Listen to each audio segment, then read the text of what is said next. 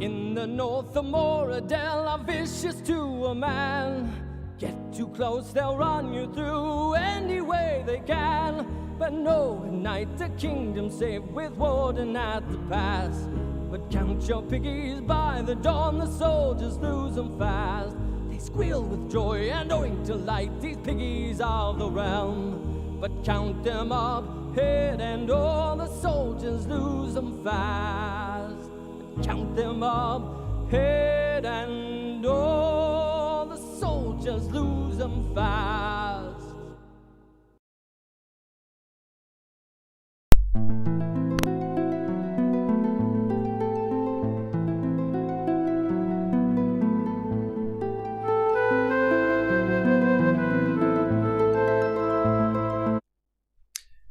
Alright, we are back with the Betrayal at Krondor. And last time we were left in a situation where there were dream weavers, and monks and nuns couldn't actually, at the temple, couldn't actually sleep. So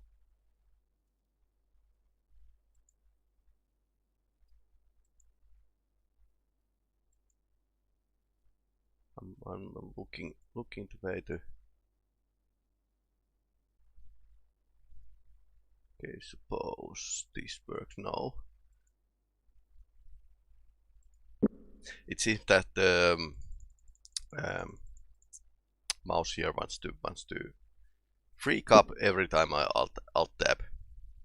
So we are going towards the Krondor.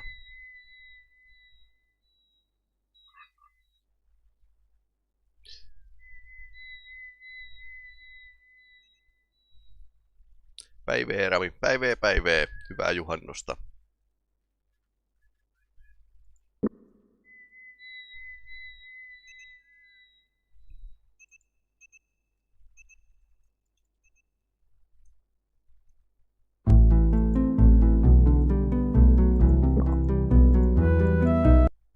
We don't want to talk with this guy yet.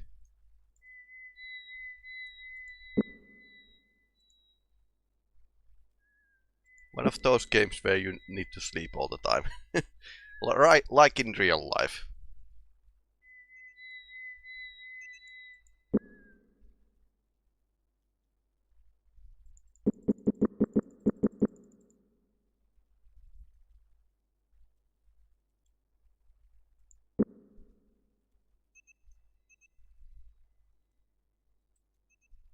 So that's the temple we were. There were some people around this way. Yeah. There's a pirate or something.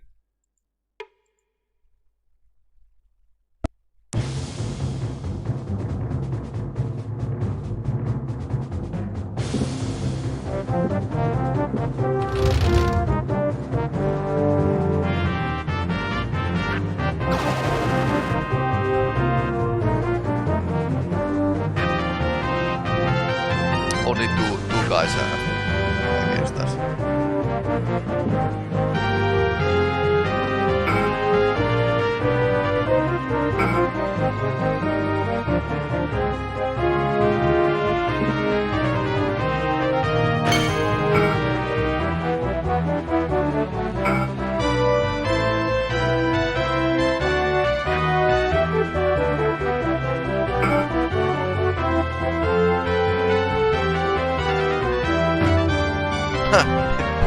Ovin got the kill this time. No, miten Jarin juhannus menee? How's Jari's midsummer going on?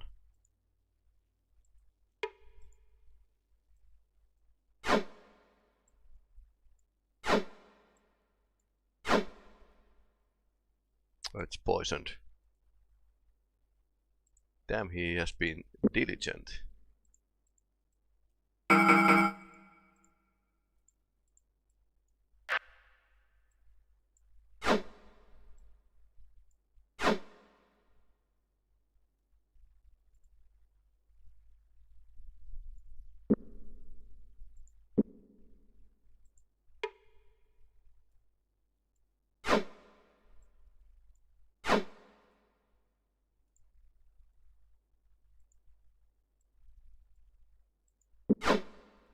Okay, what's this? Infamous by reputation starts out really well. The notorious strength potion had on several occasions disrupted proceedings of Lancers tournaments. Expressive forbidden because its unbalancing effects in combat. It still commanded high prices from the soldiers looking to advance their positions with the employing lords. Okay, so steroids, basically. Mulla on viimeiset 30 vuotta ollut 365 päivää vuodessa, jotka on samanlaisia arvoisia, eli ei pokee normi viikonlopusta mitenkään. Se on ihan hyvä se. Okay, that's the barn of that crazy guy.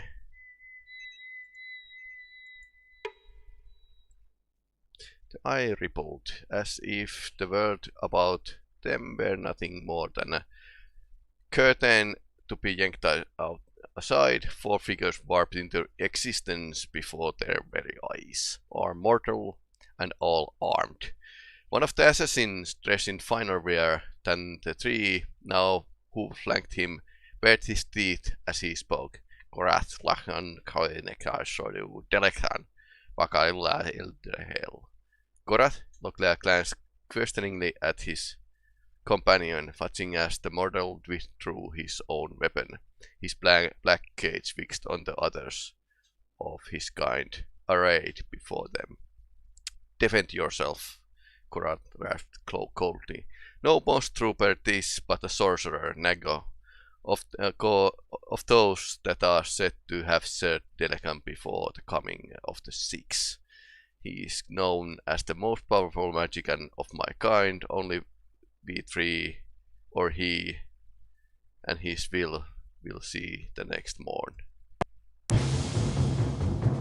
Oh, he's casting spell.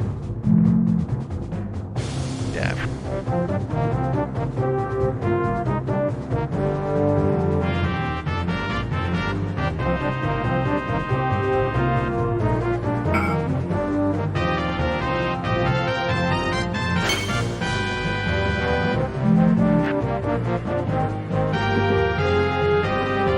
How about some flames?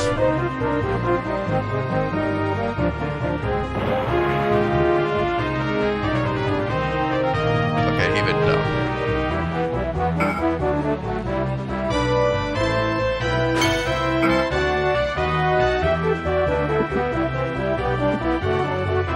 Owen can chill out.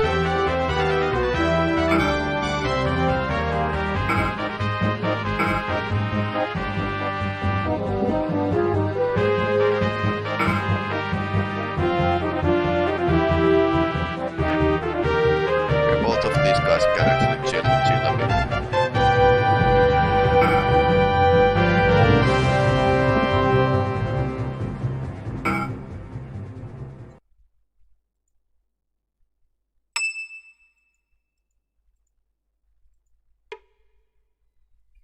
So, most powerful spellweaver ever. Okay. I doubt. Hit the doubt button.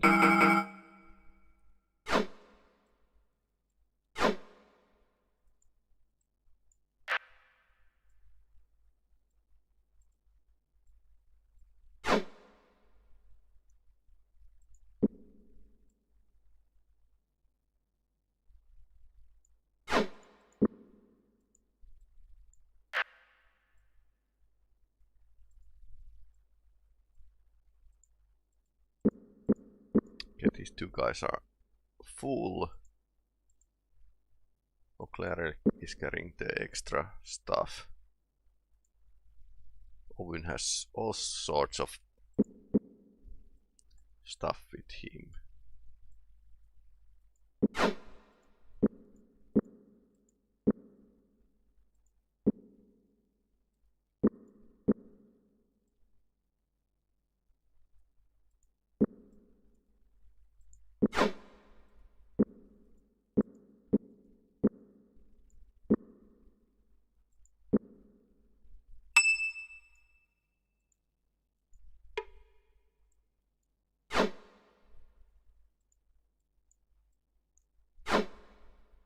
Not enough through.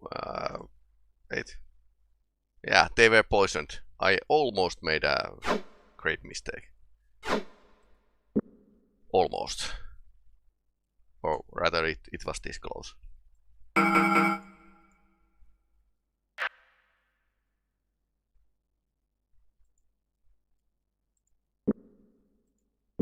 This is a fine bow.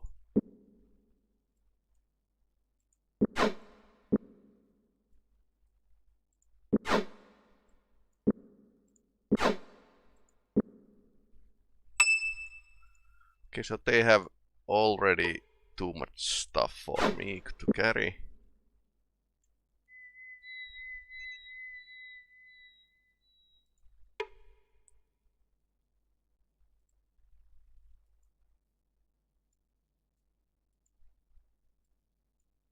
He has pretty good sword. I need to use it. If I had placed the false notes concerning an attack to the south, Tanners in the chest you requested, providing they can access those messages, they should fall most blindingly into your elegant trap. I applaud your stratagems. Alright. Fine.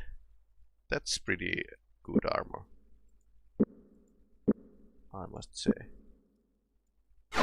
That's even pretty good sword.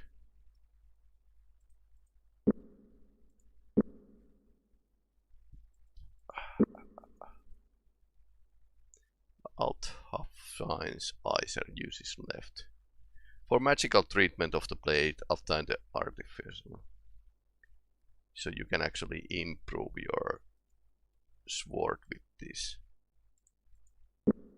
Although we get in, I think it was chapter 3, we get stuff that you can, item you can use to poison everything, which is like a bit silly, but yeah. Yeah, that's really useful.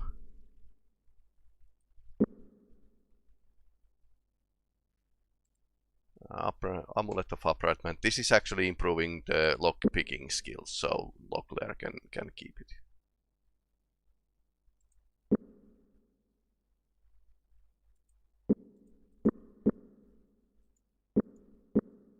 I think I'm going to hold on to this unless I find a better weapon.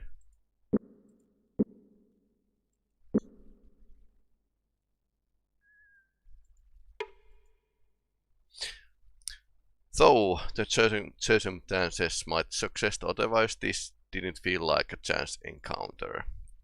This is Rose Barn. Do you think he had something to do with this attack? I think that bastard farmer set us up. He would be best have been paid well for his betrayal. I'll take my recompense from his hide if I ever cross paths with him again. I don't know if that guy is at the road anymore. So now we do the basically the thing we should, and actually go and sell all of these items. I have some money. I think these broadswords were pretty okay as a weapon, so I think I'm going to like hold on to them and maybe find some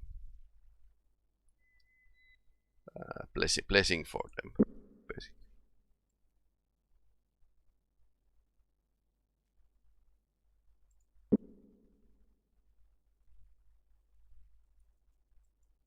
These retro games have really cute graphics.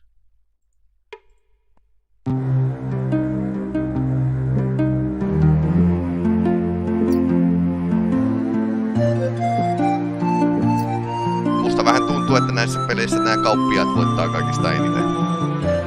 Joo, maailman pelastus, joo. Mä sain hirveen kasan halpaa tavaraa, minkä myin eteenpäin kalliilla.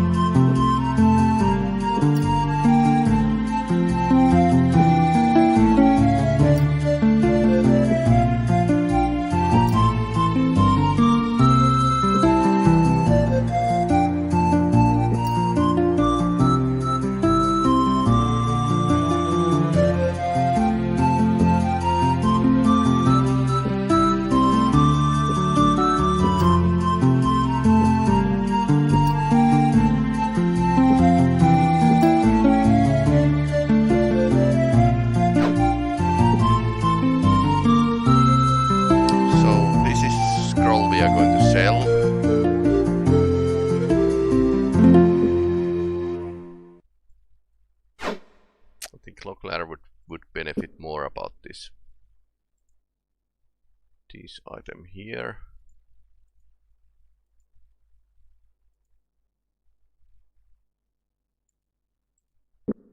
So what's else?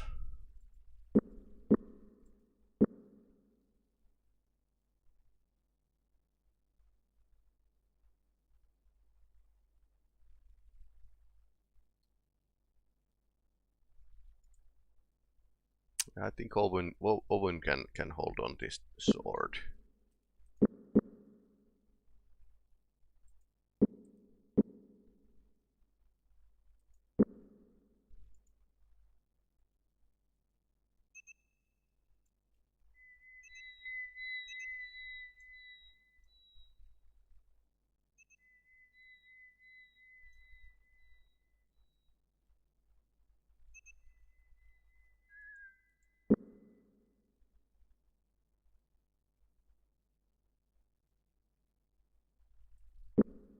Actually, where are we going? Oh, I'm going the wrong direction, basically.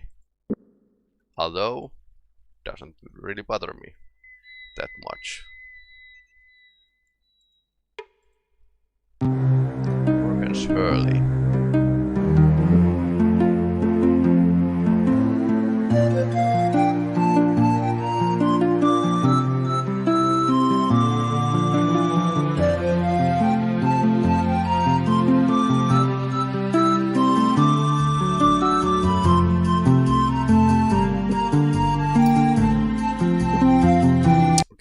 Let's buy a book and read it. So basically, you learn new skills from the books. He would expect to make of certain goods in their prime condition, brought forward for gold pieces, 2 silver pennies.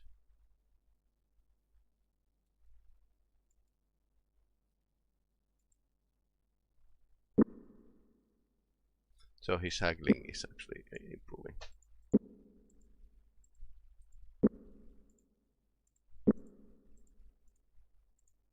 And I think these books were in a bit of stupidly powerful, although they were really expensive. But you can improve your skill a lot by reading them. 53.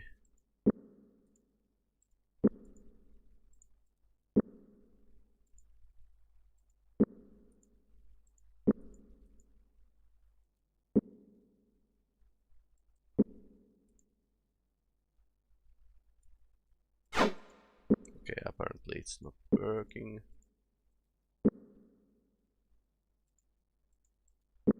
His haggling improved.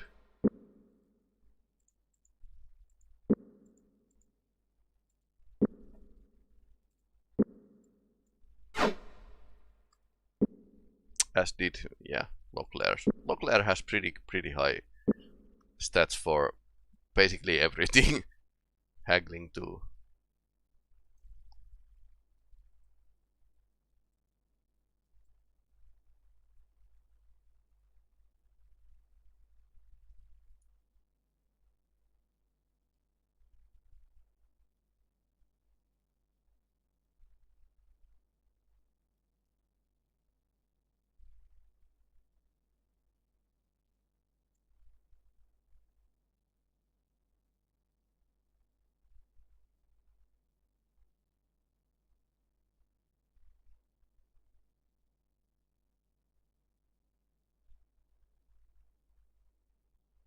Okay, so basically I should read the book more than once.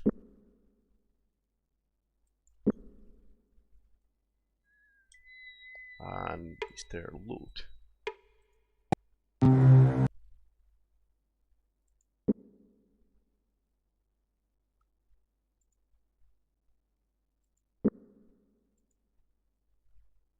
We'll stay a night here. No loot.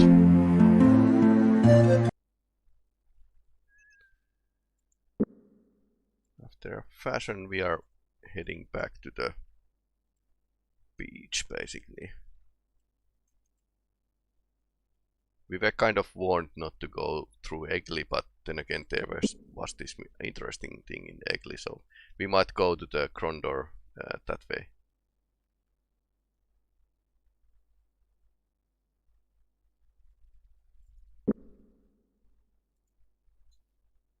And even the fact that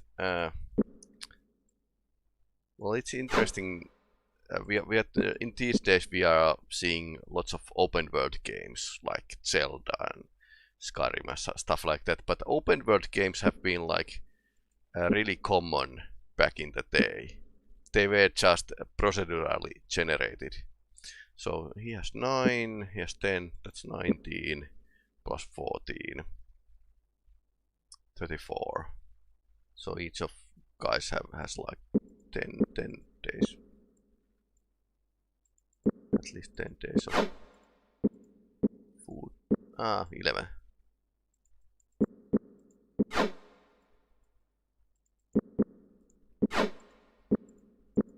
Yeah, I think we are even now.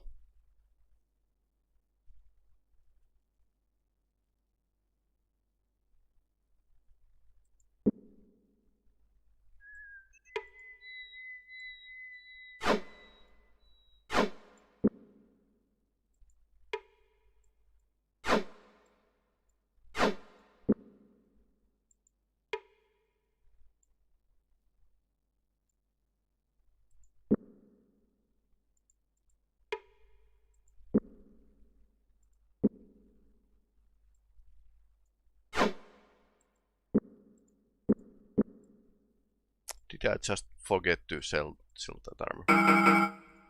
No matter. No hätä.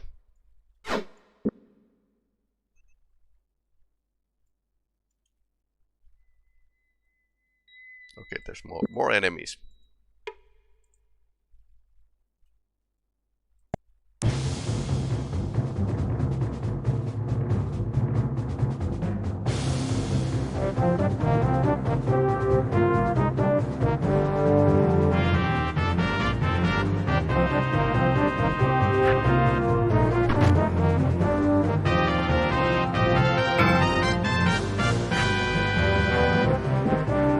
Let's go with the turtle mode.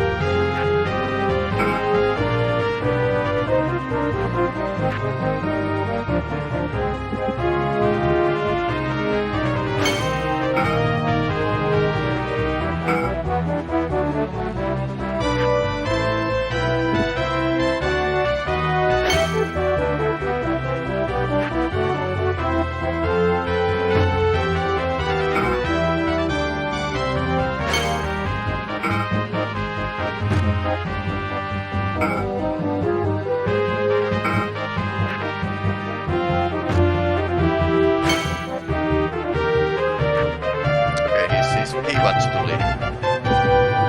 He's not going to escape.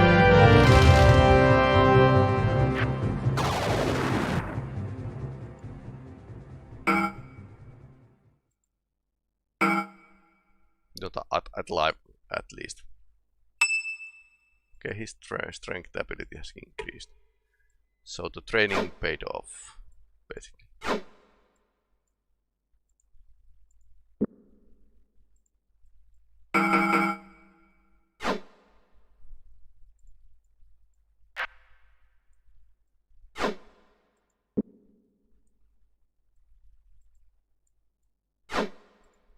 And now we are full once again.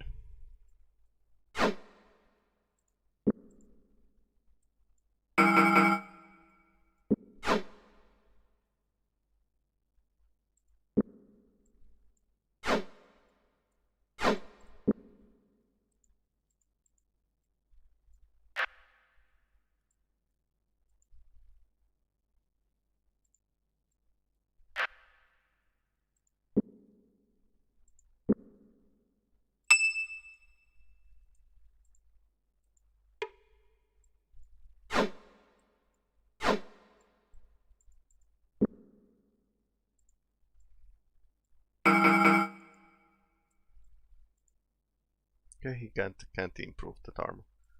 But he can fix his own armor.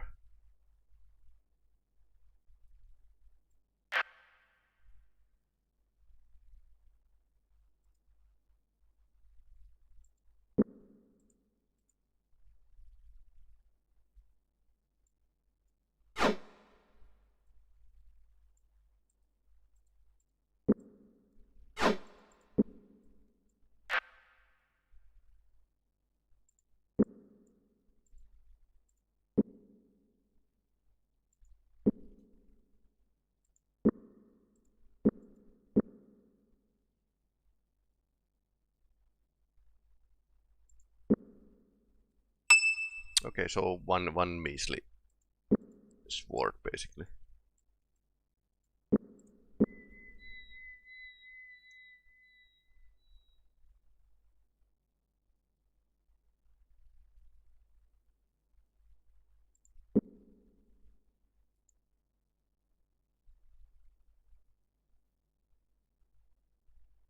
I'm taking so much time during my trip to Krondor that these guys have a time to heal. Not running there, but actually gathering resources and stuff.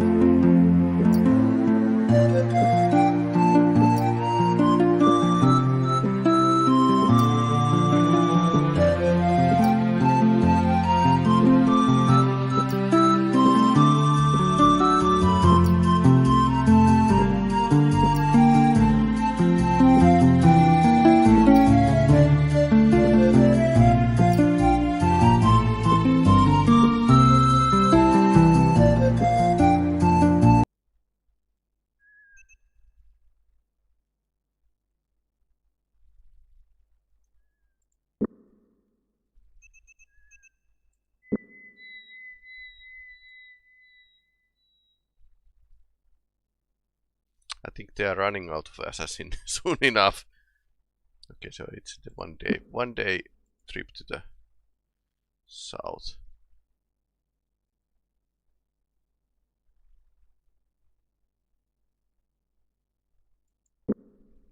Okay, this is where we were left, more or less. Okay, not that guy.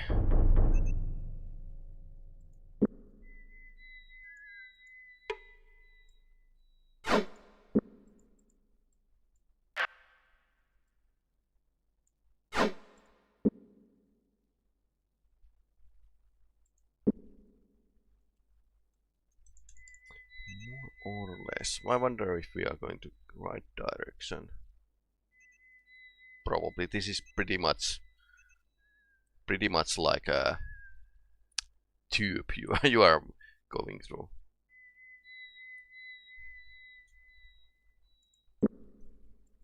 Onwards to Krondor. Okay, there's more enemies. So apparently they did lose so many assassins that they need to hire, that they had to hire pirates to help them.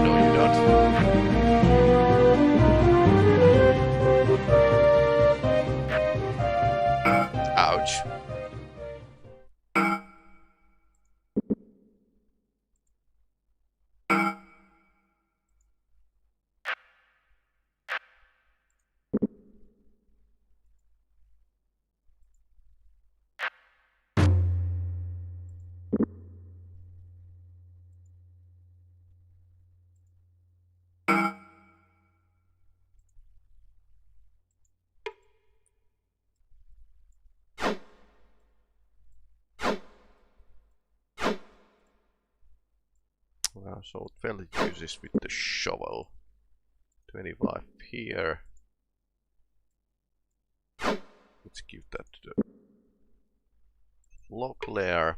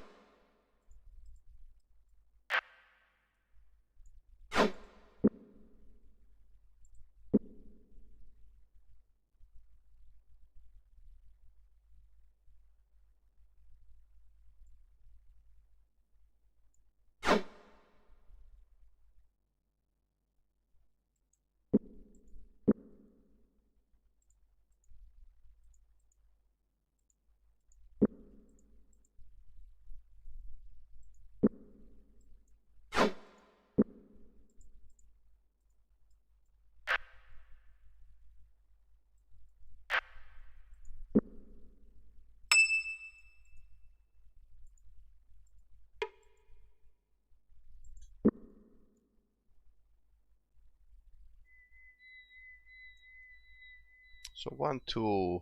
Ah, there were only 2.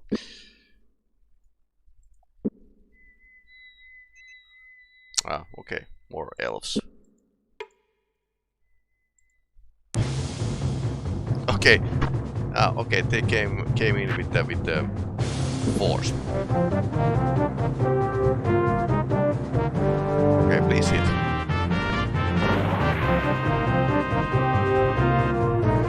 Ah, yeah, Korat got damage as well.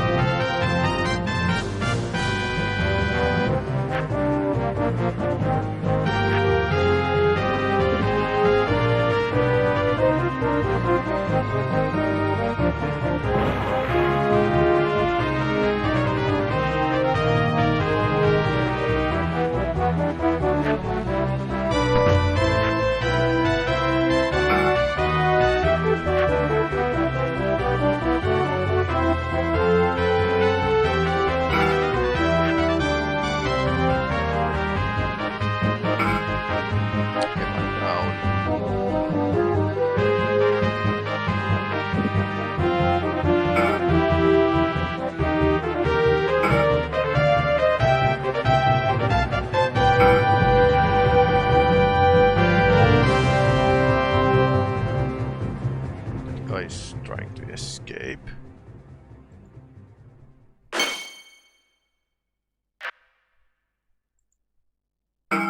He's making a huge pile of guys over there. So casting totally from the health right now, but you could get blinded.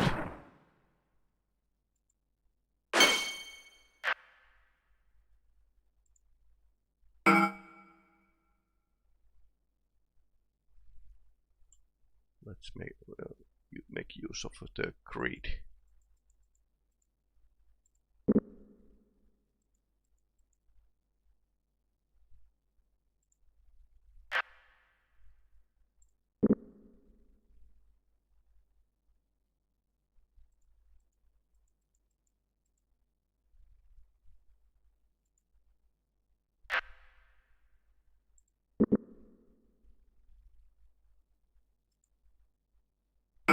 Okay, his escape didn't work out so well.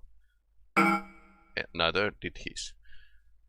Well, that was like sort of end battle of the road.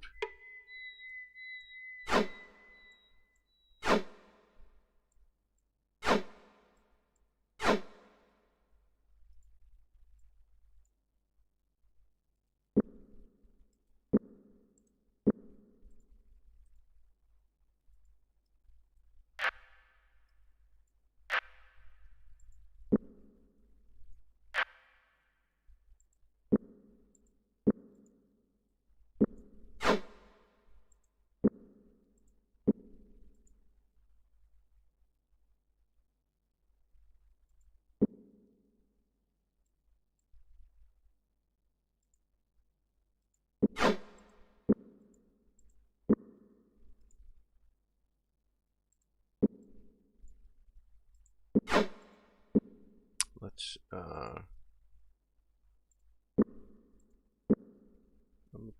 trying to divide the items here with some sanity.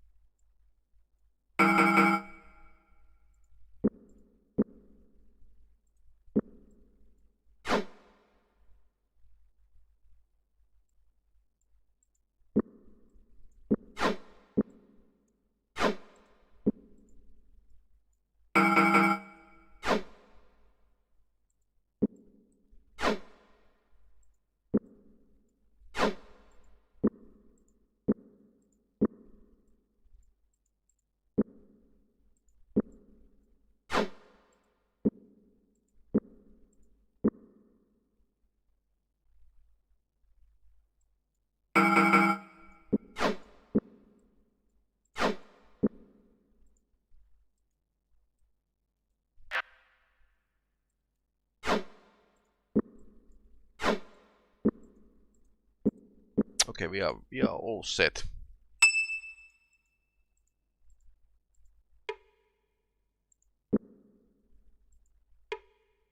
So there is one guy who has decent amount of stuff on him, and I can't make anything out of this pile of bodies here. Okay, money, thank you. Okay, and he has better crossbow.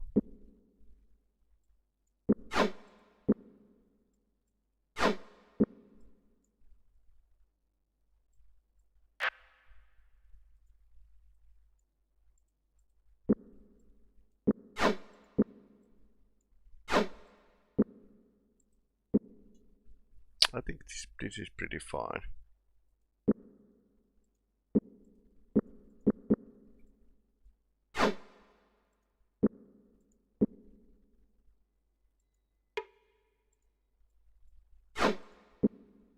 I think that's all. So now we need to go back north and do the shop stuff again. Thing with the shop once again. So we are really close to Krondor.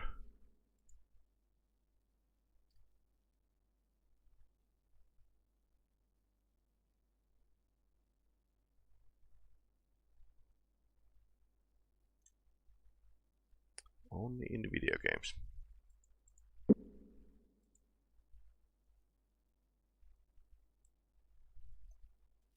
Multikatsomista. Striimii läppärillä ja Jalmanin Graveyard Keeperia kännykällä. Se Graveyard Keeperi näyttää aika jännältä peliltä. Olen muuten miettinyt sitä.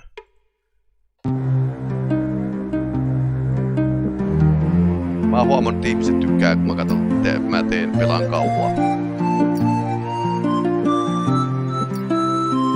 Mun vaimokin vei mut VR-pelihalliin ja pisti pelaamaan kauppeliä.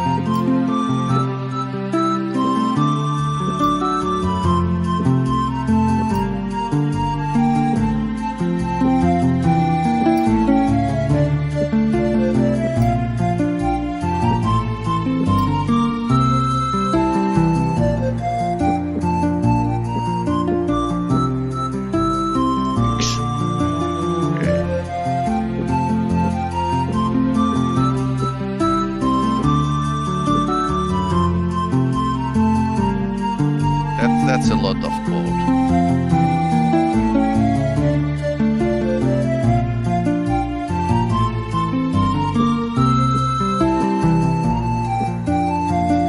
Just Säijällä taas huonoja ruumiita. Onko ne huonot ruumit sellaisia, että niitä pitää pistää väkisin arkkuun?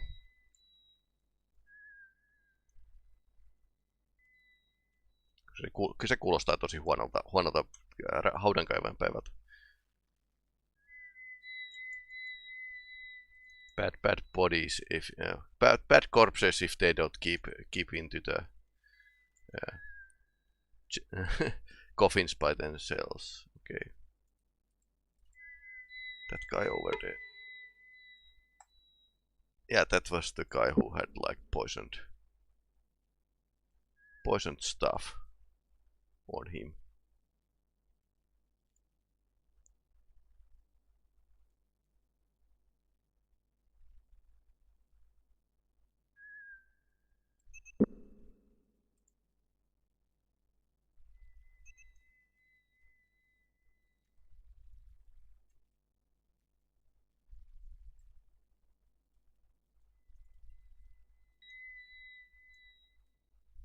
These the two guys. Okay, we are around here, so let's continue after if we find another pile of bodies. Okay.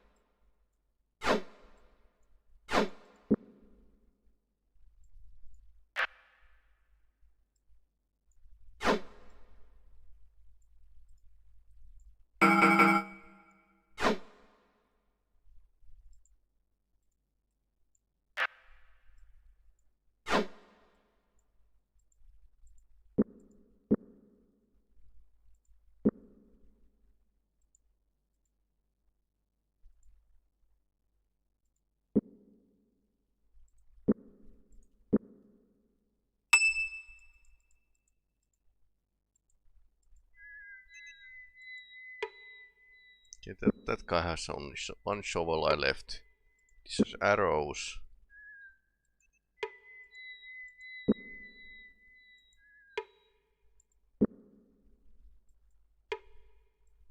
Okay, and this had armor.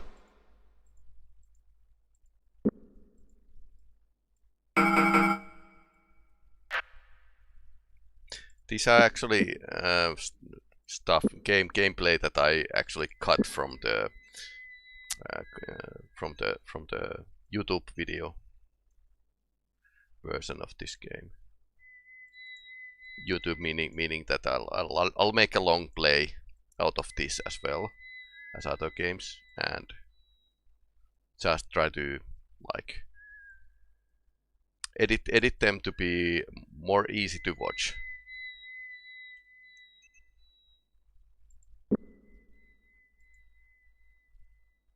I'm circling around so much that guys have time to heal fully.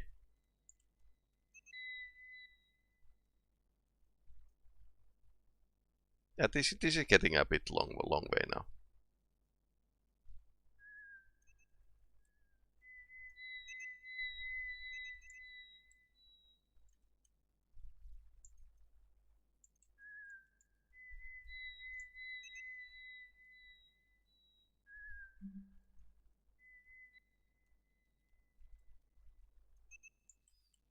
I guess Krondor should have like pretty okay amount of shops, or rather one shop only, but it takes everything.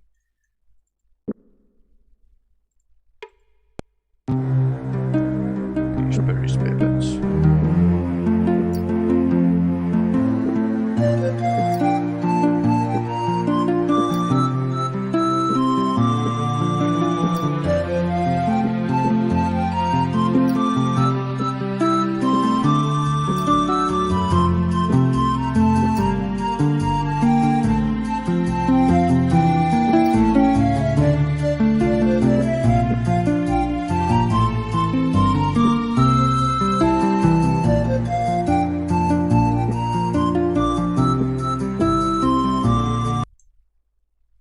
Okay, and that's the load.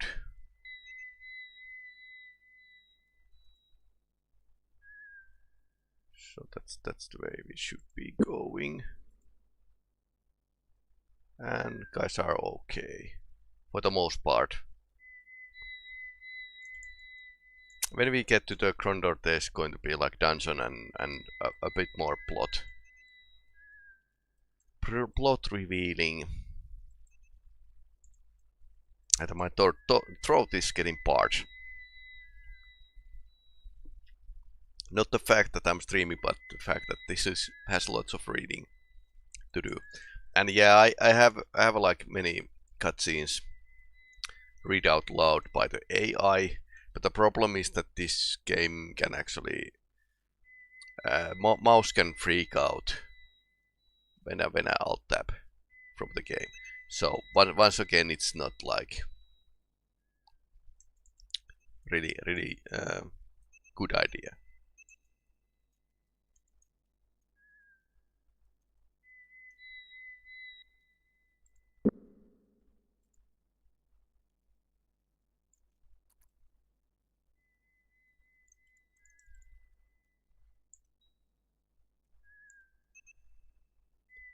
This road is kind of quite zigzagging all over the world. So here's the crossroads. And if my memory serves correctly, yes, this is Krondor south, and this is going to go towards the Malax Cross. And Tanner's Egli are over there. So I think I'm going to like go this way, see if there's like something interesting. And yeah, why not? Because I remember that at the east we had like one really good temple.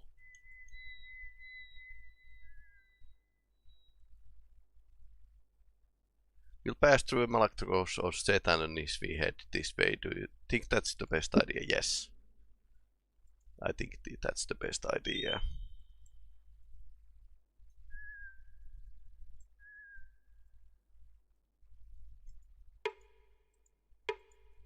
Nobody inside. Middle-aged woman met Locklear at the door. Good day to you, he began. The sentence hung unfinished in the air. Come in, aren't you fellows handsome? My name is Elizabeth. Are you married? My sister Caroline is a lovely young girl, and I think she would be just perfect for you. Would you like to meet her? Well, never mind that for now. Come in. As for woman, drag them into the house. Owen marveled at the way she seemed to be able to talk without even taking a breath.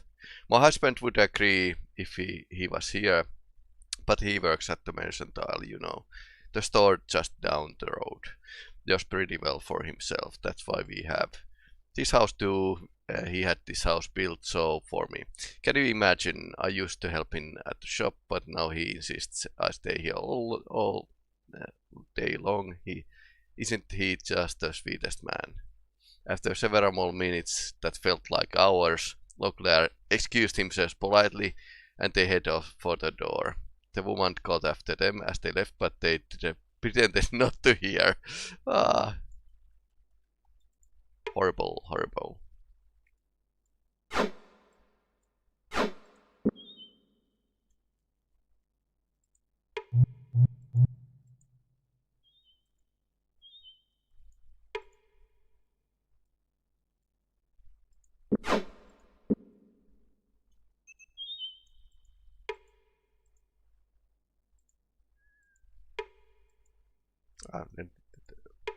Misclick that text too fast. Darkmoor's Rest. The man accepted their company. Owen chatted idly with the rough-laughing fellow as Locklear looked on, making certain that in his ebullient mood the magician didn't slip and give away their true purpose of their travels. So where are you headed? The man asked. Describing a lark arc with his cup. Any place interesting? Actually, we are not headed to any specific directions. We are wandering, looking for an employer. There's towards caravan to guard or caravan to steal aid. That's... Okay, that's the barding part made. Do have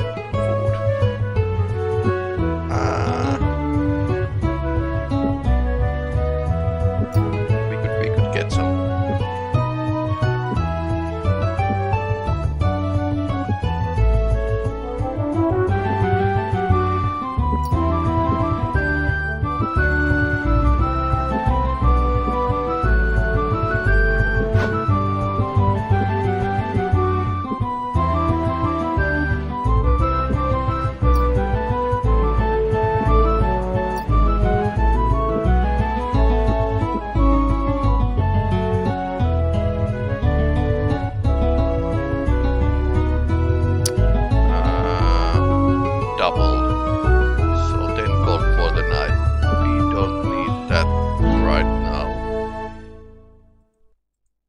This is basically the same discussion than in last tavern.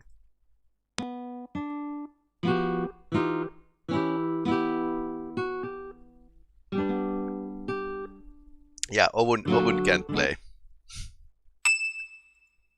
Abilities have increased. Hopefully it's barding. Yes, it's barding.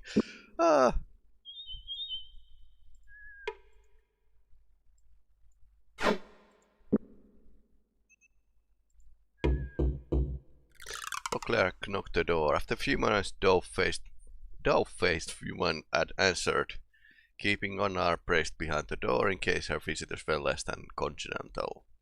What is it you want? Although she clearly was addressing Leclerc, her gaze danced nervously to the mortal. I've had enough run-ins with the strangers of late. We are looking to get a bit of water per. Leclerc started, but found out the old woman has slammed the door. Okay. Apparently they don't like visitors, Darkmoor. Yeah, over here.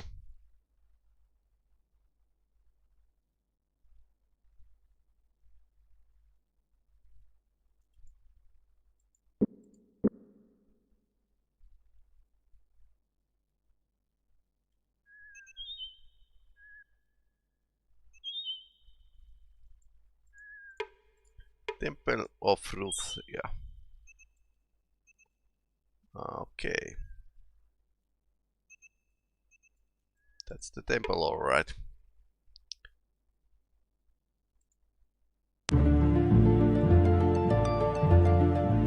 So we could actually teleport from here to any other temple we know.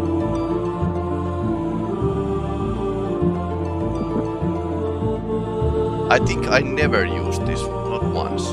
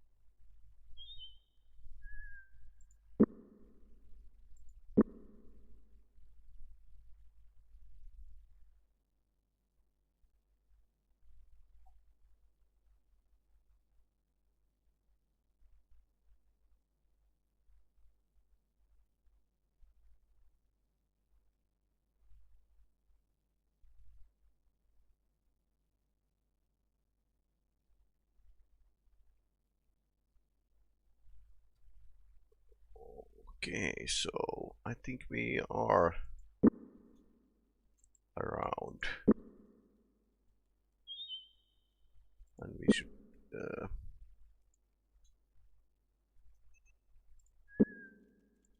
I'm looking for the temple we could actually.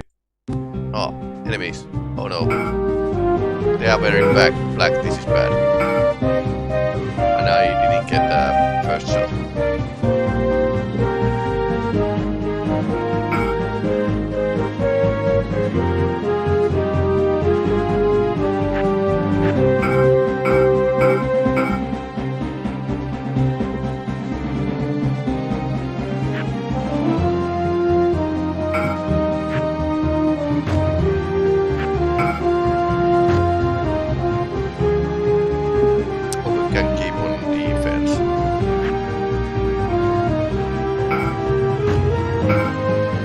every enemy that wears black is, well... Okay, one guy is trying to escape.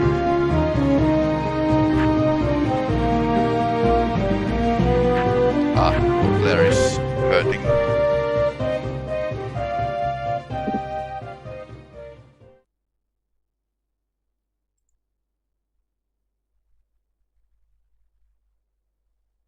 I wonder if he had like those healing drinks. Okay, he's down. I think this wasn't as good. Good thing after all. Okay, he escaped. Damn.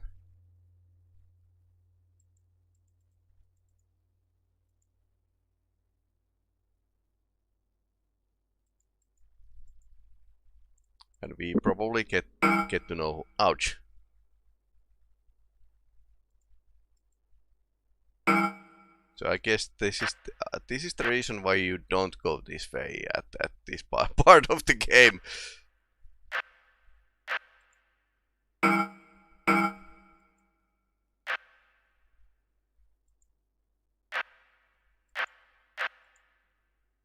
Although Korat is pretty tanky guy.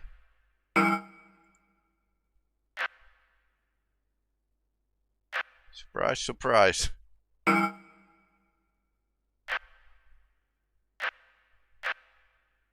Oh yeah, I remember these guys.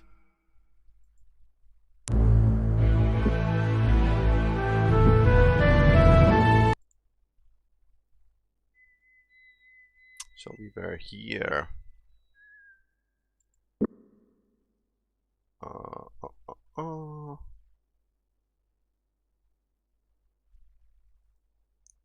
Let's check the closest temples.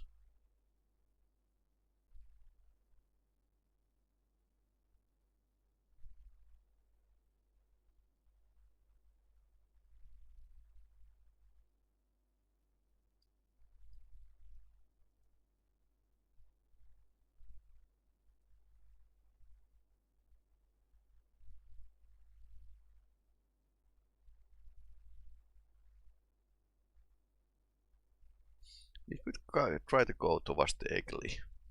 I mean, there's no as many OP enemies that way, but yeah, that was actually part of the reason why we don't go that way.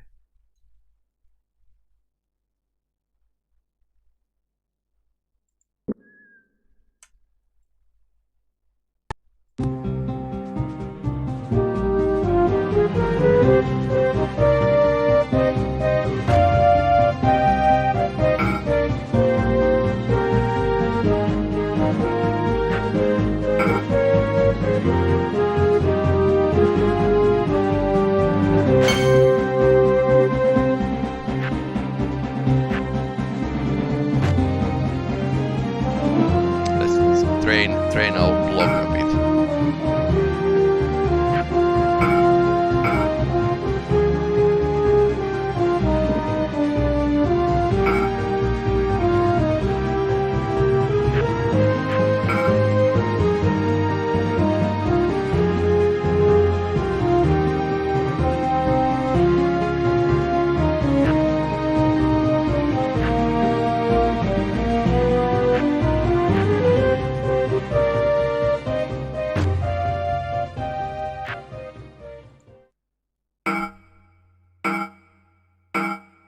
Okay, everyone is getting their asses handed to them.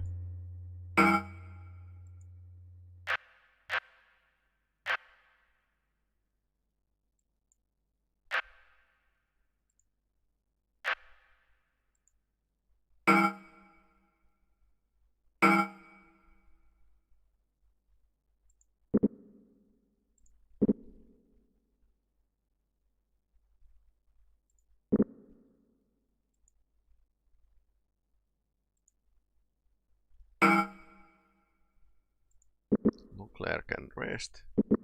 He can defend. He can defend as well.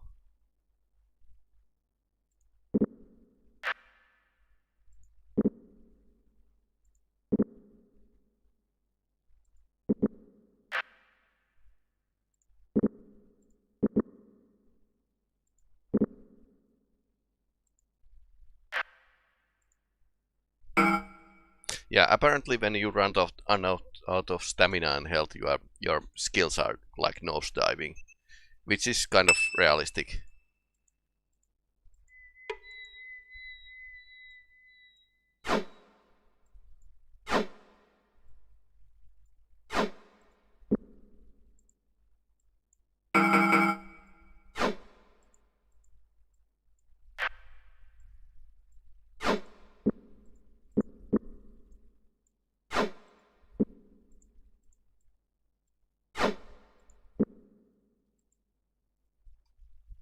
That this is spoiled, so not going to be the one we are actually.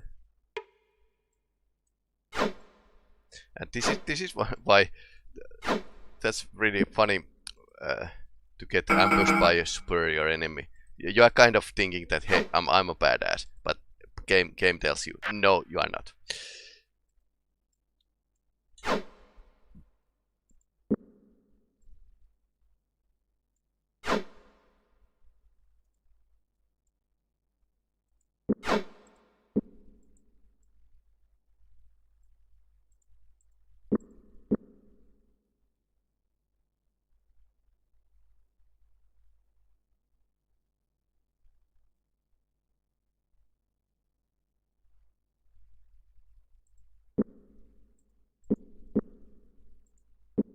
Okay, so anyone except Korat has healing drinks now.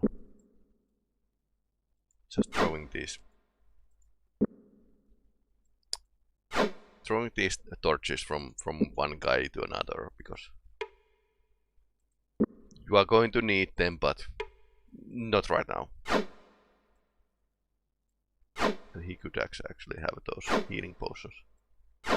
Now we are actually getting to a point where we are pretty far away from any shop, except Krondor.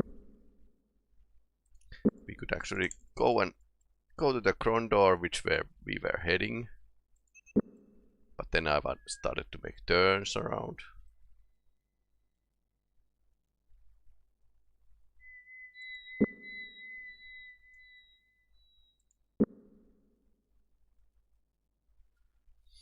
The path turned. After a few minutes of traveling, the roadbed began to slope towards the sea, leading eventually through the pair of iron gates into the magic seat of the principality. Krondor, Locklear said with a sigh, seemed to indicate both relief and concern. If assassins have been sent against that, this seems a safe bet. They'll be lying in wait for between here and the palace. What's your guess, Korat? Do we go in now or not? Let's go in.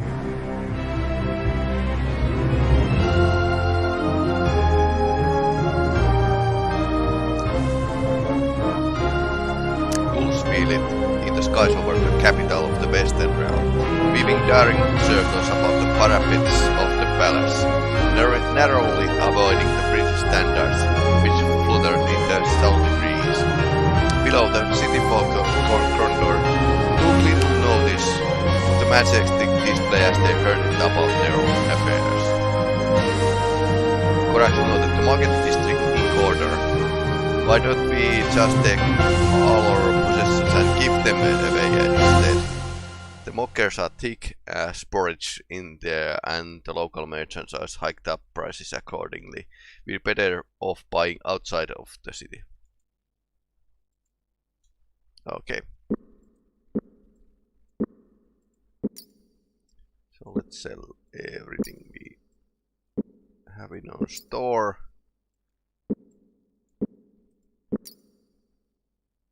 We're saving that sword.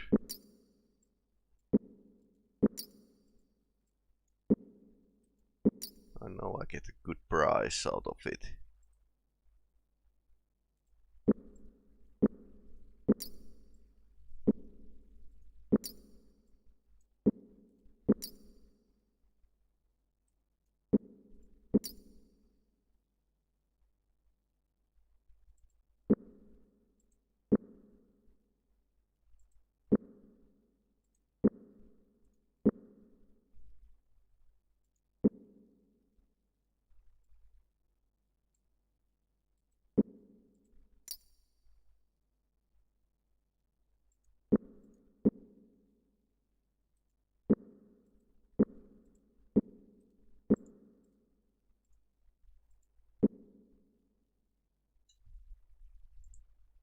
So I wonder if we need a shovel. I don't think we are going to need a shovel. I should have used for such an item. Yep. Caught it. He's not taking spells either. Wonder where we can.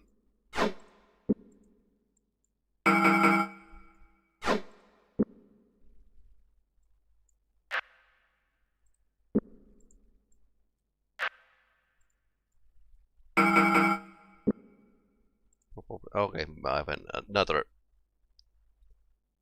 another hammer here, so that's enough. We're doing pretty well with the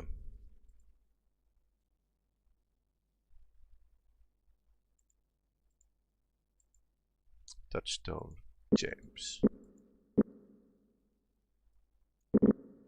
Okay, he's not buying that either. So capital, and there's like two shops.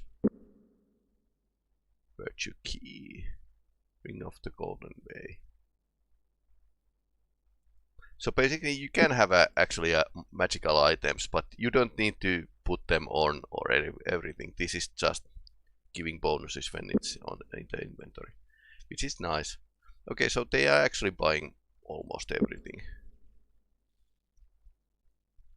And now we actually can go back and continue our way to Egli.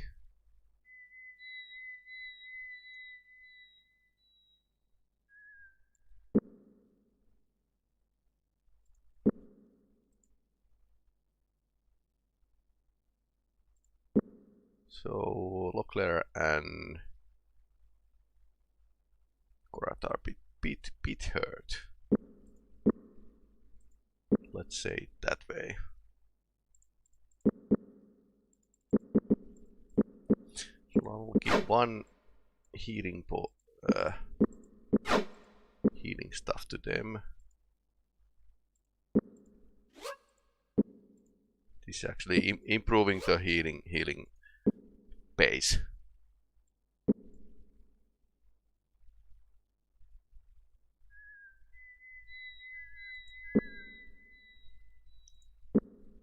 We can scan the side of the mountains.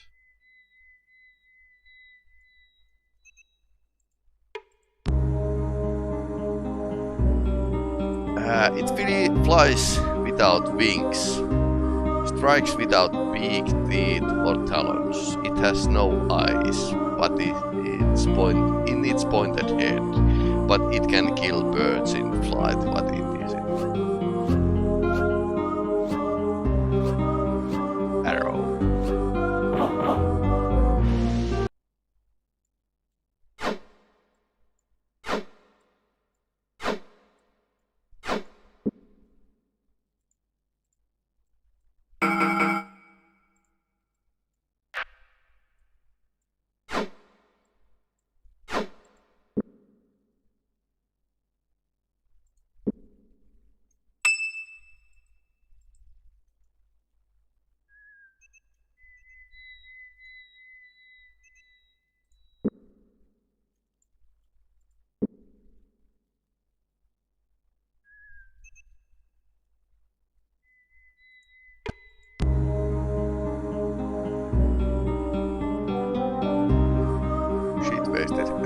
No. They feel no pain, no sorrow, no greed. They have no anger, no hatred, no need.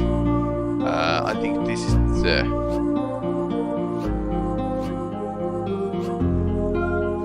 I remember this. They're dead. That was easy. One torch.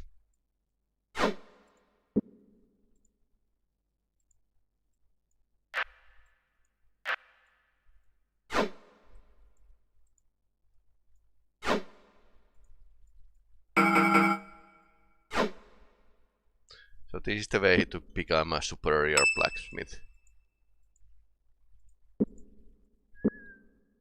Weaponcraft 80. Armorcraft 67. I think Armorcraft is slightly more important.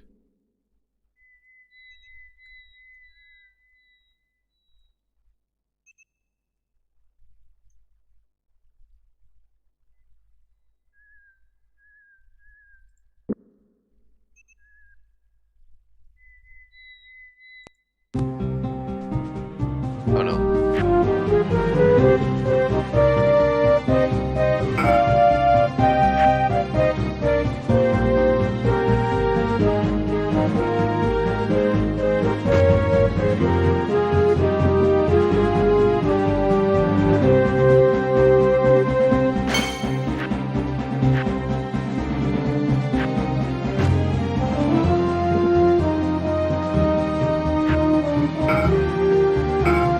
Ouch.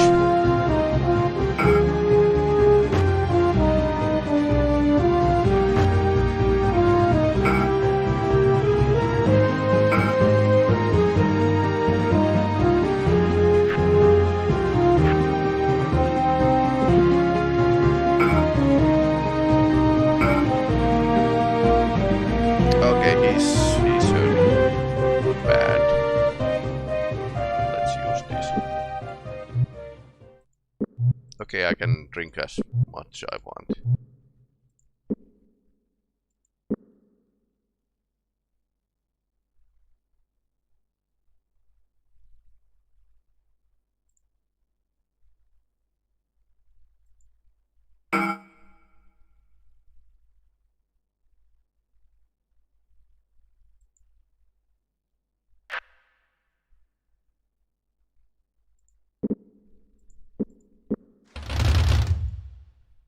There's no escape.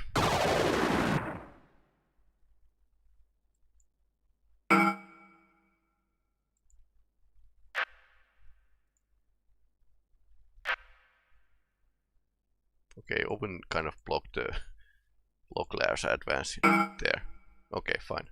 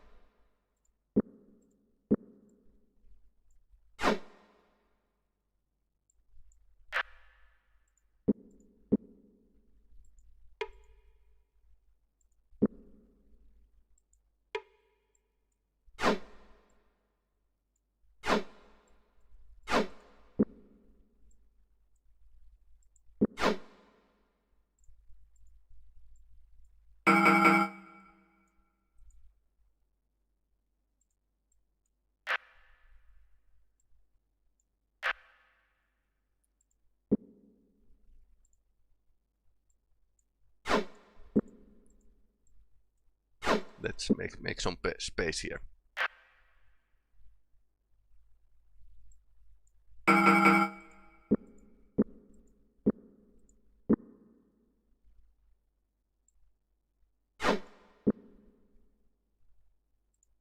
Also, didn't we need to drop this shovel already?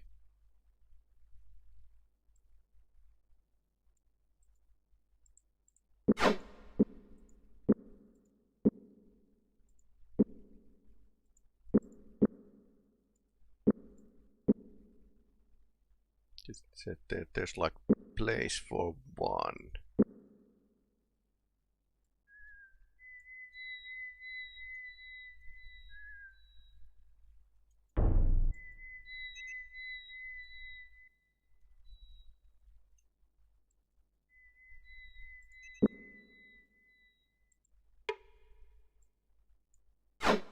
Okay, he was a thief.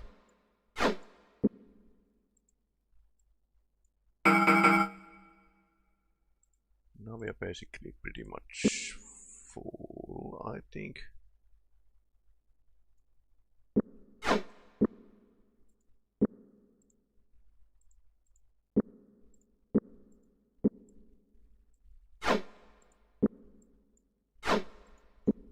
Yep, seems like we are full.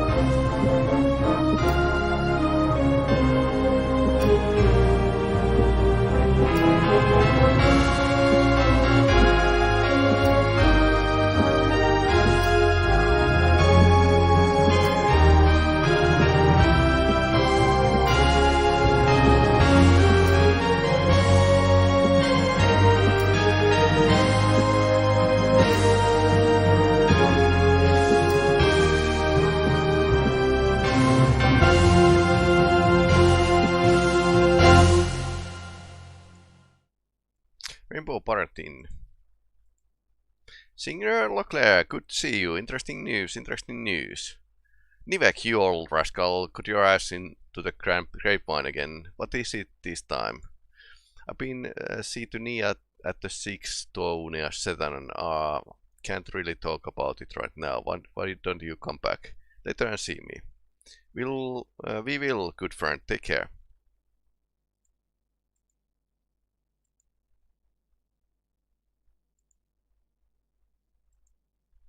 Barmaid, we can get some food here. Let's check our situation. So 26. Oh, almost 7.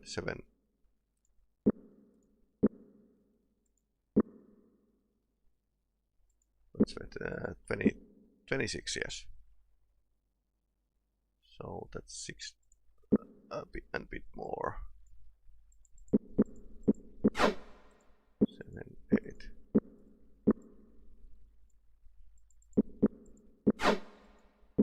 Nine, 10, 7.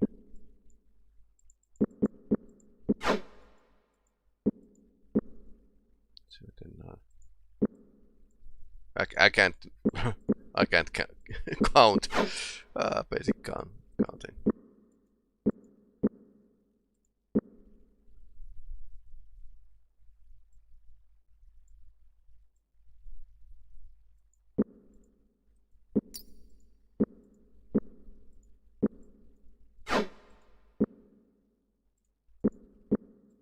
Thirteen, 14, 13.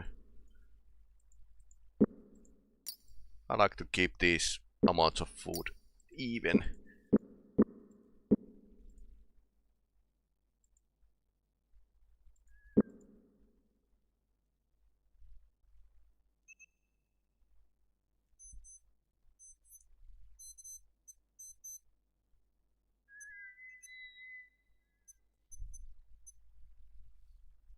So we are going to in the 1 hour we are going to make a raid of some sort. I'm going to like we are going to watch Betrayal Krondor 30th anniversary broadcast together. So that's the general idea, at least.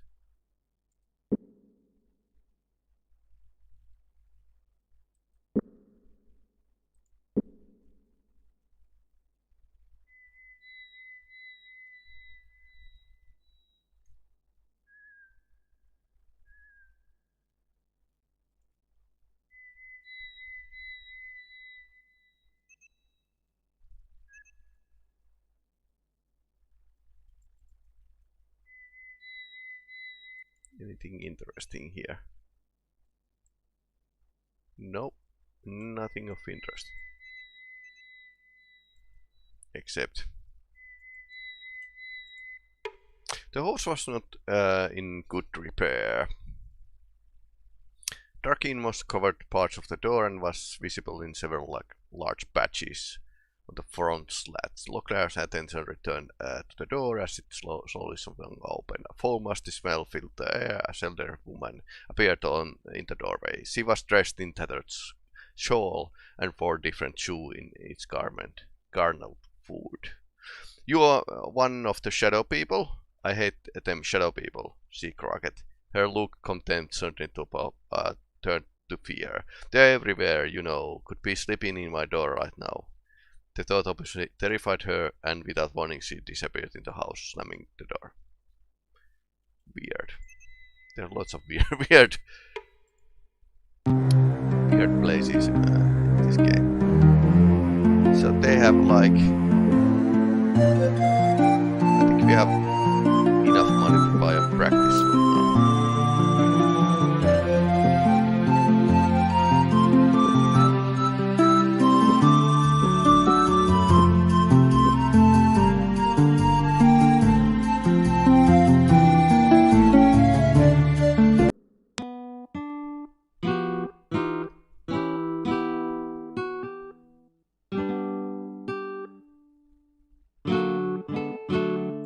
Yeah, it needs back practice, definitely.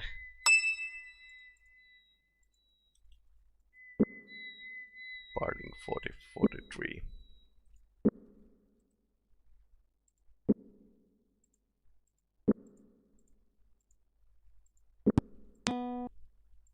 He can play only one.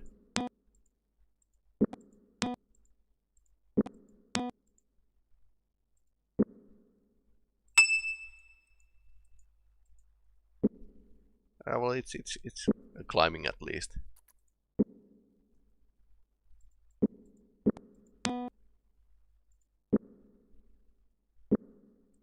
Okay, so there's a small chance that training will cause skill to improve. But we are going to use this loot anyways. And I think you had like use a lot of these before it made any sense.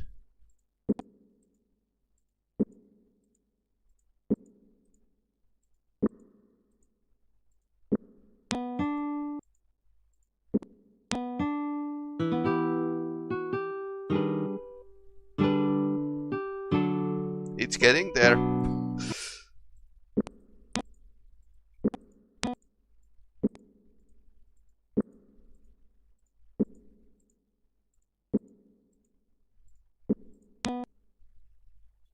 Oh, okay. 54. So we kind of get like 10% increase. Leclerc's abilities have increased. What the? Defense. Okay, interesting. One guy is playing, another is getting practice to defense. The building appears to have been abandoned. I think we should take a shot opening up. Yes.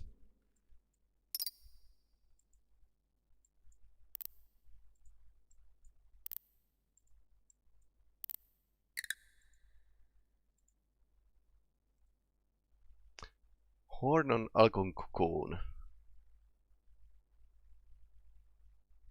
Reinforced with a bell and mouthpiece of brass, Cora struggled to imagine the beast from which the horn had been harvested. While possible it had gone from a mature dragon, no man alive could dare fight such a creature for so trivial a trophy. Puzzling to where the dog shapes guarding the horn. I think this was like get help for me kind of item. I think Owen should actually go and get. Okay, this is still closed. This is one of those games where you can go to the. Oh, we have been doing 24. You can go. Apparently, you can get shop to any time of the day, but you can't go to the bar. What trap? Oh no.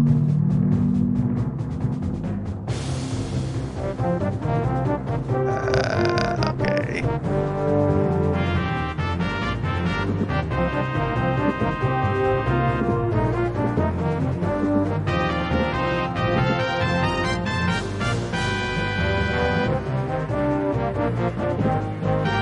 Okay, only one needs to get through alive.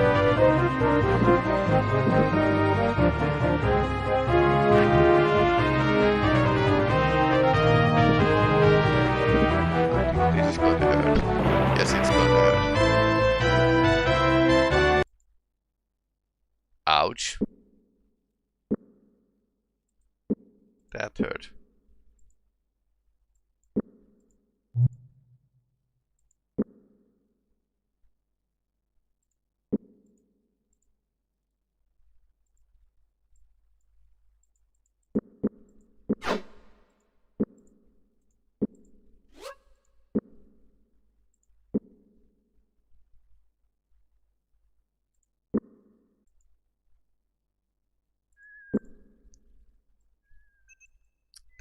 That wasn't pleasant.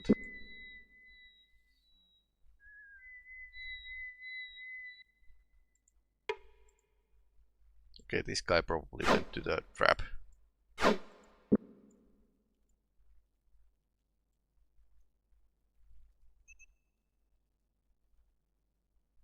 So let's go to the Egli. Wonder where this leads. It's a house. I wonder if there's a plague, enemies, or it's empty with the loot. The small house turns out was home to a slight, balding historian Kellen, who talked of the ancient Valheru and the relatively decent cataclysm near Setanon, as he got there some fresh water for the packs. The folks are interviewed, the ones living near Setanon, say they thought the world was going to an end, like a fabric of heaven was being turned back upon itself, revealing another universe in the skies. And they all talked about explosion, affairs on flying beasts circling in the sky. His voice trailed off. I think it may have something to do with the Dragon Lords, who once roamed freely on this world, Valheru. I mean, one day I'm going to figure it all out. Locklear laughed. Locklear action, what this is all about. I'm sure we will killing someday. And when you do, I like to read the book. In the meantime, thank you for the water. Goodbye. I think Locklear knows what this is all about. So there's like big meta plot in this universe. That's like, yeah, it's going to be really good. We're going to see it. Mark my words. I think we are at the Egli now.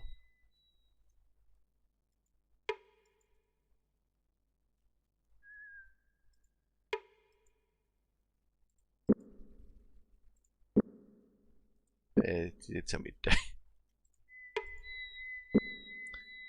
Okay, this is a bit better lock.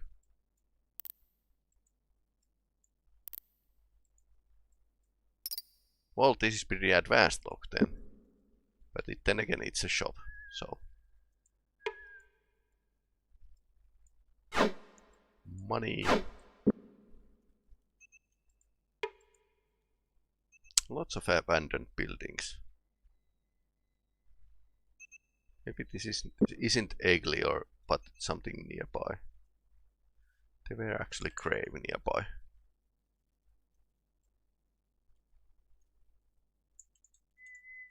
Did I miss it? I think I did.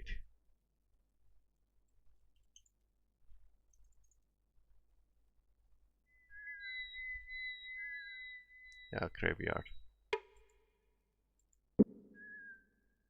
Don't think we have shovel with us right now.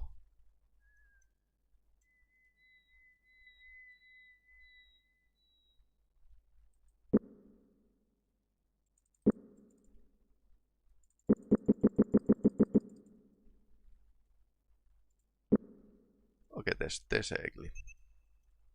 I think unless that's that's the shop we found. Roaming around.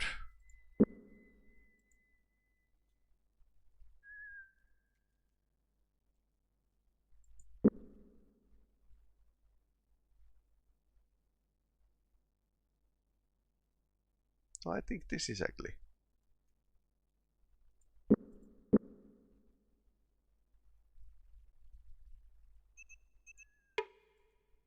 There's just too many abandoned houses for some odd reason. This is what we raided already.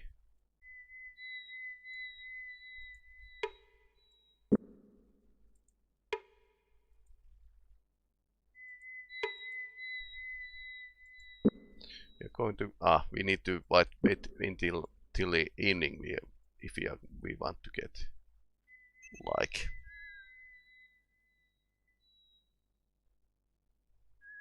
food or something.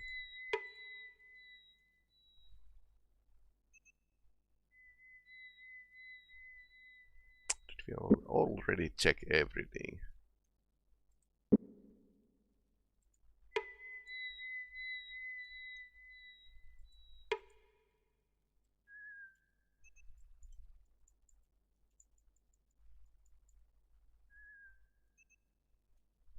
Surprisingly abandoned place here.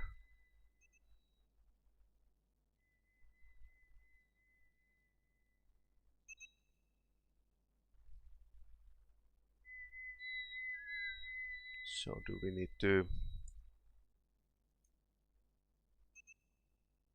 Actually, we could basically wait for the evening.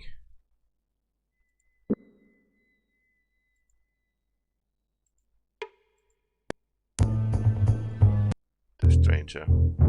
Leclerc motioned the figure across the room. The man walked over to join them. He stood before them, eyebrows arched inquisitively. Devon, what can I do for you today? I believe it is the loneliest tavern I ever visited. Where is everyone? Everyone is elsewhere, with the exception of Rake, myself, and a handful of porters that we wandered from off the road. There's not been another soul town since the festival. Everyone, why? What had happened here? Come the 8th hour of last evening, a cloaked gentleman entered through the same door there and took the seat. He ordered a joint of beef, loaf, and bread, and a mug of ale. I remember these things because I had ordered the same. Soon as he had finished his meal, he went to the tavern keeper and tossed down 50 golden sovereigns, turned round and was gone by the door. Before the first of those coins stopped there, spinning on the ground, the rest of the people in the tavern rushed out after him. The keeper didn't even latch the door. Some sort of deal? Nope. Some sort of damn local ritual. It seems I arrived in the middle of the ceremony that was called the Festival of the Stranger. Traditionally, the elders of the town would gather in at the tavern and draw the lots, and the one with the longest lot was dubbed the Stranger. On the first night of the festival, the Stranger comes around and offers the members of the town fake sovereigns. They call them Nimptos. And then the citizens of the town to sleep in the fields, of course. I wasn't aware of that, what was going on. And they are supposed to stay in the fields. No. The next morning, the elected stranger is to circle the village 3 times while swinging a strand of hemp over his head.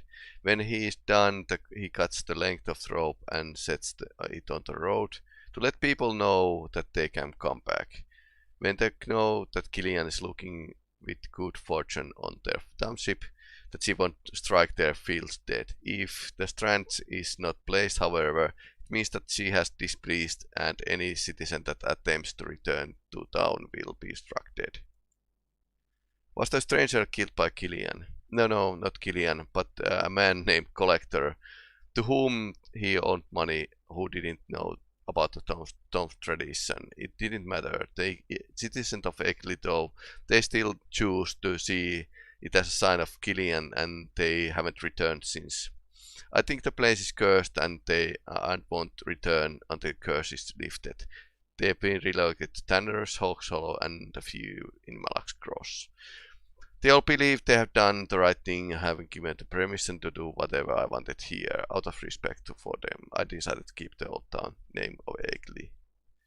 I don't believe that, since people would have to be pretty thick to believe all that. Would they? Would you have nerve to spit on the shrine of Aesop? No, but I guess I can see your point. Everyone has their belief. Many people in these villages at one time were farmers, and it is difficult for them to simply turn their backs on the goddess of the nature. They require her blessing before they can go on to new lives. You should remember that before you judge something to be ignorant. Soon as my new job as bartender of this tavern, I suppose it's my duty to see. If you need anything, can I set you up? Which god did this festival stranger was in celebrating for? The fertility goddess, bringer of the harvest, the earth mother Silban. Big name. All mean the same thing. She's the wench of whom Ma and Pa ugly pray to have a little round ugly and enough wheat to eat through the winter. I can't say I have much use for her. Is there a temple of hers nearby? All straight west to Egli, then north at the crossroads. Big white building with the columns, smells like wars. Bed chamber, hard to miss. Mercenaries. One of the brothers from the Abbey of Sat has seen several mercenaries on the move through the principality, and he said that they look Quakian. With a quick Quakian line, Devonius, I was thinking you might know something about them.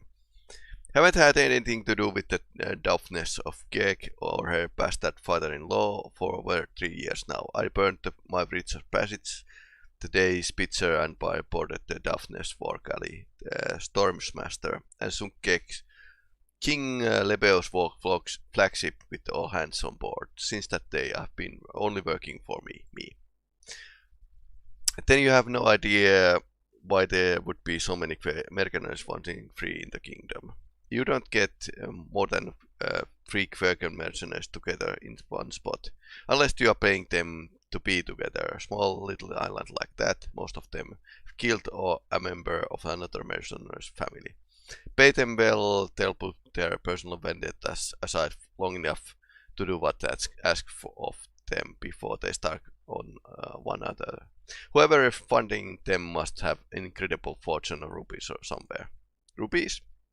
Isles sovereigns won't buy you a thing in a quake except a month underground. The king Leben's pain pens. Rupees, that's all they'll take. Buildings. I'm leaving them until I know what's going to be happen here. Never know when some folk is going to show up. I want property back. I don't want to be an idiot holding them back. If the most of the folks were smart, they would probably lock their houses. And I'm not much of a lockpick. Know anyone who is. Strength character in a book. I came across him when I was working toughness of Cassandra of Quake. We discovered him when we were boarded Keshan vessel after he helped open a few choice chests of mercantile. We changed him up in the belly of ship so we could make a present of him to Cassandra. But we docked in Palanquin. All we found in the hold was of the ship was note saying he could be found in Sliden if ever we needed his services. I've never heard of anyone else for lockpicking job scenes. Spitzer. You met someone named Spitzer who brought the Stormmaster with you. Was he a friend of yours? Is he still around? You know, to be passing through, you ask a lot of questions. Just curious, I was wondering maybe he would know about Quakians. He's got more reason to be afraid of King Lebus than I do. He's avoid Quakians like a plague. Now, if you want to play dice with him, I'm sure he plenty happy to talk to you. He was in Tanner's last I heard.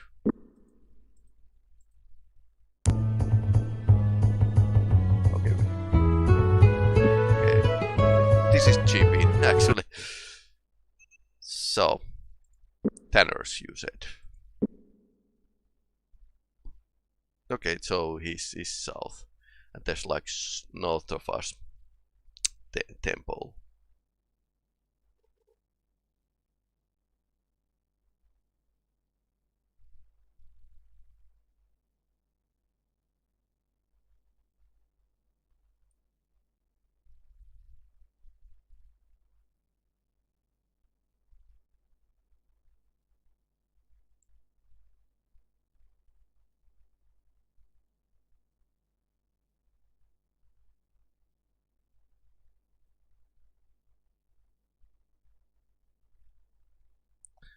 So I wonder where the temple is.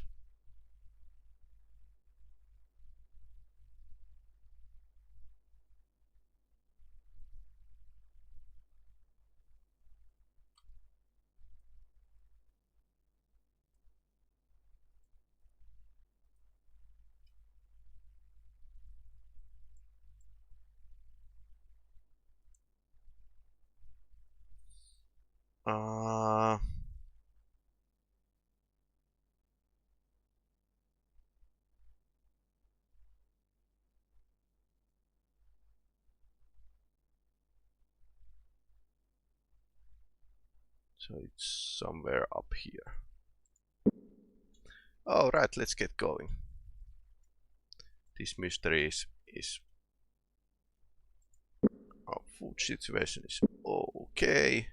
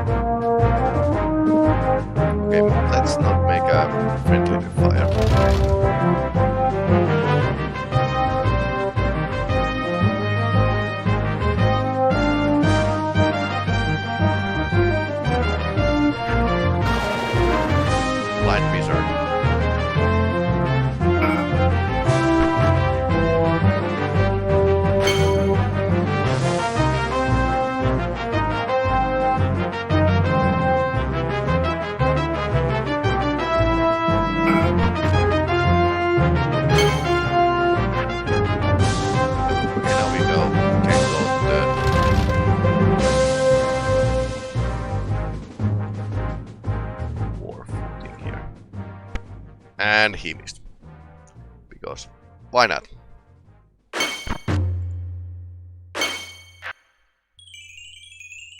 Okay, now his oven is frozen. This is not going well.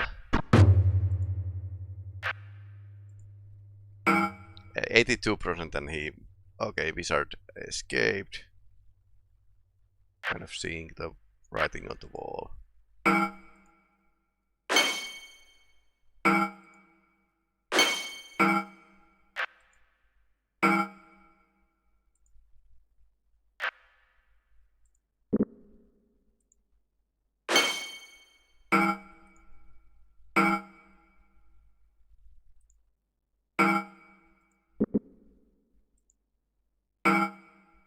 Okay, wizard has escaped.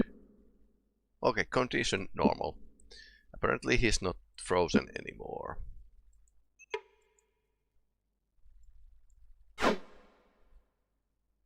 Poisoned. Yeah, I don't appreciate poison food.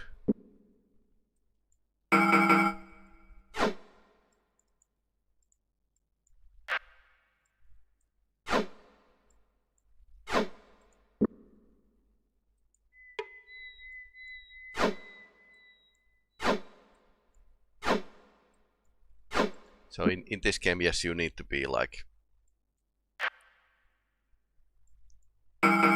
intent, playing with the intent to actually go and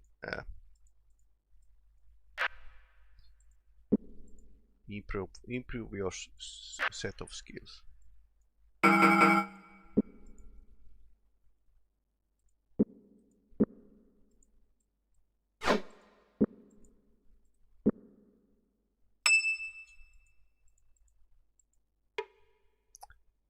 Okay, so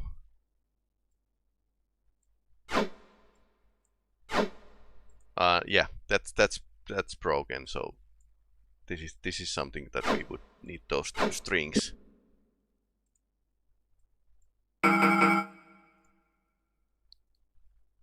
And silver thorn. I think this was, that's a book also named with that. But I think this is like, should be like super poison. Super rare poison. Yeah, this is now we have poisoned peppers.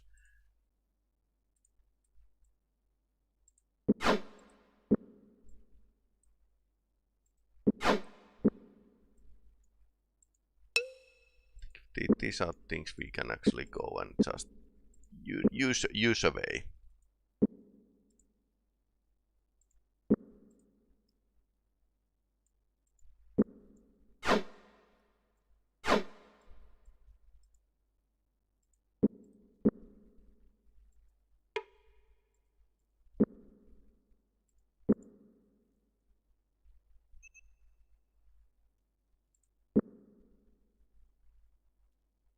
So that road we haven't cleared up yet.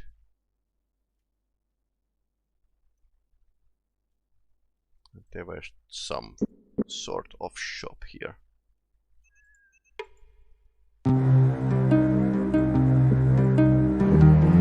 Okay, he's not buying these. Revive poison. No.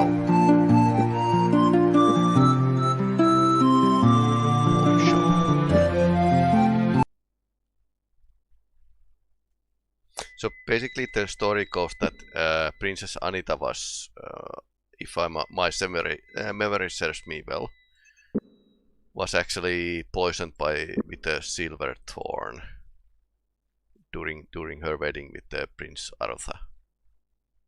Hence the book Silver Thorn. And that was pretty epic. I think these old remembered Feist books were really nice.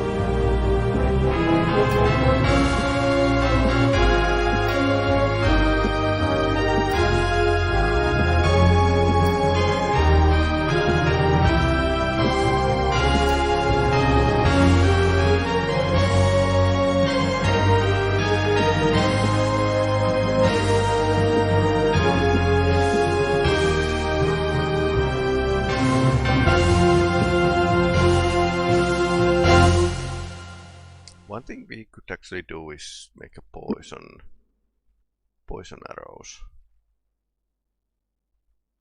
But I don't think I should be doing it in this chapter at least.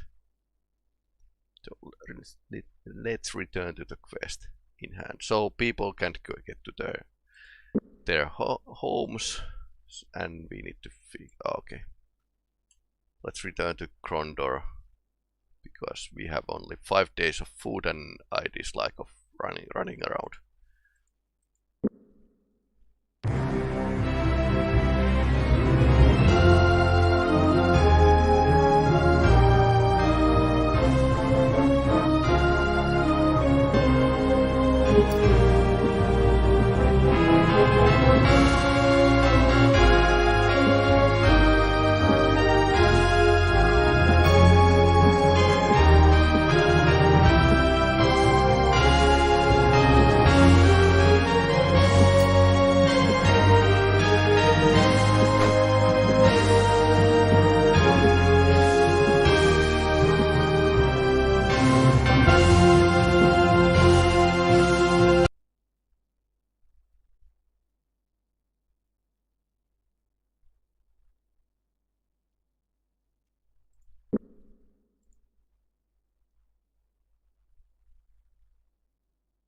I wonder how long they have been on this trip. They're like a couple months already. So that's alien.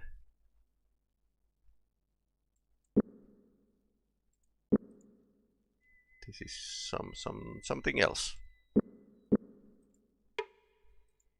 Anyone's about you, so these are egglies.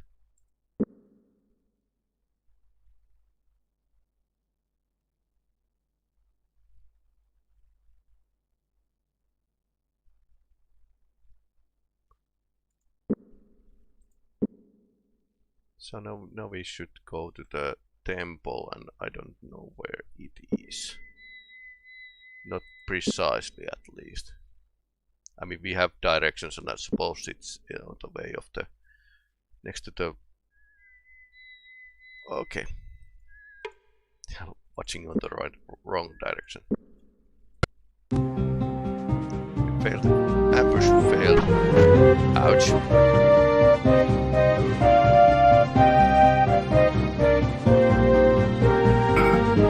39 is pretty okay. Korat has low friendly fire here. So yes. Okay. Let's change up the situation a bit.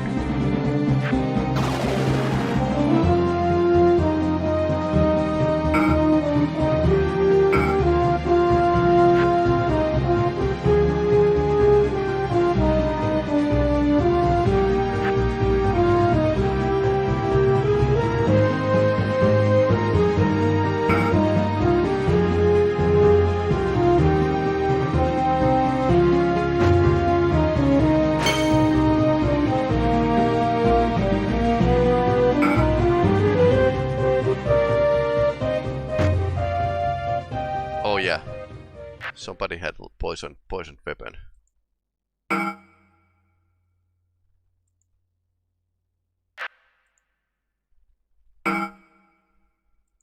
It's a couple hit points in a turn. It would appear.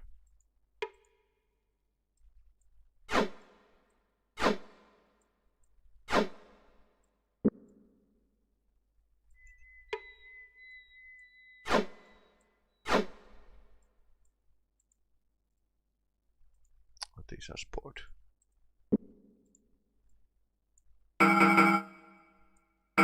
I'm liking the fact that I can have the enemy inventory open, and I can still use all my inventory stuff.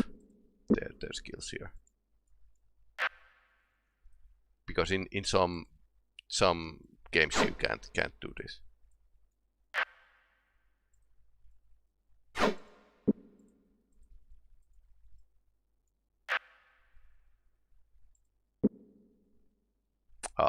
Nobody hasn't maintained Owen's armor for a while. My armor as well. Thank you, thank you. I think that's all from here.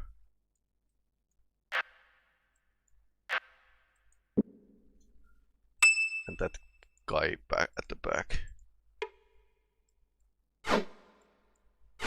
Seems like a newbie equipment.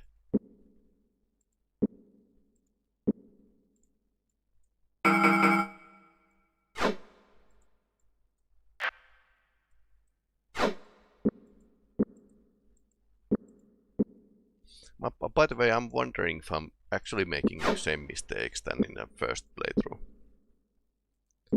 But then again, I have been playing this like a couple times over the years.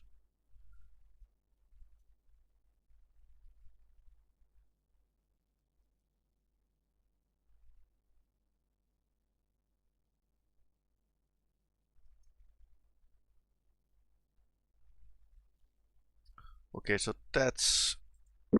Let's check our way.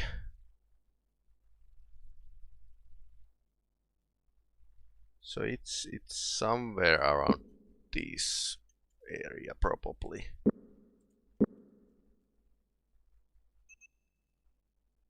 The temple, I mean.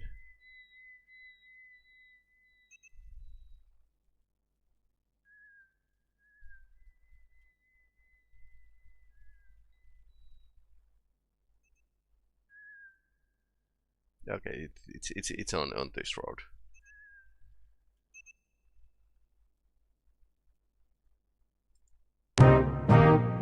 Ah, they were waiting at the temple. Those bastards.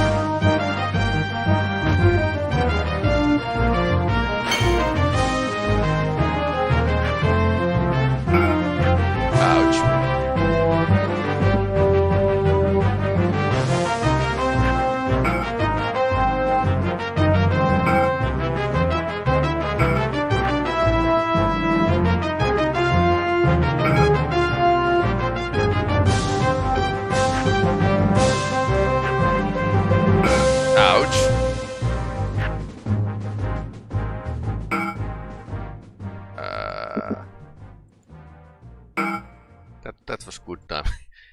Owen didn't get many hit points. Pretty much all the hit points he had, like two left. Oh dear.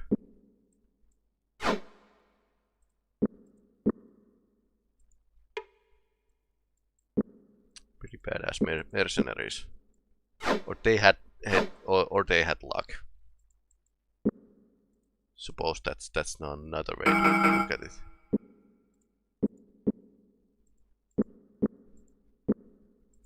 Yeah, only one place left.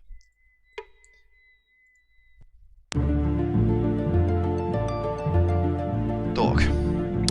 Priestess escorted them, expecting a chamber in keeping with the rest of the grandeur of the temple of there was started when they were led into a cramped room where a woman sat reading through the sheaf of papers. Glancing up, the high priestess squinted at them, then shook her head. "You will excuse me, but I was expecting someone else," she said, laying aside the papers she had been reading. "A few days ago I sent summons to one of our faithful Franklin that lives to the north of Egli.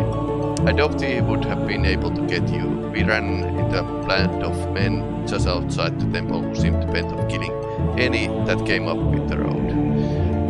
The priestess exhaled loudly. "Vacant fever is spreading here, and likely those were more men infected with it. If you were to go him and tell him the way is clear, I would consider it a very great favor." Looking back down to the tracts scattered her lap, she rubbed at her eyes. "You will forgive me, but I really must get back to the work on this. Please share yourselves out. Goddess blessing on you." So we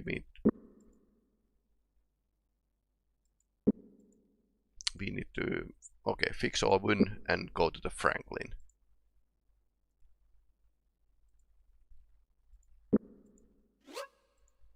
and empty our pockets. Hello. Hello, hello. So we need to get to the Franklin and tell him that could they get his act together, basically. But now we are going to back to Krondor and unloading our stuff.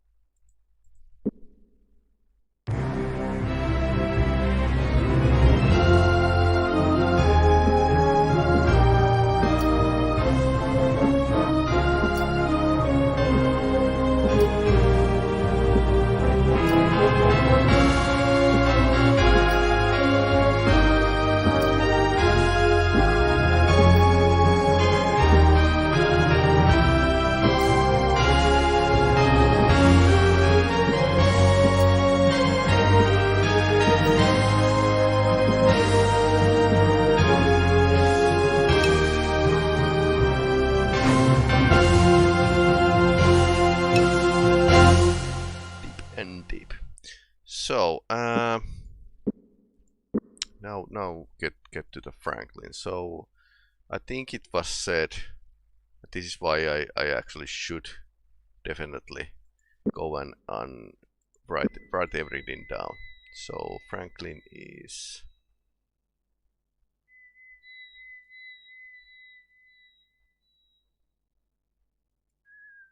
I need to check that one.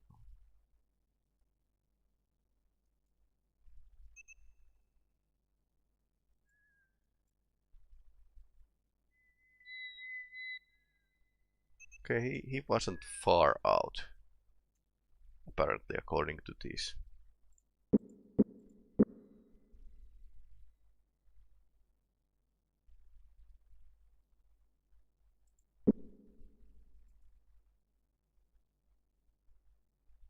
Yeah, Owen took quite a beating in our last fight.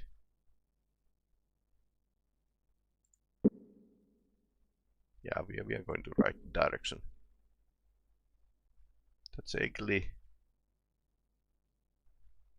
And Franklin should be living somewhere here. The door's something open. Good day to you, fine sirs, said the man at the door. My name is Franklin Hurley. How can I be of service to you? Lockley cleared his throat.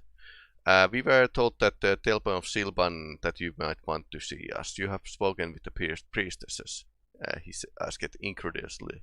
I wish to speak with them of next year's corpse, but 3 howling idiots wouldn't allow me to pass. You wouldn't be having any more trouble with these 3, said Korath. Franklin excitedly retreated into his house and returned a moment later with a pouch of coins that he demanded that they take as a reward. Lochner tried to turn money down, but man insisted. They thanked him his kindness and generosity and then left. So that's our quest.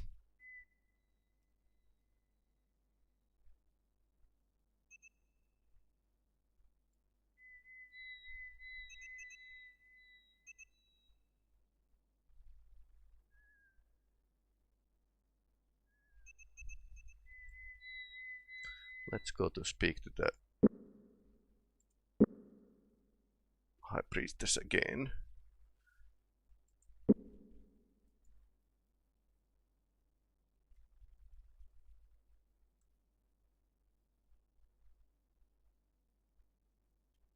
There's some kind of cave, by the way.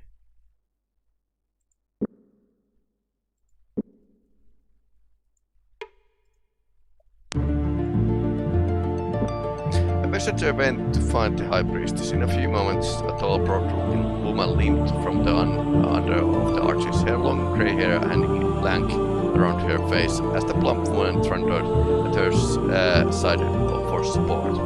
When Locklear hid them, the shorter woman yelled angrily. The High Priestess has been through a travel ceremony. She has no time for Pelandra, yet the High Priestess jerked her arm from her assistant grabs, silencing her with a cold stare. I am neither so old nor so ill in the goddess' favor that I cannot spare a moment to speak with this gentleman. If you were to remember the spirit of our catechisms more often there later, I think you might replace me someday. Our plus is in service to both the Earth Mother and those who worship her, remember. Locklear bowed his head. That's very generous of you, High Priestess, but if another time would be more convenient. The old woman chuckled darkly. Speak, noble one. Sensing that brevity was his best interest, he quickly related the things Devon had told him during their visit in the stranger tavern in Egli. When at last he had finished, the grave expression was on the High Priestess' face. There's no curse upon the town whether this man Devon might have told you, she said, but we share fault in this. The ritual of the festival never was intended like this. And now it has brought shame on this temple and misery upon the faithful in Egli. Never no more shall there be a festival. Melandra gasped. High Priestess, the festival? Silence, child, she said. Turning her glare to Locklear. I will also see this collector brought to justice. If you can find him, send him to us with the word that we have reward to give him. I will see you very well remunerated for your efforts. Collector, goddess blessing on you. Turning, the High Priest moved across the courtyard, following quickly after by her plump assistant. All right, that's okay. So quest is proceeding.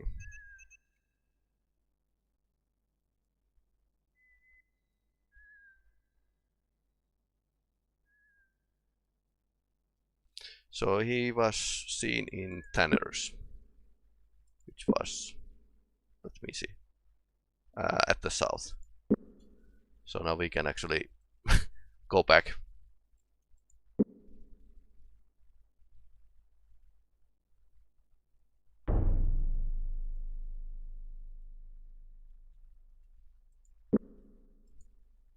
Surfing around. And Tannerus was the first village we met when we came from Krondor, so that's the place. Was it this? And this looks like a fine place. That's a tavern. Tom's Tavern, this is the place.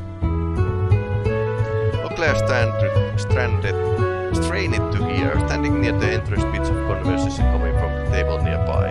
To fight their way through the managing to fight their way through the other noises in the tavern. Fools from Egli, he heard. Then other men said in hush. He was looking for Stellan, something about unpaid debts, but the voices dipped up beneath the surface of noise, and Locklear could hear no more. They joined a shifty-eyed man. No games right now, fellas. I owe some money to Apollo in the back room, and I don't think he would appreciate me giving you in a game a chance. Noticing that man seemed a little nervous, Locklear said, who's this person you owe money? He's gone by the folks around here as a collector. He lowered his voice until it was barely more than a whisper. They said he killed a fellow over Egli called Stellan. Well, perhaps we can find a game with you another day.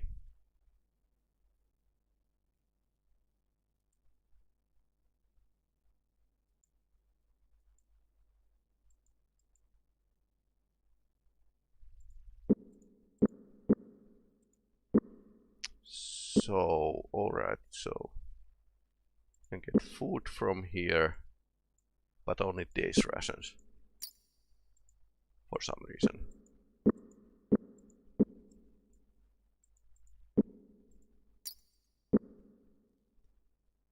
Okay, so there's a collector in the back room.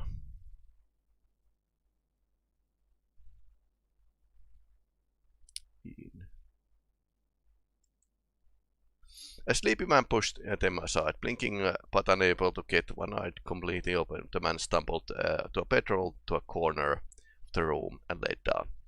Are you the man known as the Collector? Said Locklear. He sat up crumply and finally managing to get both eyes open, responded. What if I am? It would appear you have a debt that hasn't been paid you by the acolyte at the Temple of Silban. You just thought you should know. A glimmer of greed appeared in the man's eyes. Suddenly more awake now, he said in a somewhat cheerful voice, Thank you, I shall pay him a visit now on the tomorrow. I wonder what's going to happen.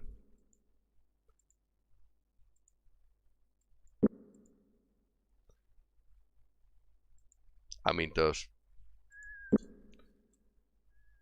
nuns in the temple are probably going to kill him. I mean, yeah, that's the most probable course. Let's go and see what's happening over there, and then probably visit Devon and head to the Krondor, because we are going to check the broadcast.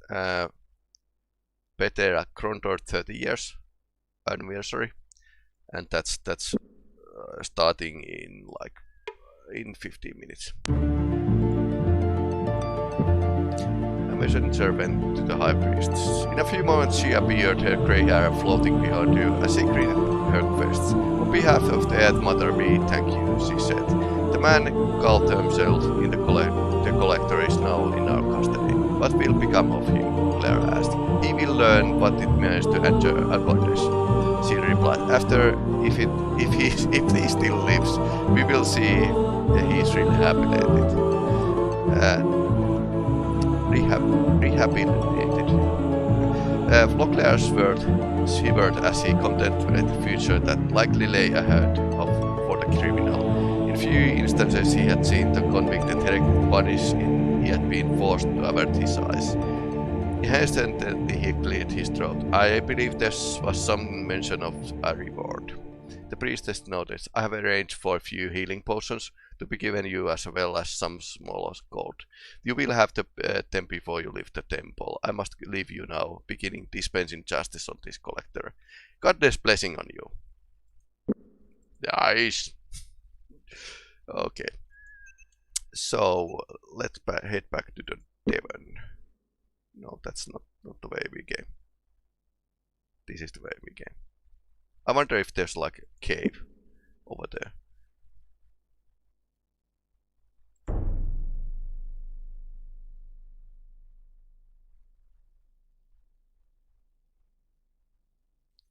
So, Egli.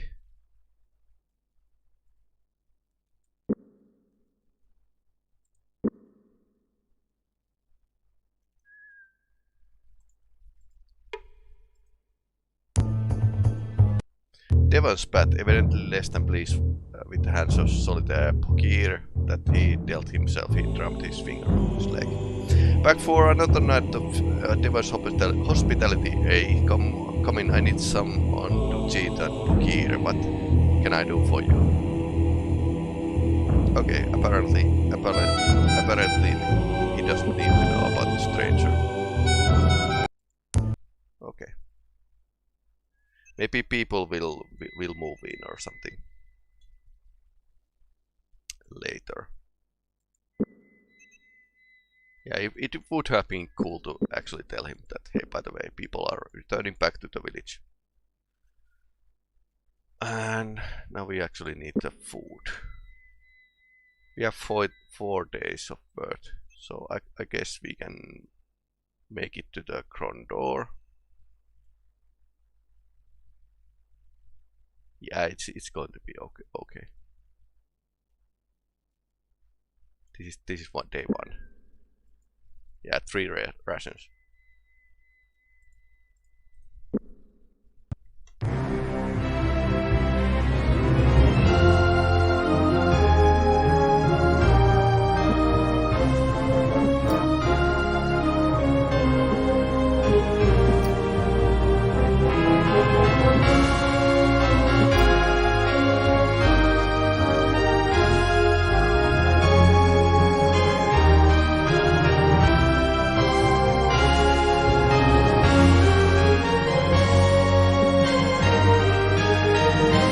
palace.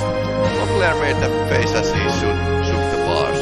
For all the troubles he had been through to get them alive to Krondor, the locked palace gate simply added insult to injury. Calling out to the gatemaster angrily, he prodded the hilt of his sword against the portcullis.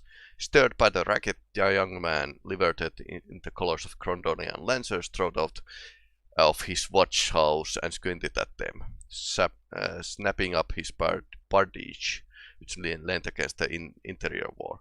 Would you like to get this gate open, please? Locklear said. We have business with the prince. Can't help you, senor, the guard replied. The gate mechanism is broken, has been since 3 nights ago, so unless your companions have mind of climbing the walls, there won't be any getting through here. I think we can find the plans for the portcullis. The castle engineer is absolutely livid. Locklear accepted the news with irritation, but knew that nothing that could be done. Could you go and get Prince out of town for me then? It's rather urgent matter. Again, the guard shook his head.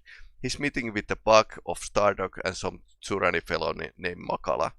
Gave explicit instructions he wasn't to be disturbed unless the castle was burning down around their ears. Could you at least find Senor James? The guard cut him off with a shake of his shaggy head. Been missing for 2 days. No one knows quite where he is off to, but you know how James can be. Locklear nodded. All too well. My pump of trouble tells he's looking for the whoever sabotaged the gate. Sabotage? The guard looked puzzled, as if the thought hadn't occurred to me. Why would anyone do that? I'm not too sure, but if the thought occurs to me, I can guarantee that it has occurred to Senor James. Resheathing his sword, Locklear bid the guard farewell and motioned his companions to follow him.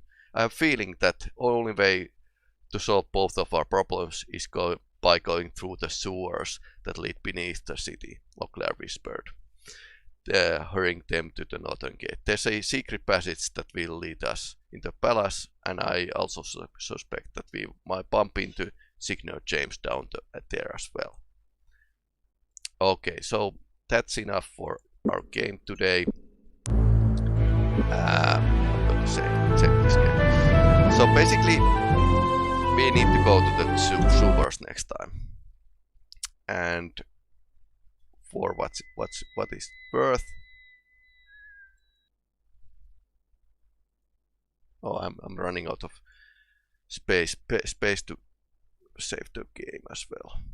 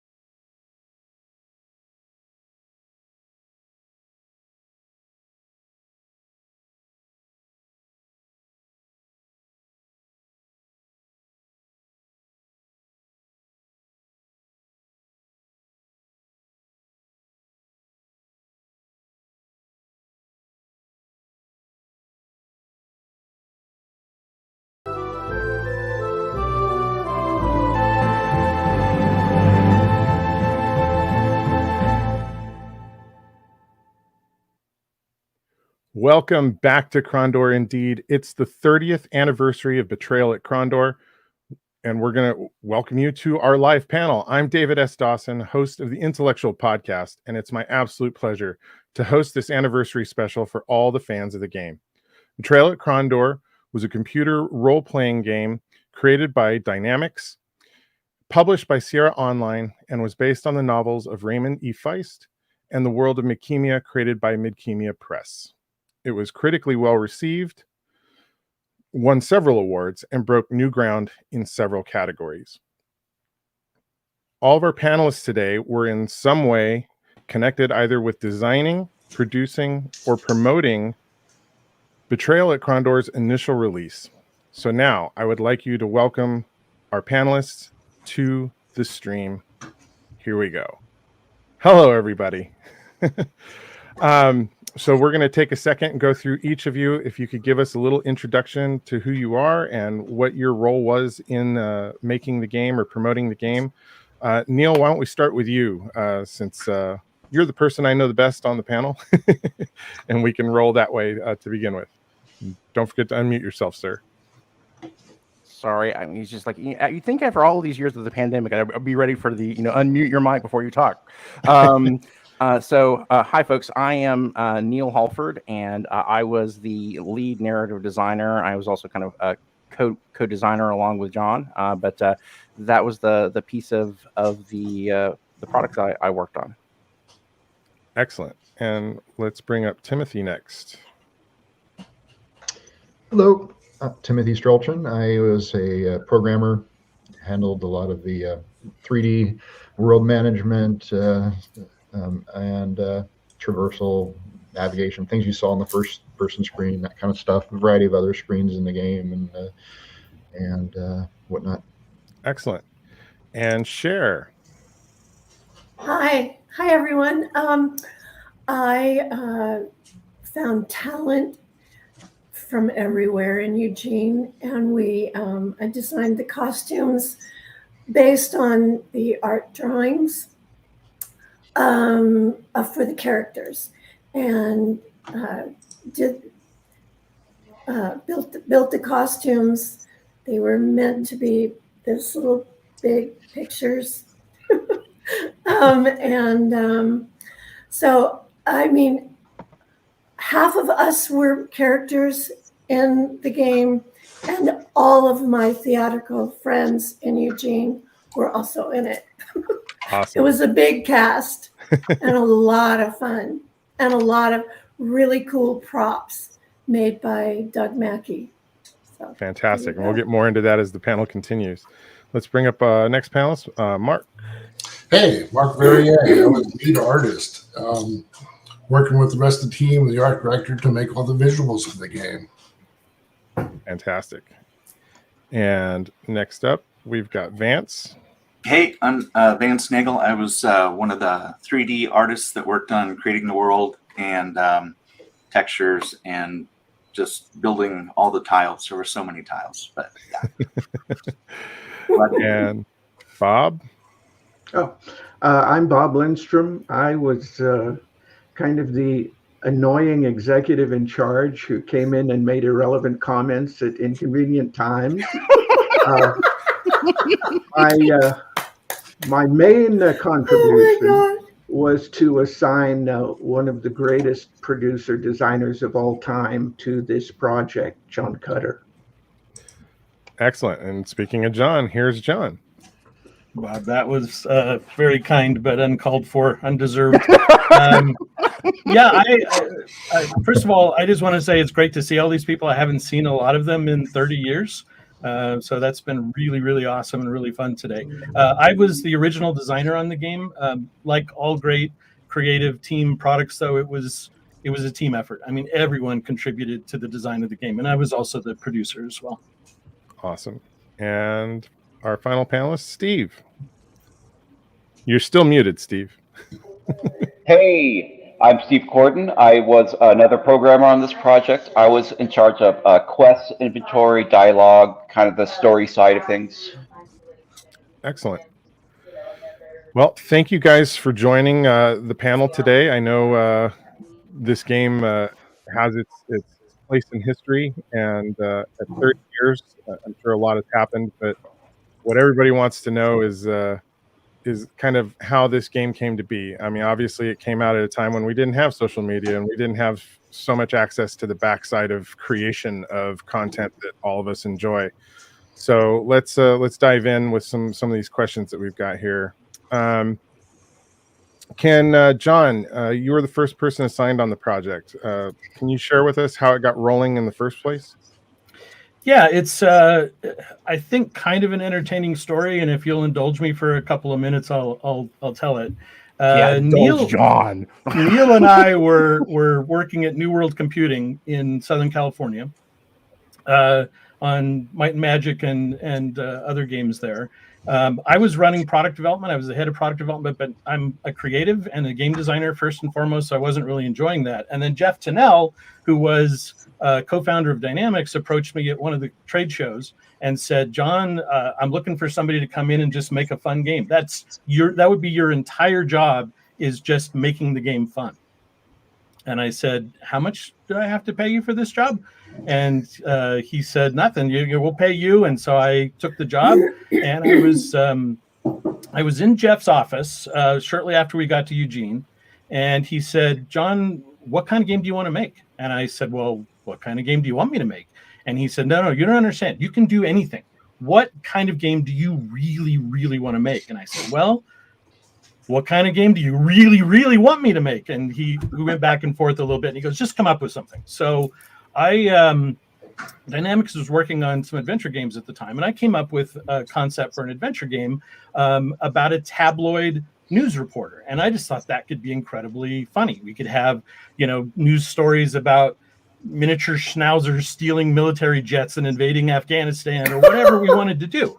It could be a blast. And I took the proposal that I wrote and I put it on Jeff's desk, and I was heading back to my office, and a friend of mine, I think it was Pat Cook, said, "What are you working on?" And I told him, and he said, "Wow, that sounds exactly like Zach McCracken and the Alien Mindbenders." What? I had no idea. I probably had played it or heard about it. I hadn't played it. I had probably heard about it. And I thought, oh my God, I've got to get this proposal off of Jeff's desk. And I ran back up to his office. He wasn't there. I'm rifling through the papers on his desk trying to find this proposal. And I had just reached into his drawer, and I thought, this is going to look really bad if Jeff walks in. And I look up, and sure enough, he is standing in the doorway watching me rifle through all the papers on his desk. And he kind of held this document up. He goes, "Are you looking for this?" And I said, "Yeah." And he said, "This is an off." And I said, I know. And I grabbed it. And he goes, "No, come back. I've been reading this fantasy series called The Rift War Saga by Raymond Feist. It's really good. You should read it." And I had not read a lot of fantasy at that point, but I thought, okay, I'll give it a try. And I just almost instantly fell in love with it.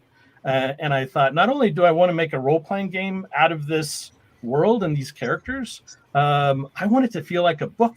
And I thought, I need a really, really good designer and writer. And so I reached out to Neil and brought him on board. And actually, I tried to hire Ray first, not realizing that Ray was a successful fantasy author. I figured he was just some guy working at a gas station that was writing fantasy on the weekends.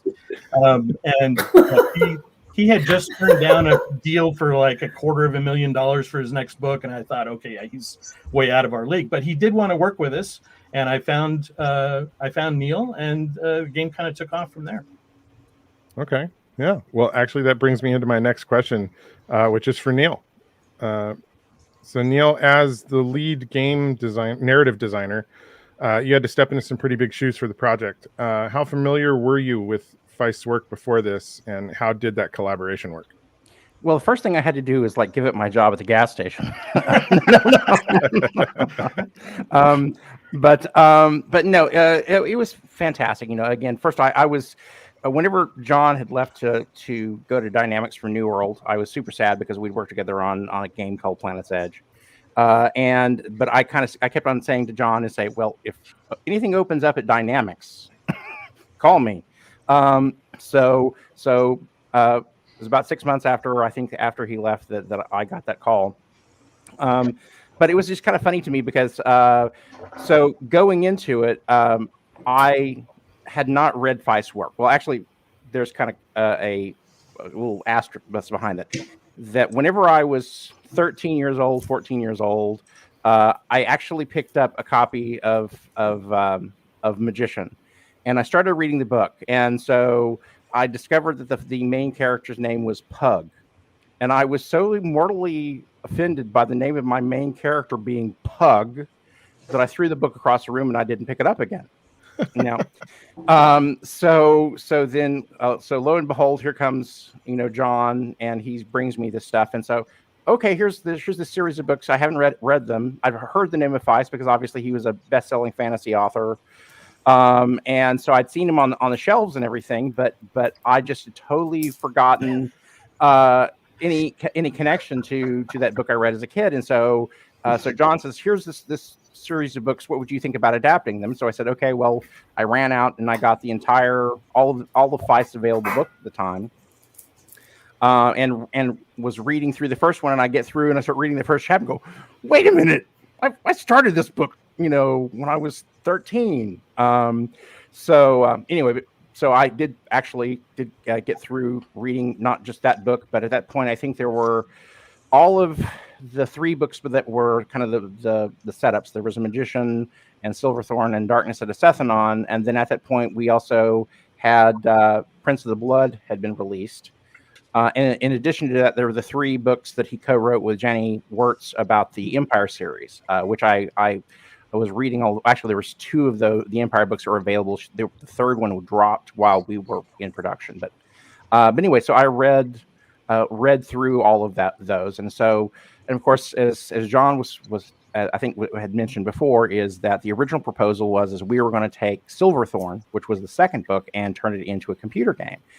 And when I was talking to John about it, I said, personally, as a player, and I don't really like the idea of just straight up adapting one of the books, because personally, as a player, I already know how it ends. I know who the bad guy is. I know where the things are going, or where the sort of the important narrative turns are going to be, and it's not very satisfying to me to basically just replicate what's going on in the books.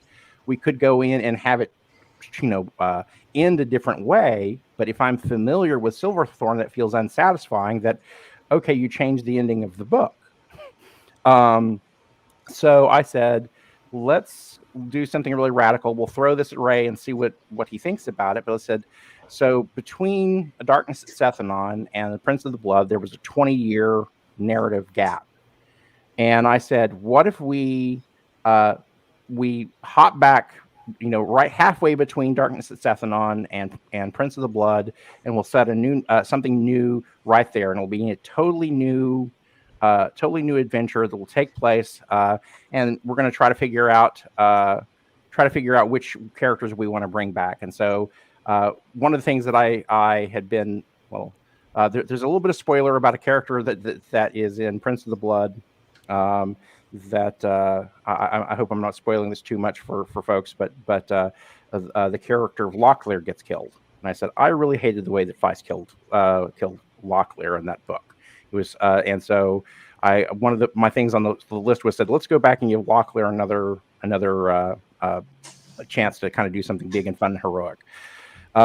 So I kind of came up with my ideal list of characters, and then so after I got to Eugene, and the first week that I was there, John and I basically locked ourselves in his office, and we spent the whole day hashing out what the main plot line was going to be. And so all of the important beats, what the different chapters were going to be, and slap that together. And then we threw it, in the mail and sent it to Ray to see how he was going to respond to it.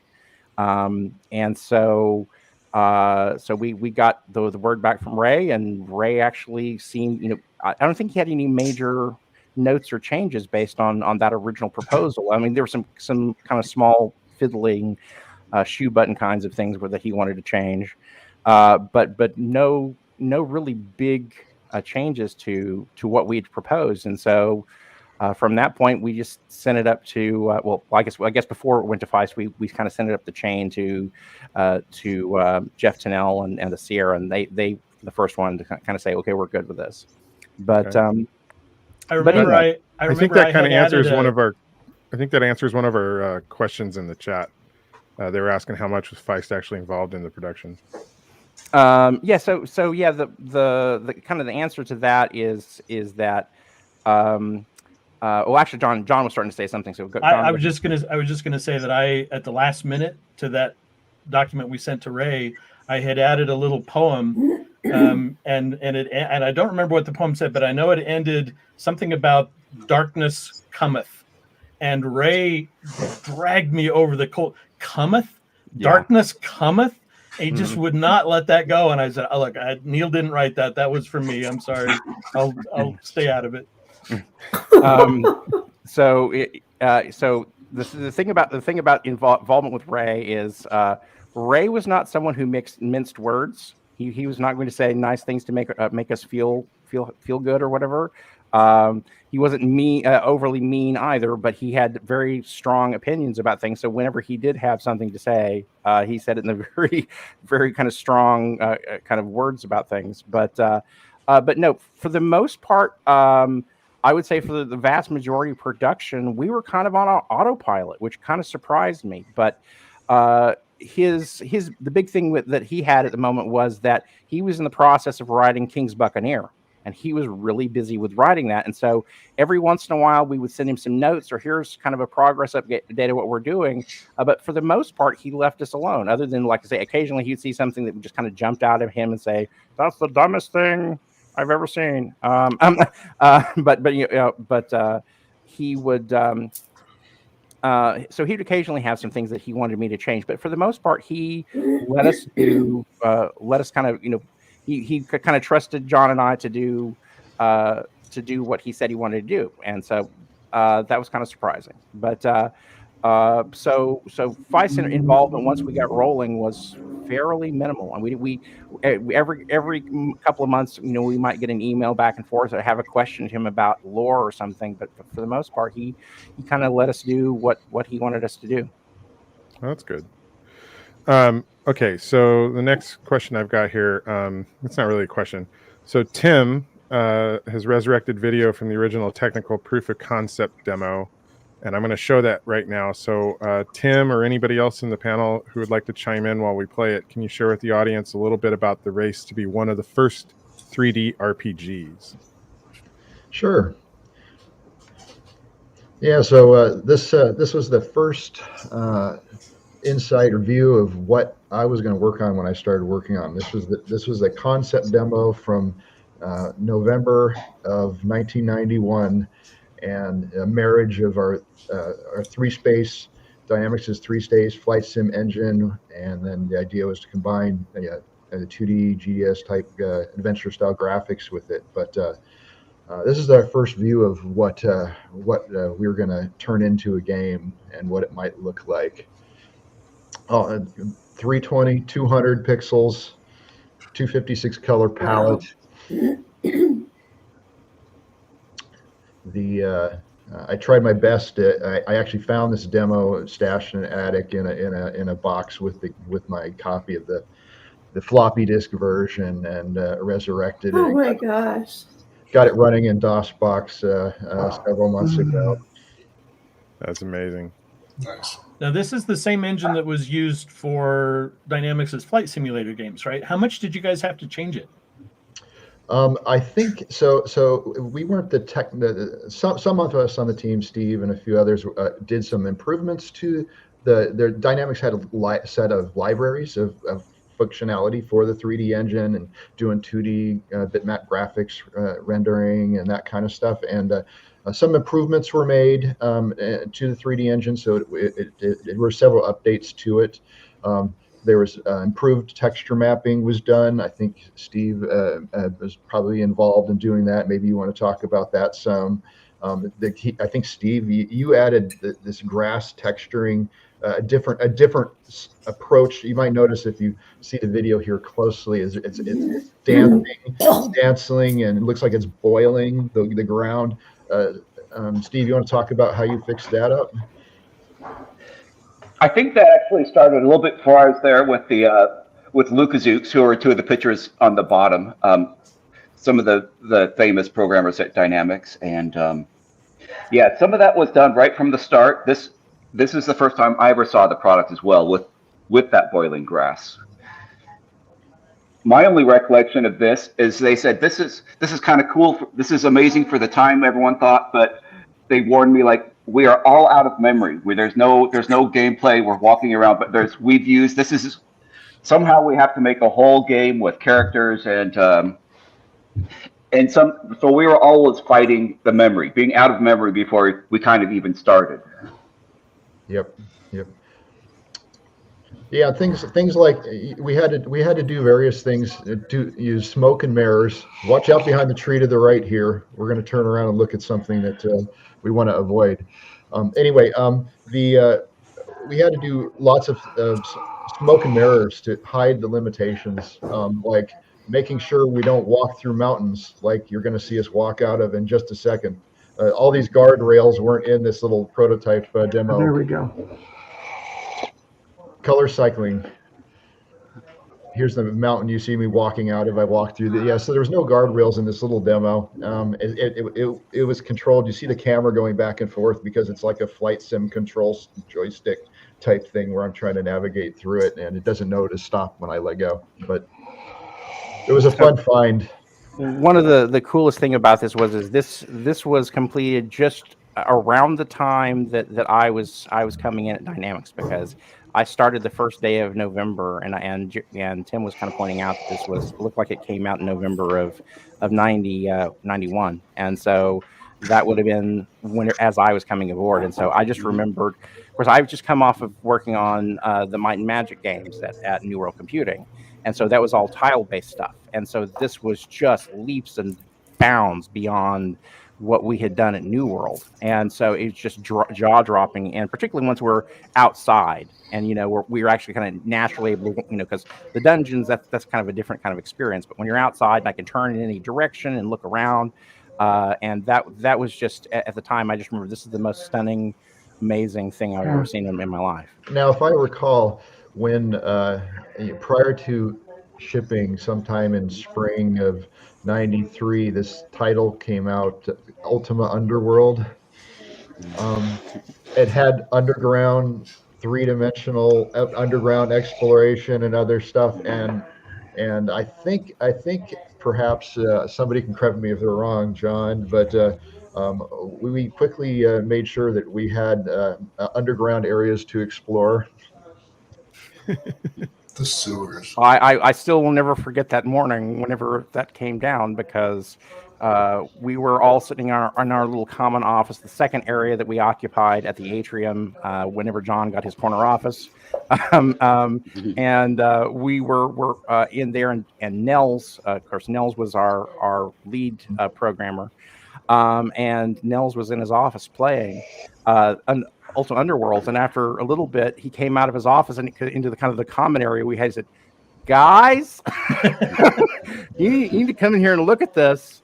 And so we all kind of shuffled over into his office, and we're watching, and we're all just kind of shaking our heads and go, "Oh man," or whatever. And so Tim McClure, who was our other kind of junior designer, Tim never minced his words, and he was just going, "Fuck." It's unfortunate. That's the second time that's happened in my career, because before Dynamics, I was working at Cinemaware making interactive movies, and I remember my boss calling me into the QA area, and someone had fired up Wing Commander, and it was devastating to all of us. I mean, this was a true interactive movie. What we were doing was nothing compared to what they had done. So yeah, this was my second time experiencing something like that. One thing about that demo, Tim, there was actually a proof of concept demo that was far more primitive than what you just showed, that Peter and Derek Lukaszuk had put together. And one of the most memorable moments of my life actually was going, I think it was into Peter's office. Derek sadly is no longer with us, and seeing what 30 years later looks very primitive, but I looked at it, and there was one little point when they turned and there was the waterfall, again much more primitive than what you had prepared, Tim. And I thought, this is incredible. You know, someday this stuff is going to look so good that a great big part of a game is just going to be going around looking at stuff. And of course, that's happened, you know. Right. But it was just a mind-blowing moment. Yeah, But and then then it took Neil and the rest of the team to actually turn it into something that was magnificent. and actually, I think this was it though. This is before my time. I didn't develop that. I remember This is seeing for- something yeah. that didn't Okay, have the color okay. cycling that looked as good Oh, as what you had there, Tim. I mean, this Well- was probably like something that Peter had put together in a week. yeah. Yeah. I think the other person in the photo, I think that's Peter Lewis in the middle, perhaps. Yeah, I'm it is. gonna post that up on the board for on Peter the Lewis page and for everybody. I think it might be me on Peter the left. Lukaszuk. Which one? Peter Lewis, maybe. Well, Peter Lewis yeah, is in the Peter middle Lewis there. and Peter Lukaszuk, but I can't see Is well Derek enough the other to one? see the one on the. Is Derek the other? Oh no, it is Hey, Derek. Peter. Yeah. It is Derek. Is it Peter the other one? Yeah, I Hi, think so. Peter. Oh, so it's both of them. By the way, hearing Bob talk reminded me, and seeing the portraits down at the bottom of that demo. Bob, I don't know if you remember this, but Bob is the one. He called me into the office one day after the game had been in development for a while, and he said, "You know, you're making a fantasy game about magic, and your UI doesn't feel very magical." And I thought about it, and I realized he was absolutely right, and that's why we redesigned the UI to have the little globes with the portraits and the morphing symbols for the magic casting, and that all came when Bob made that comment. So Steve, I I've think always you appreciated implemented that. That's what I said. shrinking. Inappropriate comments at inappropriate times. Yeah. But I love bless that. you, John. Bless you. I'll never forget you for seeing that my name ended up in the manual. Oh, of course. Well, not of course, because not to bring a negative aspect to this, but there was a big bloodletting at Dynamics and Sierra Online, and 40 people were let go in the company. And as we know, in the glory of American business, once you're let go at a company, you no longer exist. But Mr. Cutter saw that my name was still attached to that project, even though I hadn't been there for a year by the time it came out. Thanks, You were John. an important part of it. Sure, Wow. absolutely. Jerry's taking a dig at you there, Bob. I'm still trying to get Jerry on here. We're having some issues. Jerry Luttrell that's chatting over there on the right is also one of the folks that's supposed to be part of our panel together. We're having some technical issues getting him aboard, but I'm working with him trying to get him on. Okay. Peter Lukaszuk's also in If I may, one more thing. I'm sorry, Vance. You Oh, go I ahead. was just going to say Peter Lukaszuk is in the general chat as well. He's in the comment section. Oh yeah. So you Hi, can send Peter. an invite if you can. From Poland. Peter's in Yeah. Poland. I have no idea what time it is. Yeah. Let me move on to our This next is question. I'm sorry. Go ahead, Bob. You want to finish? your I'll thought? do this very quickly. Yeah. This is probably not interesting to most of the people who are tuning in here for this, but one of the motivations in doing this was that Dynamics had a tremendous investment of time and money in developing the 3Space engine, which in its time was really kind of a state-of-the-art 3D technology. Remember, this is before the PlayStation 1 came out and before 3D was common in game development. And the only way that the company was using it was in the flight sims that Damon Sly was designing. And so one of my limited contributions to this project came in the way of saying, look, we've spent all this money on this stuff. We should try to leverage it in other areas. And so we had Pat Cook use the 3Space engine to create Front Page Sports Football. So we got into the sports category. And then John took it and ran with it in getting us into the role-playing game category. So for what it's worth, it was partly an effort to find other ways to use this unique tech that Dynamics had at its disposal, which again, Peter, hey Peter again, was very involved in developing, along with his twin brother Derek. Awesome. Okay, so the next question here, Mark, Vance, and Cher, you were all involved with creating the mountain of art assets for Betrayal at Krondor. Could you guys share with us your favorite memories, or even your not so favorite memories about bringing the characters, locations, and items of Mid Kingdom to I'd life? love to jump in here. And I remember we were going to do hand illustrated little graphic panel comic book kind of style stuff. And look at the time involved in that. It's like, oh, this is going to take forever. So then we decided to make the costumes and take pictures and then digitize them.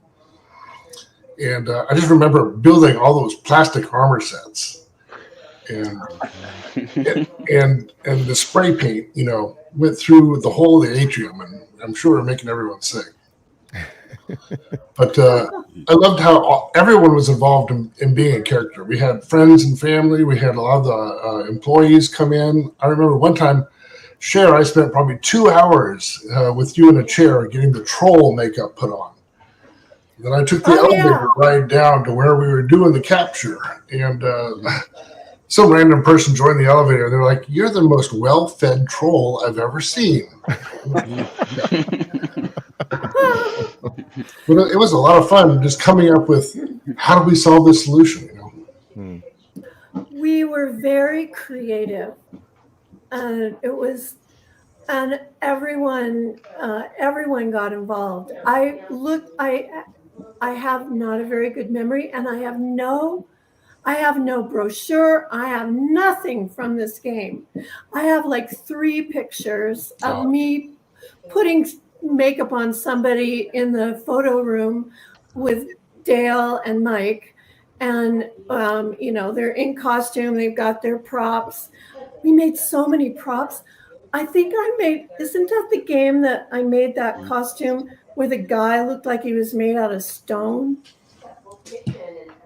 Do you remember a stone character? Black Mirror, just mentioned in chat, yeah. Yeah. Oh my God. I made all of those costumes in my basement, and I looked at the costume, my helpers.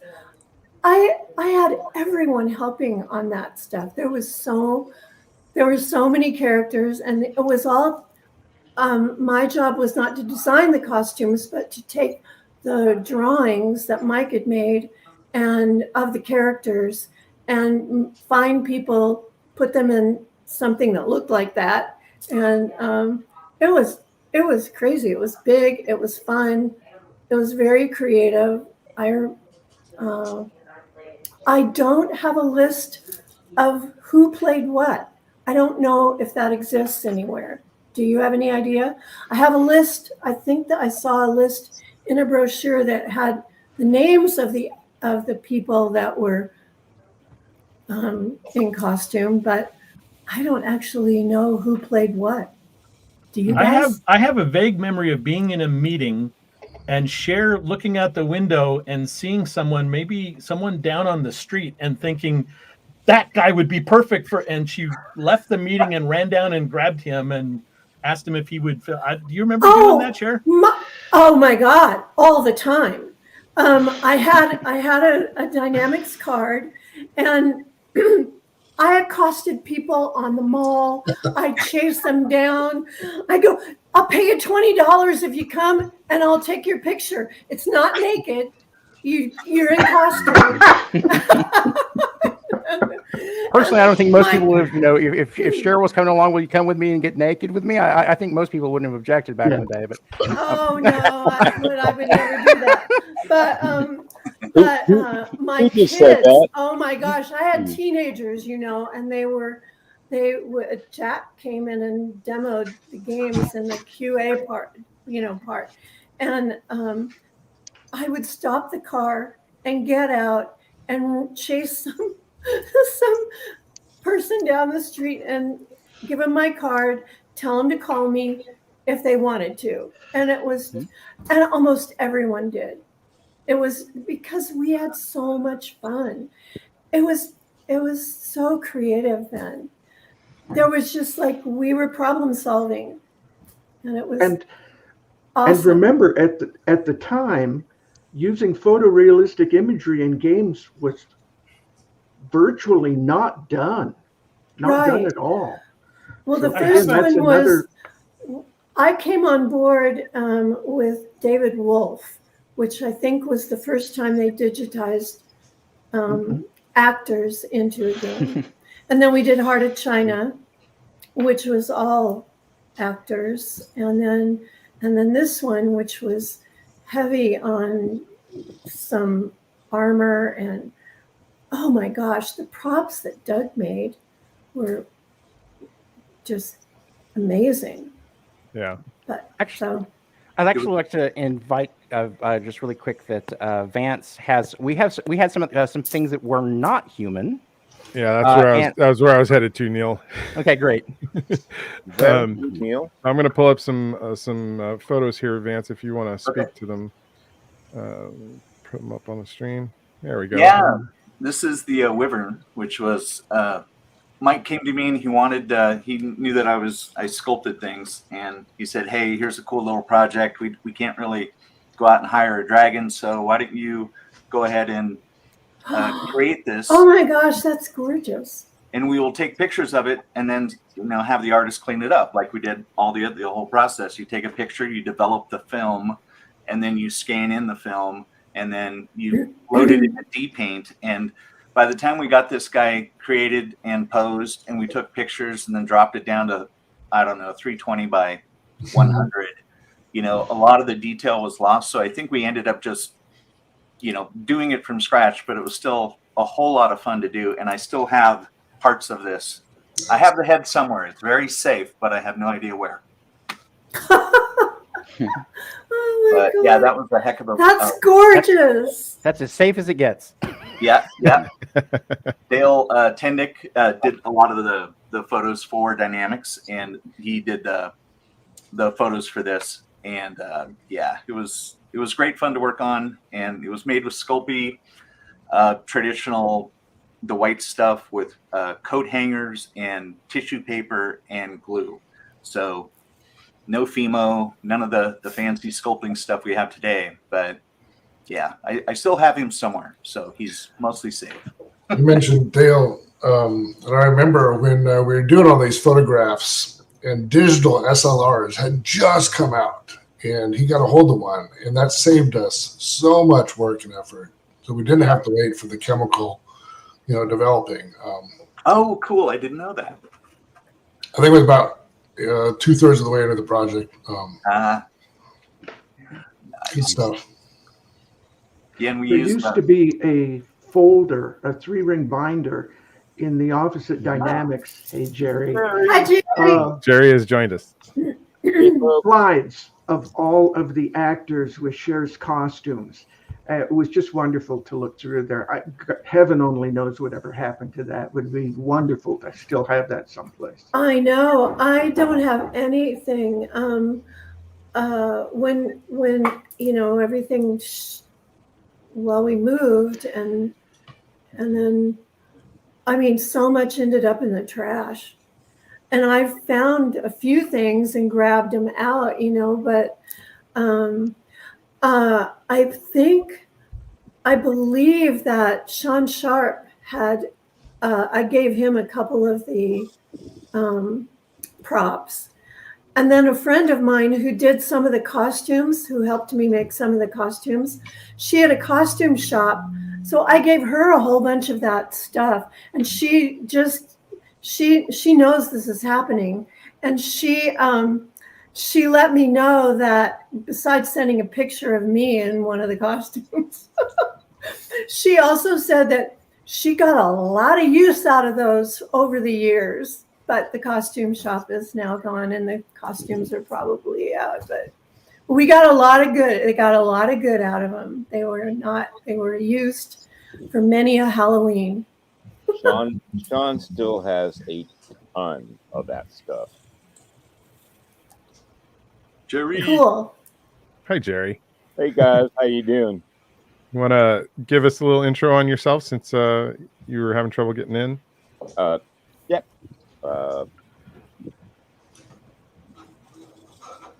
Jerry Luttrell. I was the head of marketing and PR at the time with Dynamics, and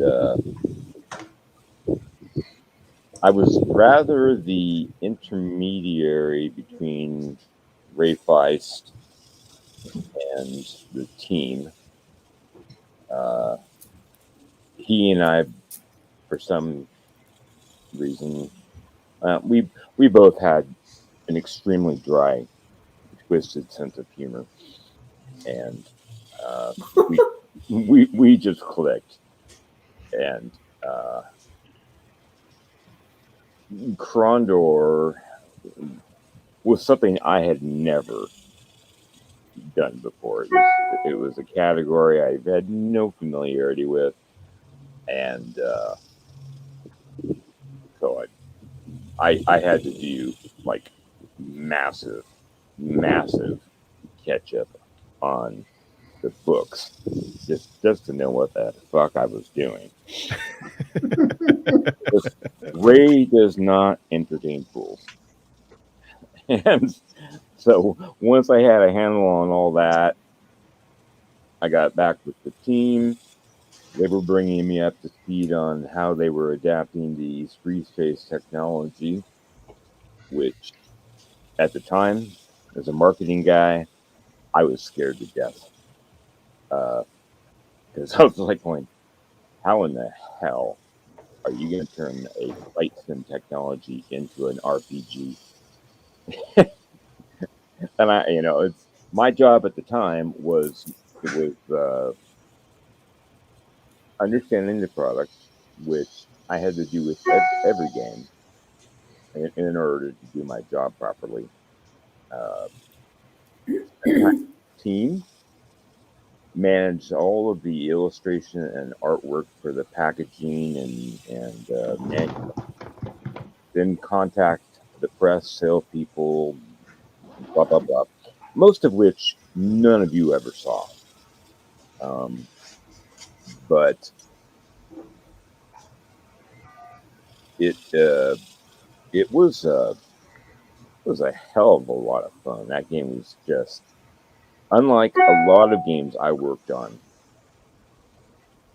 That one ran into very few technical snags going down the pike, which is extremely rare.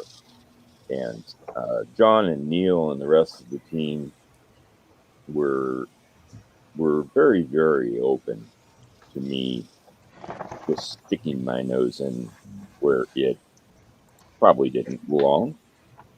But I had to do that as part of my job. And I also had to do that to understand what to do with the cover art, which involved, at the time, Roger Smith, who pretty much anybody in this audience is familiar with. That painting is gorgeous. Everything Roger did was gorgeous, but he was an utter complete pain in the ass to work with, and expensive as hell. He had no concept whatsoever of what a timeline was. And I'm like, you are killing me, because I've got, this is on the marketing side. This is not the technical side. So forgive me if I'm meandering off a little bit here. They blur. So you got PR, you got marketing, you got design, and then you had Ray. So I had to run everything by both the team and by Ray. Ray, of course, had the ultimate say. And he was actually pretty damn easy to work with, a hell of a lot easier to work with than Roger was, because you approach Roger with just the smallest tiny bit of alteration suggestions, and he would just wig out. And you wouldn't hear from him for like a week. And I'm like, I have ads to place, I have cover art to finish, and then I would have to go back to the team and make sure that nothing dramatically had changed. What do you got there? Let's see. These are some of your, I think, your cell sheets. Oh, geez. I don't. Just pull it back a little bit away from and okay. put it in front of your face. There you go. go. Yeah. Oh, fuck. That's Tom Brook. Okay. And who was photographed for that piece of art. I did not know that. I didn't have time to know that. That is honestly one of my most favorite pieces that Roger did. It's just gorgeous. But his planes were hyper-real. All of his work with the entire Great Warplane series was just amazing. And to what you were saying earlier, I was absolutely flabbergasted that when Dynamics closed down, things were just tossed into the dumpster. I know those paintings. Yeah. It was nuts. All those background paintings that Mike and Mr. Brett Burkett had done. Had done. Yes, those were just amazing backgrounds. His paintings were gorgeous. So, yeah. Here's some different. Sorry to interrupt. Here's some different. I'll just throw it up on the screen. Some different cover possibilities that were being. Oh my gosh! Yeah, I remember all that. Yeah, that's painful. Wow. Yes. Oh yeah, there we go. Mm-hmm. I remember that one very well. Oh my God. I had to argue with Roger over the lettering on that for like a week. He did not want to change the logo coloring. Yep, same thing. And I'm like, this is boring as hell. I think Peter Lewis ended up doing the 3D logo. Tim, do you have the original there again to hold up so we can see the final logo? The cell sheet that you held up. I'm just another person whose name I want to mention while we're on here. This is the final one. The record. The logo here was designed and executed by Peter Lewis. Yes, I think it's absolutely magnificent. It's gorgeous. My inappropriate comment on this one was I said, "Hey Peter, why don't you make it look like a piece of jewelry, like it's enamel?" And as Peter did so many times, it just came out far beyond what any of us, I think, ever could have dreamed. Oh yeah, just so iconic. I think I remember we had gotten 3DS in house, and we're like, we got a 3D program, and we started, hitting logos with it and typefaces. Yeah, that was the first use of that stuff. Did you guys right? DOS-based 3D Studio Max, I think. Did you all start with a logo that Roger did a preliminary run on, or did you guys do that all on your own? My memory is that Peter did it. It was Peter's work entirely. But that may not apply to the typography, Jerry. The initial typography may have been Roger Smith's idea. We are all getting up there. So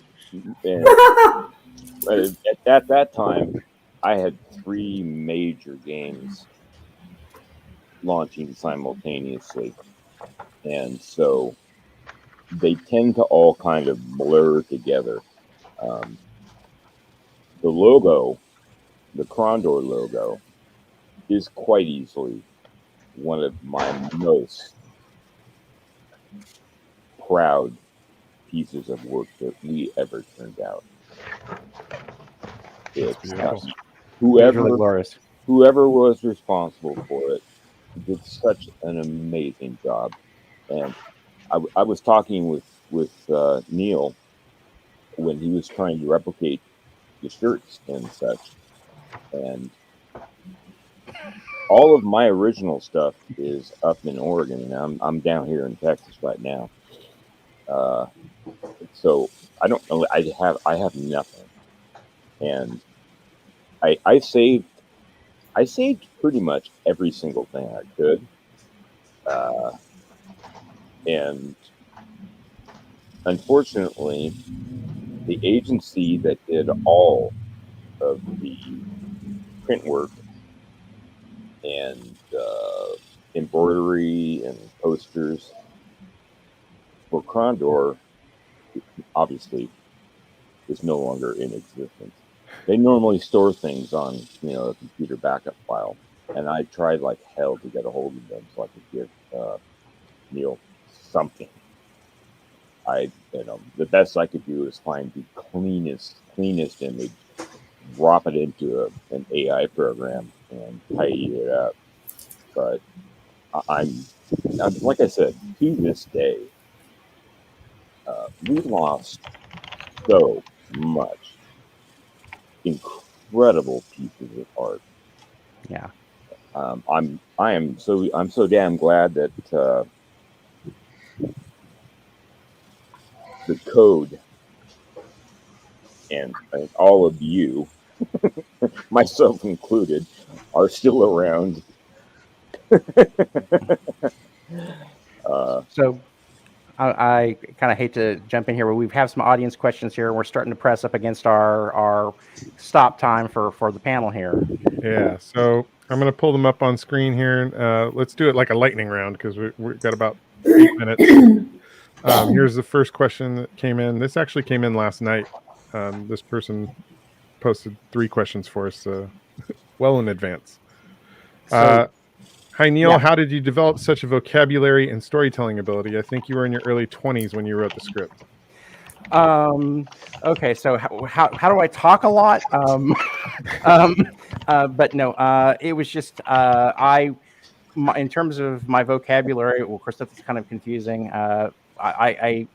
My parents were both school teachers. I come from a family of school teachers, and so I read a lot, and I'm still a voracious reader and everything else.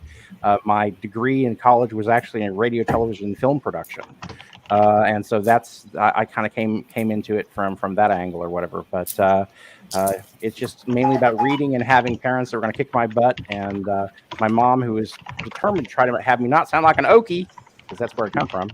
And so I every once in a while I kind of still slip into it, but anyway, that's kind of the long and short of that. Next question, same person for John and Neil. You guys created the best combat system, a turn-based one with a chess-like strategy. Never seen anything like it since, except maybe HOMM. Be curious to hear more. Yeah, the combat system was probably the inspiration for that was the game Archon. I don't know if any of you remember Archon. It was sort of a chess-like game, only the characters, when they would come together, you would actually get into an arcade fight. And we didn't obviously include the arcade fight part of it, but I didn't want real-time combat. I wanted something that was a little slower and more strategic, but I wanted it to kind of have that feel of real-time combat. So that's sort of the genesis of our combat system in the game, I think. Did you have any other comments on that, Neil? Not really. Just in terms of the combat stuff, in terms of the chess concept, that was mostly something that you had put forward. The riddle lock chess. Yeah, that actually, Bob. It was another case where Bob had. I don't think he was a big fan of me wanting to include riddles in the game, and he said, "What if we do a console version? Are you going to have people spelling out the answer with a controller?" And I thought, "Oh no, I don't want that." So then I came up with the idea of putting letters on these locks on the tumblers. And the nice thing about that is it also, I think riddles are sort of inherently binary. You either get it or you don't. And the nice thing about the Mordell lock chest is you can actually kind of play around with the letters. If the first letter is R and one of the second letters is T, that's not going to work. So you can kind of solve it just by sort of playing. And I think that was important. So those came out well. I did want to pop in really quick, is that we're kind of talking in the back channel about a few names I want to make sure we get said, and particularly in regards to the tumblers or the riddle chest. Alan Roberts is the guy who created all the riddles, and so we were really fortunate to have him drop into the party last night, and so It was really nice chatting with him last night. And another name I want to make sure that get popped on here is Mike McHugh, who was actually our art director for the project or whatever. And so he was Mark's boss, and so and he was kind of directing how the look of everything took place. So I just want to make sure that those names got heard, because it's really important. And another name also as well, while I'm at it, is also Nils Bruckner.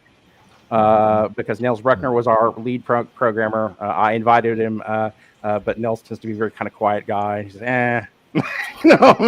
Yeah, he's a great guy. He's a fantastic guy. Yes, and he programmed the combat and system, and that the whole he implemented all the wild ideas for tables and statistics, and how one character fought against the other, and brought them to life with the little animations, and of course with the graphics from the rest of the art team. But yeah, he did it. I remember Nels taught me to juggle, because I'd be sitting at the scanning station waiting for a scan. He goes, "I'm compiling. What are we gonna do? Let's learn how to juggle." I still know how to juggle as a result of compile time and waiting. So another question. I have no idea how to pronounce this name, so I'm not even going to try. They're wondering, was performance the only issue of the final game, not having smooth movement, but step-based instead?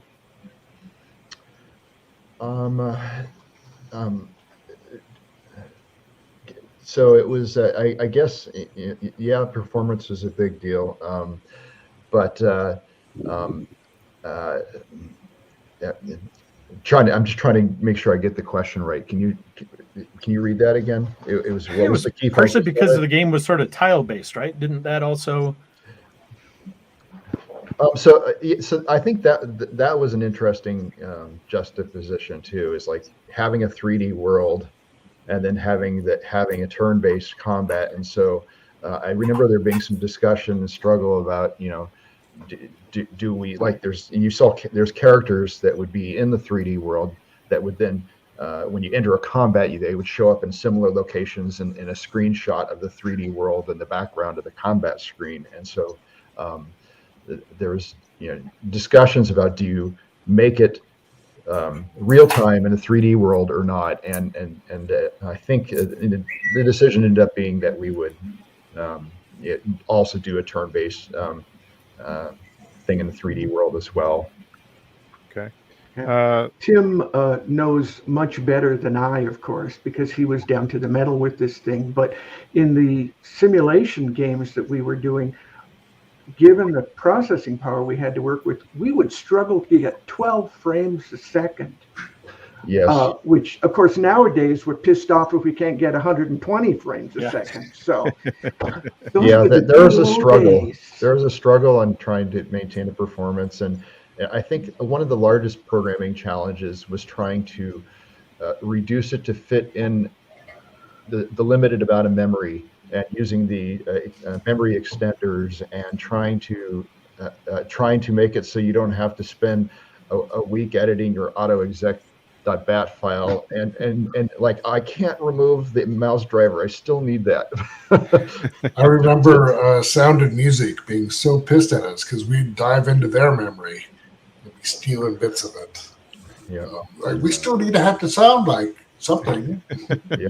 The end of the project was challenging and fun, though, because we added a lot of polish in the last 3-4 months that really made a difference in the final product.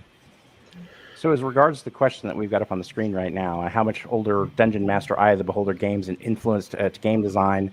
John? A lot. I loved both of those games.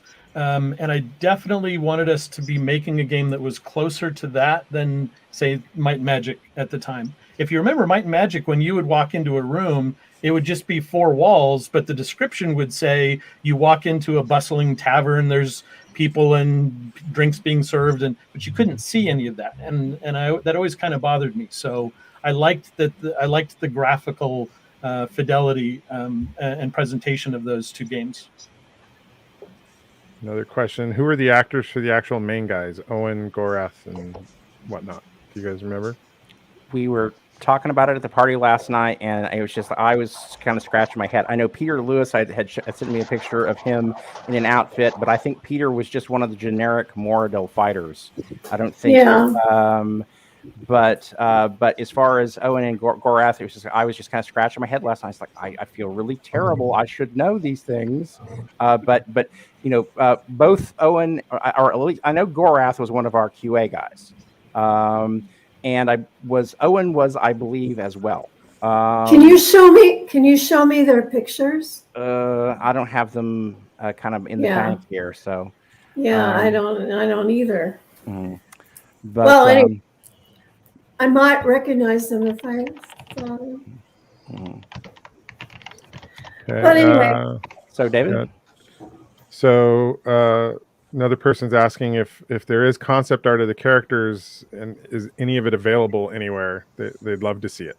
I think that similar questions that kept coming up in the chat. So would we. Yeah. Maybe in a flat file somewhere. I don't know. All of Mike McHugh's drawings, which then I took and found a person to put into that look. But everything that I did was based on what he drew. And he had a very strong masculine style of drawing. I don't have a single drawing of that. No, that's a shame. I don't know that anyone does. Yeah, it's honestly, I've been harassing, everyone who was associated with the game that I can recall. I've been harassing all of these folks for a long time simply because I just wanted it for my own personal archive of stuff. And right. I wonder if Mike even has them. Don't know. I don't know. Yeah. But those would be fun to see because they were cool drawings.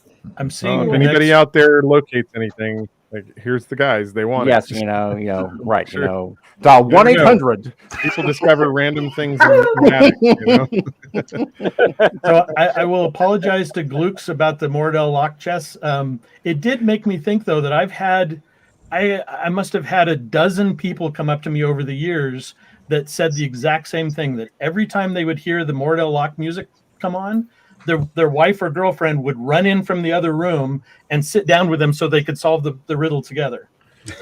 John, I heard that at least a dozen times. At least a dozen times. That's so fun.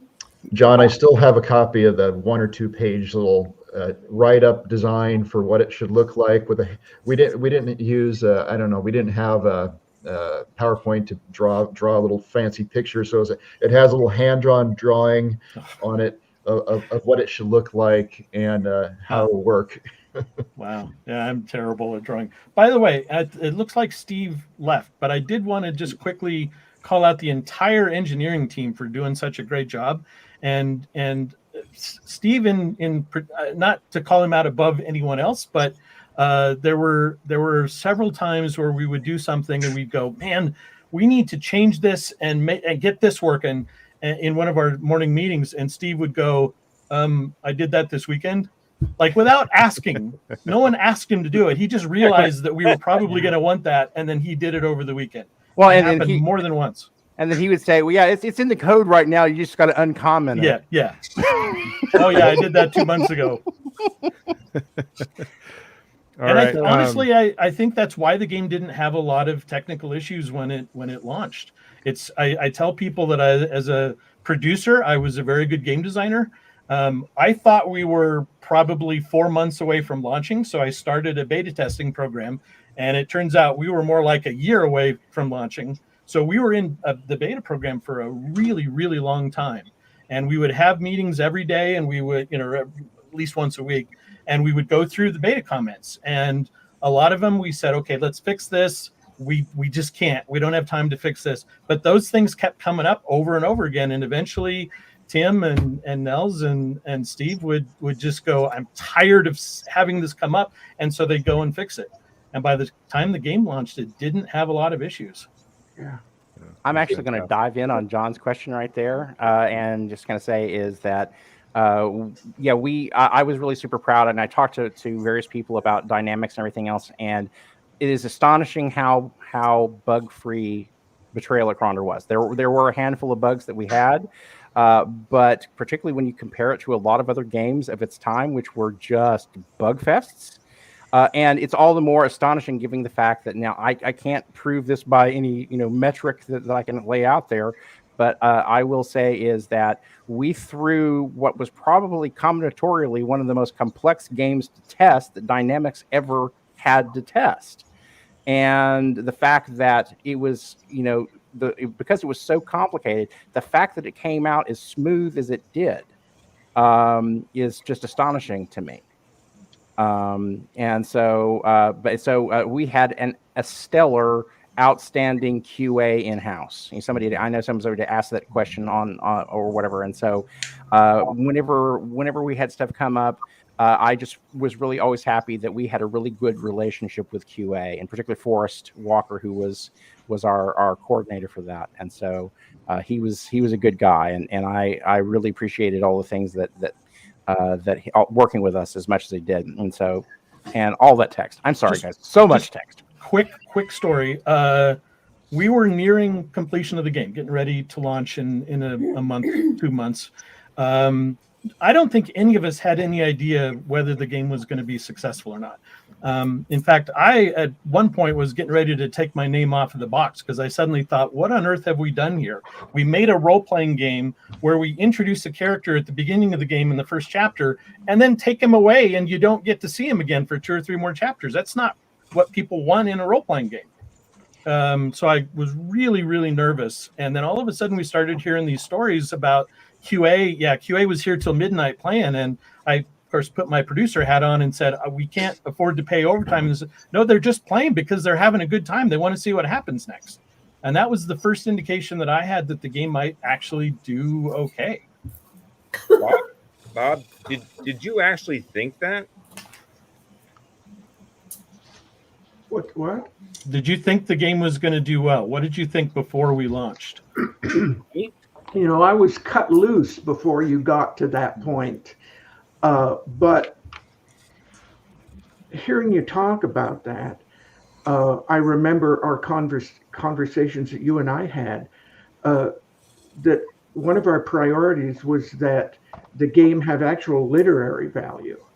And then you stepped up with the idea of using the Feist stuff, which further reinforced that. And thanks to both you and Neil, the game that was a primary thing, that it had literary value, and you guys did it. And even before I left, that was clear. So it doesn't surprise me that the QA guys got into it, but nobody can know if a game is going to be a big success. All I knew is that we had some of the best people I ever worked with on the bloody thing. I think we're really fortunate now because now, thanks to that kind of push for the literary background, we're now like in English classes with Bronte and with Jane Austen. Oh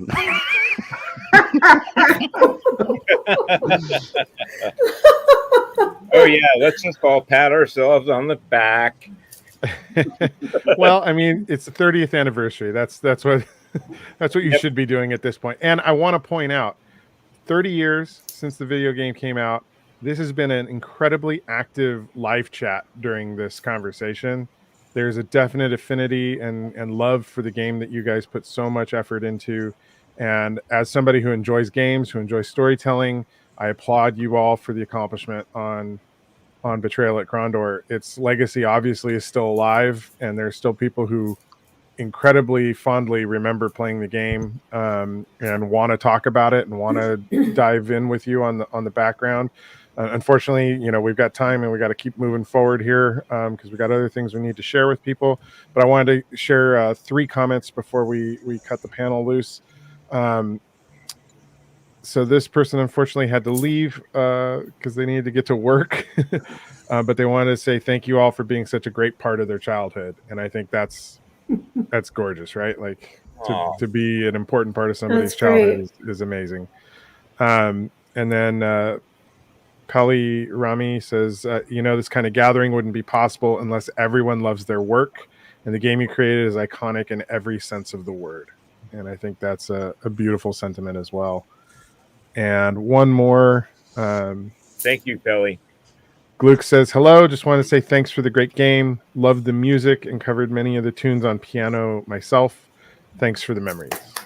Yeah, Oh, and actually, Luke's, I've listened to your cover, and so you did a lovely job with it. I also just wanted to really quickly say something about last night. We of course had a party here in Eugene we had several of the devs from the team, but also from Dynamics drop in.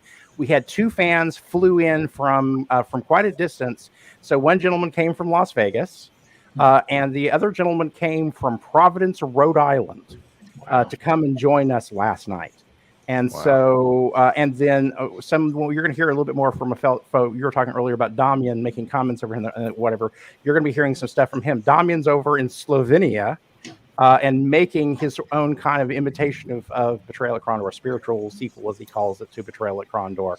And so we have some hardcore fans out there, and I want to kind of acknowledge them and so, these folks have been talking with each other and interacting with each other. So we have a lot to thank our fans for, just in terms of kind of keeping the memory of this game alive. Yeah, beautiful. To all of you on the panel, thank you guys so much for taking the time to share your memories and your fun stories. Like, I think anybody who's got any interest in anything like video games or filmmaking, we all love to hear the behind the scenes stories, because in the end, it's people who bring these stories to us. It's their passion, it's their creative drive that gets something birthed into life that we all get to enjoy. And to have a moment to share that with you is a special treat for everybody who's a fan of the thing you created. So thank you for taking the time to share with everybody. Thanks, David. Thanks, David. And thanks to all the fans as well. Yeah, absolutely. Oh, yeah. I'll never Great to see you all. It's great to see you. So you all gonna hang out? I am. You all can hang out in the private chat here. Neil, you going to stick around with me for the next guest? Yeah, so I'm going to stick around. And so while the other material runs, if we have any questions kind of come up in the chat, I'll try to answer them over in the chat. And so any of the rest of the people that are hanging out. So while the other material runs, we have we had an interview coming up with Kilgore Trout next. And then after that, my friend Goldeythoughts, who runs most of the back related fan pages, she's going to be back with some interviews that taped with some of the fans. And so, but I'll be hanging out here on the chat. And so if you have questions regarding to the things they're talking about, or just further questions here, I'll try to answer. And any of the rest of you folks who, rest of my panelists that want to hang out and do that, you're welcome to do that as well. Excellent. Neil, how do we do that? So if you look over there, you'll have a comments bar on the far right. And so if you just post a comment below, everybody should be able to see your responses over there. Okay, so it'll be chat, but not video? Yes, it'll just be chat. Okay. All right, guys. Okay, I'm gonna start taking you off the screen because I gotta move on. Kilgore's been waiting. Folks. Cheers. Bye, everybody. All right. I wish there was a take everybody off the stream at once button. Here we go. All right. Hey, Neil. Okay, let's bring Kilgore up. Here we go. Hello. Welcome. There. So Kilgore Trout, you're Vonnegut-inspired nom de plume of one of the best-known Twitch streamers for GOG.com, along with being one of their most frequent streamers. You're also one of Betrayal at Krondor's biggest fans. So let's dive in with you a little bit and get your insights on the game. Oh, sure. It goes back a long way. It's really funny when I hear people talk about how this game meant so much in their childhood. And it definitely meant a lot to my childhood, even though I was like 31 when this came out. But yeah. Tell us a little bit about your history as a gamer and how you started working with GOG.com. Well, of course, this goes back years. If you had told me, like even 10 years ago, that in years to come I would be like, playing video games live and having like, hundreds of people watching and whatever, I would be, like, who are you kidding? But it's amazing to see how things have developed throughout all of the years, going right back to Krondor. I mean, I'm like most people, I have always been into games before even computer games. I used to do tabletop games and whatnot.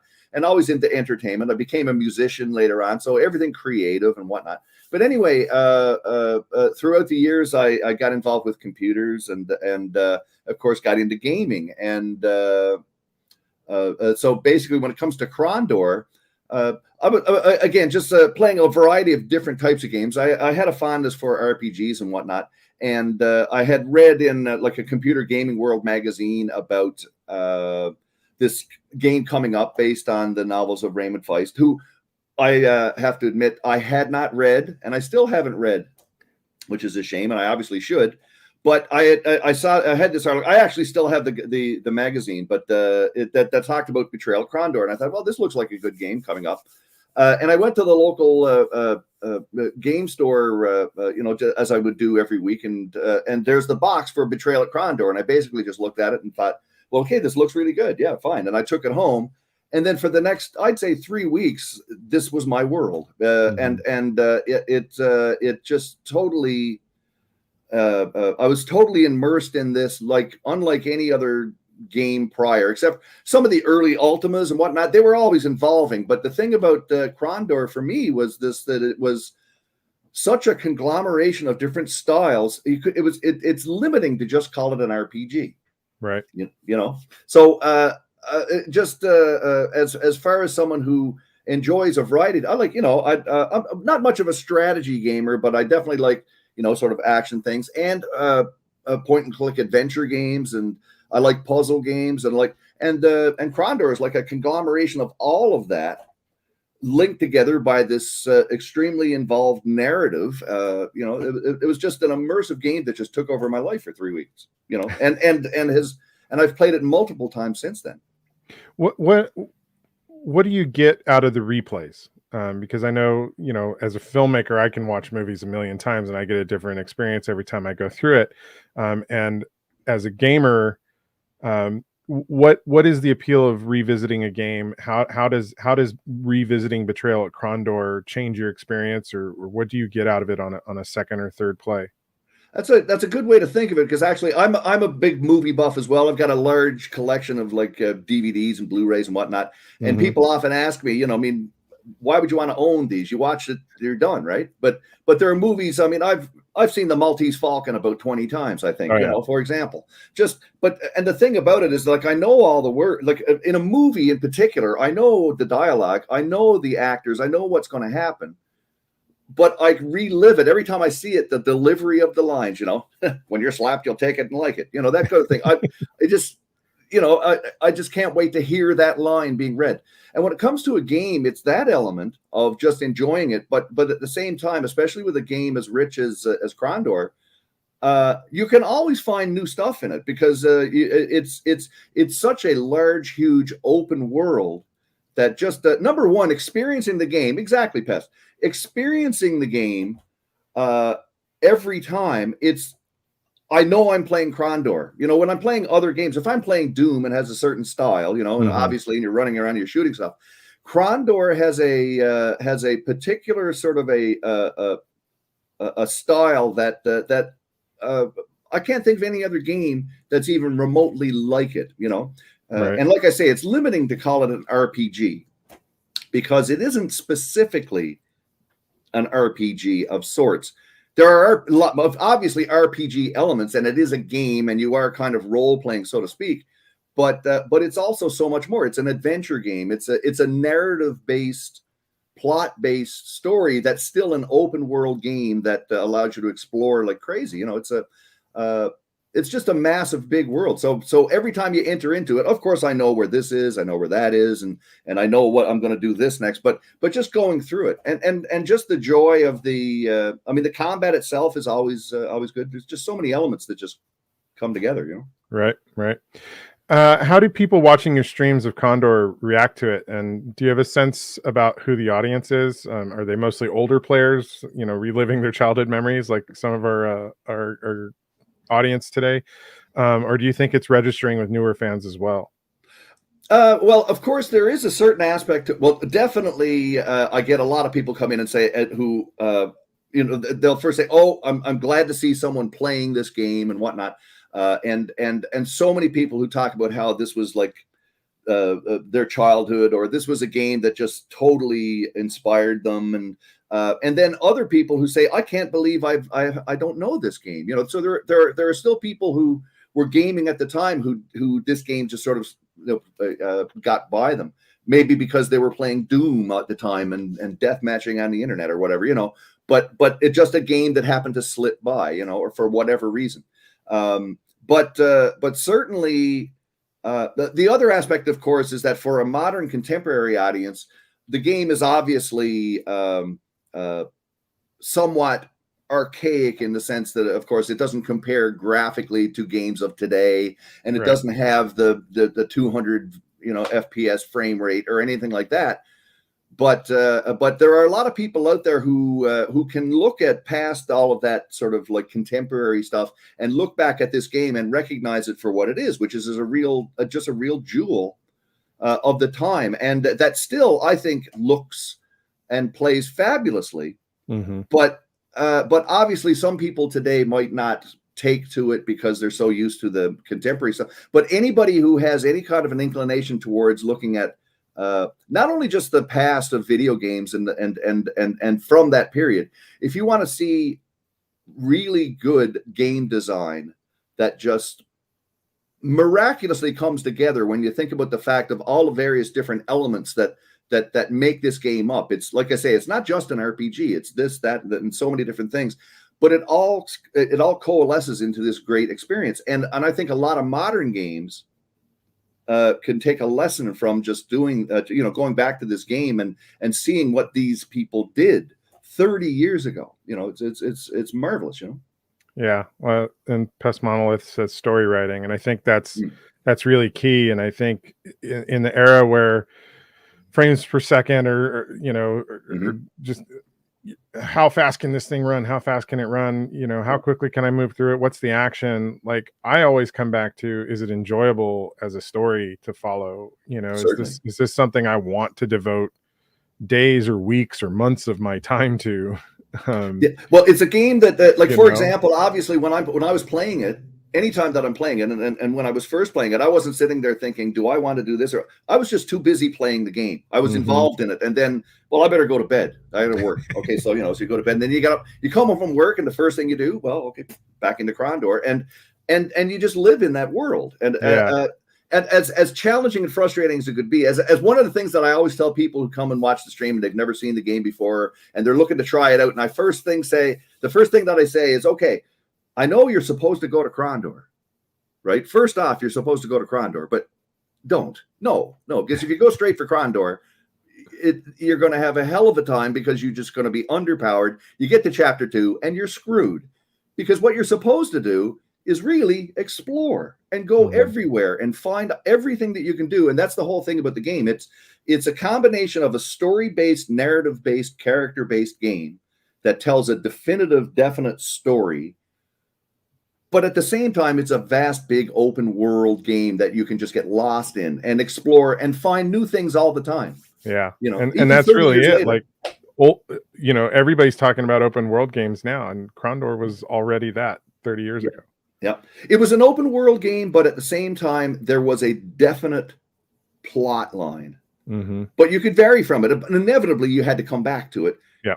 And you wanted to come back to it because you wanted to get, the story, which is the thing that makes the whole game really work, because everything has a meaning. Even when you're off on a side quest, it's still sort of related to the world, and it just sort of populates the whole experience, so that even though you're not on the plot, you're doing something that at least is related experientially or to the overall feel of the game. It's just there's no other game like it out there, really. Yeah. In my opinion. Yeah. Oh, you were saying about GOG. That was again, when I started to this goes a quick little story. This goes back to around 2015 when I realized that I had like a few hundred game boxes that were in my closet. I wasn't playing a lot of these games anymore, and I thought, well, I'm going to have to clear out some space. So I decided, well, I'm going to get rid of a lot of these boxes, and I'll keep the games though. But so I cleared these things out. And as I was going through this, and I thought, well, some of these games are probably available digitally, I suppose, if I wanted to pick them up. And that's when I found out about GOG, and that's when I found out about streaming and the whole idea that people I mean, I was living in a little bit of a bubble where I was a gamer going back decades, but it really didn't occur to me that that so many people had such a fun, I mean, obviously people like myself had such a love for this, but that there was such this vibrant community of people who still lived these retro games and whatnot, and appreciated all of the materials and boxes and the all the different magazines and everything else. And then I gradually got into this world, and just through my experience, and got into streaming, got myself a webcam, and I said, well, I've got a lot of these games here, and I can, games that aren't available digitally and whatnot. And but anyway, that's how I got to know GOG, and eventually started streaming on GOG. And I think a big part of any kind of a reputation that I've developed over the years is because of again, the fact that I didn't work in the industry, but I worked in a computer store selling video games for a number of years through the 90s. I was and I was back then, I wasn't just a child, not to disparage anybody who is, but I wasn't just a child who grew up in the 90s. I was an adult through the 90s, and I was an adult playing games at a time when it was kind of childish to be a game player. Now everybody plays games. Everybody plays games now. Yeah. So now here I am years later. I mean, I just turned 60, and I stream for people who are, all different ages. And getting back to Krondor, this is a game that, again, anyone who I think appreciates quality games, not just what's the latest and greatest, but anybody who appreciates quality games can look at a game like Krondor and be impressed by it, and the fact that when I'm streaming it and I get that response from people who either love the game because they grew up with it, or they never saw it before and are shocked that they missed it, or whatever. Yeah. So I understand you started a new replay of it on Twitch to celebrate Krondor's anniversary. Can you let people know where they can go to pick up on where you are so far, and let us know where they can continue the journey with you? Yeah, sure. And actually, I just got to Krondor. After spending 18 hours, I started there Thursday night and streamed for like 6 hours, and then last night I did a 12-hour extravaganza, which I'm glad is over. But anyway, there you go. But I, of course, a good example, when you don't just go straight for Krondor, I explored everywhere, went to the Dimwood, everywhere, and picked up all kinds of stuff and whatever. So I just got to the sewers underneath Krondor. So I'm not sure exactly what days I'm going to be doing it next week, but I'm going to be switching my schedule around a little bit to encompass these two, probably next weekend, I would think. But anyway, I am on twitch.tv/KilgoreTrout, and it's spelled, as you can see, with zeros and the underscore, because there's 1,800 million Kilgore Trouts on Twitch, probably. Well, thank you so much for joining us and sharing your experience with the game, and thank you for sharing it on your Twitch stream with the world. And absolutely, my pleasure. Spreading the joy of this game with the population. Really appreciate it. Thank you for taking my pleasure. I had no choice. I mean, I had to do this, right? Right. Anyway, thanks very much. Thank you, Kilgore. Appreciate it. And let's see. So we're a little behind schedule, but we're going to keep moving forward here. So we're going to play a video now.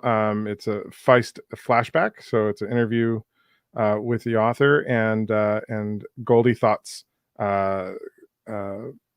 interviews as well. So I hope you'll enjoy this. I know Neil and some of the team from the panel are still sitting with us, and they're answering questions and comments in the chat. So please stick with us to the very end. I know they'll be here answering your questions and being available for all of you who are fans of this game and are enjoying running down the memories and the history of what really was a revolutionary game at the time and continues to be beloved by so many.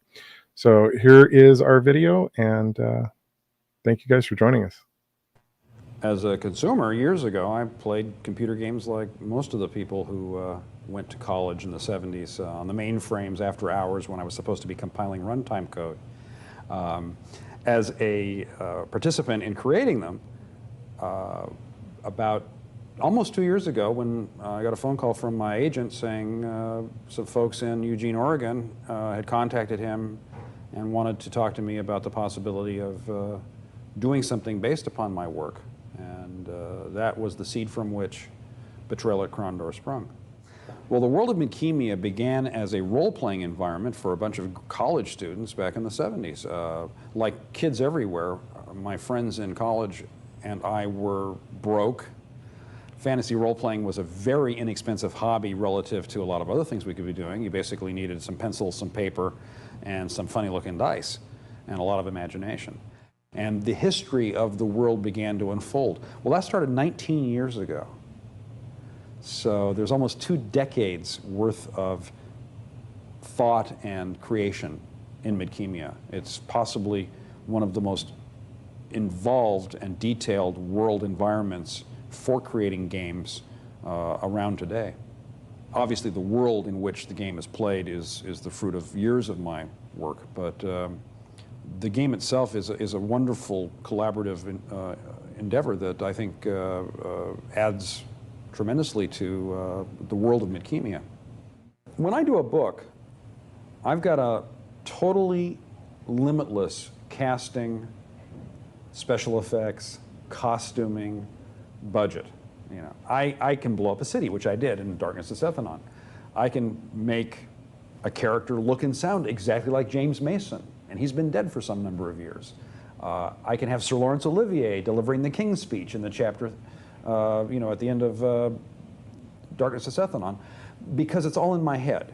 The characters in the game Betrayal at Krondor may not look exactly like I envision them, but that's fair, because what the reader of the book sees in their head doesn't match exactly what I envision. And their vision of that character from what I've described is just as valid as mine. Well, when I first played Betrayal at Krondor, it was a very odd, pleasant but odd experience to be encountering things in my world that I hadn't authored. It was surprising, and it was unexpected, and it was fun. It's interesting to see someone else who has some talent take your work and go do something original with it and bring it back to you, and to be presented with surprises. And I think that's the best part about it for me, is I was surprised by many things in Betrayal at Krondor. And of course, I'm never surprised in my own work, or rarely anyway. You know, I kind of know how the book's going to end when I start it. For the reader of my work, I think Betrayal at Krondor will be a welcome addition to the vast material they've already been exposed to. The fact that you're going back and visiting old friends is a lot of the appeal. It's new adventures with Jimmy the Hand and Prince Arutha, and some new characters, some people you've never met before. For somebody who's ignorant of my work, the game still stands on its own as a very enjoyable playing experience. What it is a novel, if you will, an interactive novel, that you are allowed to make decisions, where the author essentially turns to you on page 24 and says, fine, what do you want them to do next? And I think that's why it's a very different kind of role-playing game and a very different kind of experience for the readers. The action in Betrayal at Krondor occurs between the books Darkness at Sethanon and Prince of the Blood, about halfway between them, as a matter of fact. So for someone who's read the books, everything will flow very easily and be familiar. And for somebody who hasn't read the books, it's a nice computer game with some interesting environments and characters that maybe will interest them enough to go read the books. It's what's in any good adventure story. It's Robert Louis Stevenson's Kidnapped. It's Treasure Island. It's The Three Musketeers. It's daring do and adventure and mystery and magic and murder and mayhem and strange lands with foreign people and colorful characters. It's a Saturday matinee when you're 12 years old. It's a wonderful adventure. This is a kind of a fun game to put in the corner of your hard drive and call up every once in a while, just like it's taking a book out and reading it on a break and then putting it away for a while. The game is designed so that you have bookmarks. Literally, they call them bookmarks, where you can say, I'm saving the game right here at this point, at any point in the game. It's not one of those horrible, miserable games where you have to battle your way back to a particular location before you're allowed to save the game. So you can play it in little, teeny, manageable chunks, and it's a wonderful, rich experience.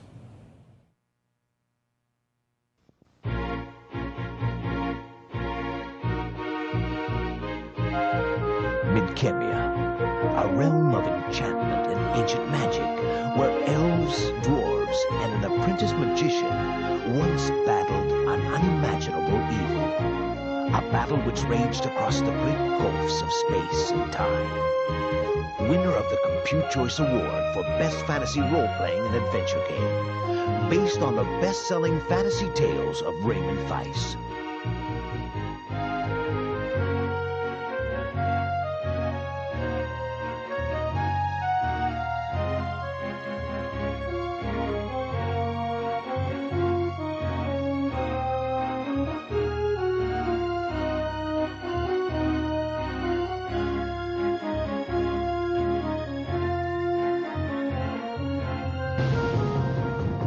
A revolutionary adventure of villains and heroes, magic and men.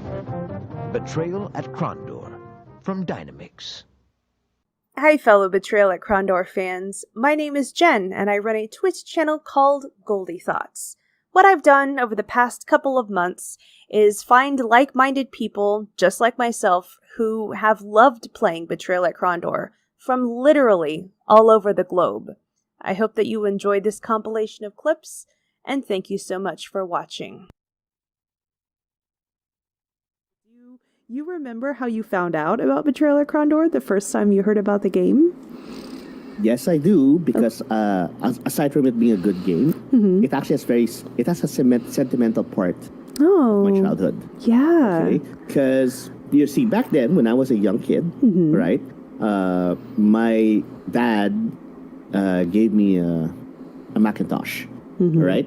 Okay. And I was a big gamer. I know I used to play NES and all that. But for anybody who's ever played a PC back then, everybody knows that the Apple didn't exactly have a lot of them. That's true, right? Yes. So yes. like my choices were considerably limited. So whatever games I had, like I really latched onto because that's all I had, right? So there were two in particular that I latched onto. The first was Indiana Jones and the Fate of Atlantis. Oh yeah, that's an amazing classic. Okay, yes. Yeah, and that was also my introduction to Scum system.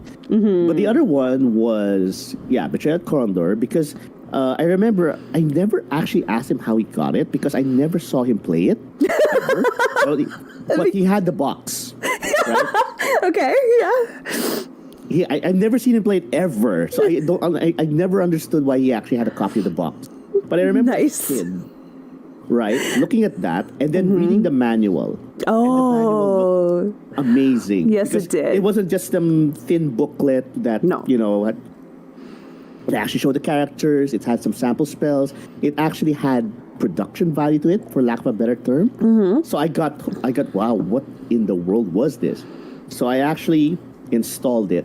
I'm pretty sure that I first came across it in Interaction Magazine, which was Sierra's company magazine, where they would promote all of their new games.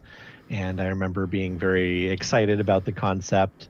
I think it was quite a bit later before I actually bought the game, because I was kind of like working my way through like we were saying, like King's Quest, and Quest for Glory, and a bunch of those sorts of things. I recall seeing an article about it in a magazine, game magazine, when I was like 11 years old, and I thought, oh, that looks neat, but I didn't think anything of it at the time until I remember my grandfather saw an ad in the paper of a guy wanting to sell some used video games that he played, and growing up without a lot of money, getting it used from a guy who doesn't want it anymore is the way to go. So my grandfather took me over to the guy's house, and we sat down with this person, and he talked with him for like a ridiculous amount of time about the games.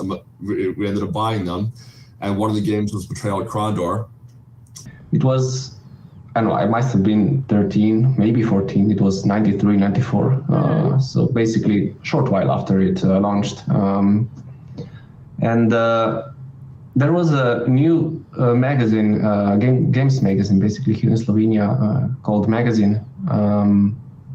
That was this issue that had Betrayal at Krondor inside. It was a one-page review riddled with mistakes. But back then, I didn't know anything about, the Midkenia, Mr. Feist universe, these types of games. But the review was really, really inspiring. And so I basically tried to get that game in any way possible. Back then, here in Slovenia, piracy was quite still a big thing because legal copies you could not get, at least at the beginning. And I'm ashamed, but that's what I did. I dialed up a number of a local pirate, and he sent me 6 discs. Of them, which one of those was damaged, the last one, so I could not play it. I called again. He sent me that disc again. It was damaged again. And Oh my gosh! That maybe I felt like I wasn't destined to play it. It must have happened 3 or 4 times before I actually got to install it. But then I in the same magazine that was an ad for basically a shop selling legal games, and that was Betrayal Krondor in there. So I grabbed it. It did not have a box. It was just a CD, a manual, and map. But that's where I installed it, and loved it ever since. I did not understand because I literally found this. Well, actually, it was my grandfather's game. Remember, I was a kid, and he was just buying Sierra games at the time, and his experience with finding it is this game was recommended to him. I think he went to Babbage's or Electronics Boutique at the time, and they were like, this game is getting a lot of recognition in magazines, oddly enough, which is how you found it, Damian, through a magazine as well. So he was like, all right, I guess I'll get it. And then he took it home because it was his hobby. It was just doing CRPGs at the time. And I pushed him out of the chair and I said, this is now my game. No, I'm playing, not literally, but how was he to think this like 12-year-old girl would be interested in this like text-based like fantasy CRPG? But that's just what happened. But the weirdo. Yeah, what 12-year-old's like, no, I know, I want to talk about armor and swords. The very, very first time, my very first thought of playing that, and bear in mind, before I say that, please bear in mind that this is the mind of a kid, like a really young kid who doesn't know any better. But I remember thinking, this game sucks. Yeah, it's right? like heavy reading a lot. We'll get into that later. Heavy reading. Yes. But not just that, but I remember complaining about why is the mana system relying on the health? Like the wizard already is pretty weak, and you're telling me that to cast my powerful spells, I had to, use whatever little health he had. Yep. And I remember really complaining about that. But then as I went on, obviously, like I said, I didn't really have a choice. I began to appreciate the nuances. Like, I realized, wait a minute, the reason why I was always complaining about the health is because I always maxed out the fireball, the flame cast, and so of course you run out of health. Okay, I had to pull back a bit. I had to be smart about it, and the more I played it, the more I realized I appreciated it. Like I appreciated the complexities of it. And then as I continued to play other games, and then and eventually, finally, I got a PC and played other RPGs, and then I always went back to it. Not necessarily because it was necessarily a better game, at least in the context of games, game mechanics, and gameplay loops, but the fact that until now, I have not played a game like it. Yeah. And I'm not exaggerating. Like, even to this day, I cannot think of a single game that's like it and its sequels, quote-unquote sequels. Yeah. I guess. Yeah. Right? So there was a Return to Krondor. Yeah, Return to Krondor and Betrayal and Tara. But yeah, and I kept thinking, like, yeah, like that. I think that's one of the reasons why I really appreciate it, because to this very day, I cannot think of a game like it. Yeah. Chapter 1 is so vast. You can access most of the map in Chapter 1. You can go to places that you're not meant to go to, and even with that, the developers put time into having things that you could do in these areas right from the beginning. and quests that you can start in chapter 1 or chapter 2 that lead on later into other follow-on parts later in the story. Like, things are not static. You will go back to places, you will do things back in these places, and you will see the consequences of things you have or have not done. Yep. What you said spawned someone's interest in chat. Artemadoris is saying so you could actually clear an area and it stayed clear. Yeah, it did stay clear, and it although if you in between chapters, the certain areas would repopulate, right? And but also if you solved something or killed something in one chapter, then it would affect it in the next chapter. For example, I remember that encounter in the Dimwood where there were scorpions and someone trapped in the house, right? If you got rid of those scorpions, I guess the next chapter, I'm not sure what happened, I forgot, but it had repercussions. Yes, it did. I forgot as well. Something, I think there was a poisoned well, I want to say as well, behind the house. Something like that, but I know what you're talking about. If you revisit it in another chapter, there was a different dialogue. I remember. You're right. I think if you did not solve that combat encounter in the first or second, I don't know which chapter you went back there in chapter 4, I think, or chapter 4, I think. Then that person was not there. Maybe was dead. I don't know. I definitely enjoy Betrayal at Krondor's combat significantly more than Planescape Torment. Yeah, all the Mortals and the blue cloaks. So I'm like, oh yeah, no, those are the bad guys. I used to take it out when I was a kid. That and the pirates with the little red bandanas.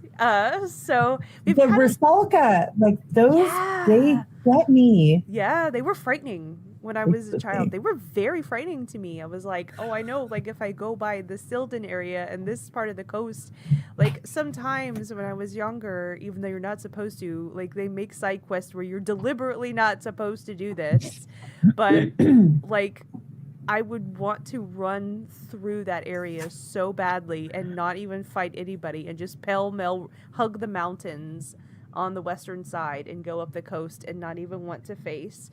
But they make it to where you have to encounter Rusalka and fight them because that's the only way like you can feel better or whatever and have to go back to the temple. So it's like, okay, but I mean, there's a couple of scenes that were pretty scary. There was a few horror elements in the game. I remember, I'm not going to get it. Okay, wait, I have to think. No, I won't say certain things, but going into the Rusalka, that was a little bit horrific because there's this no spoilers. I didn't beat it yet. No, you're right. I was like, oh goodness. There's one scene where you go into a fisherman's hut in there and you get like your fortune told by this lady, and she turns into a Rusalka and you have to run outside and fight her real quick because she was sad about like losing her daughter and she communicated with spirits and now they inhabited her body. So yeah, there's definitely a little bit of horror element in there that when I was playing I was like, this is really scary to like an 12-year-old kid. Yeah. I was going to just bring that particular house up in an example of how even the spooky elements are very nuanced. And then the opportunists who are taking advantage of rumors of these things to extort higher prices and things like that. Very nuanced, all of it. I remember encountering the Nighthawks was always terrifying. Yes. Especially when they would rise up from the dead as black slayers. Yeah. First Nighthawks mention. I had someone talk about the Rusalkis with me, but absolutely the Nighthawks I thought were incredibly intriguing when I first encountered them. I'm like, I want to learn more about this cult. Like they seem so sinister and amazing.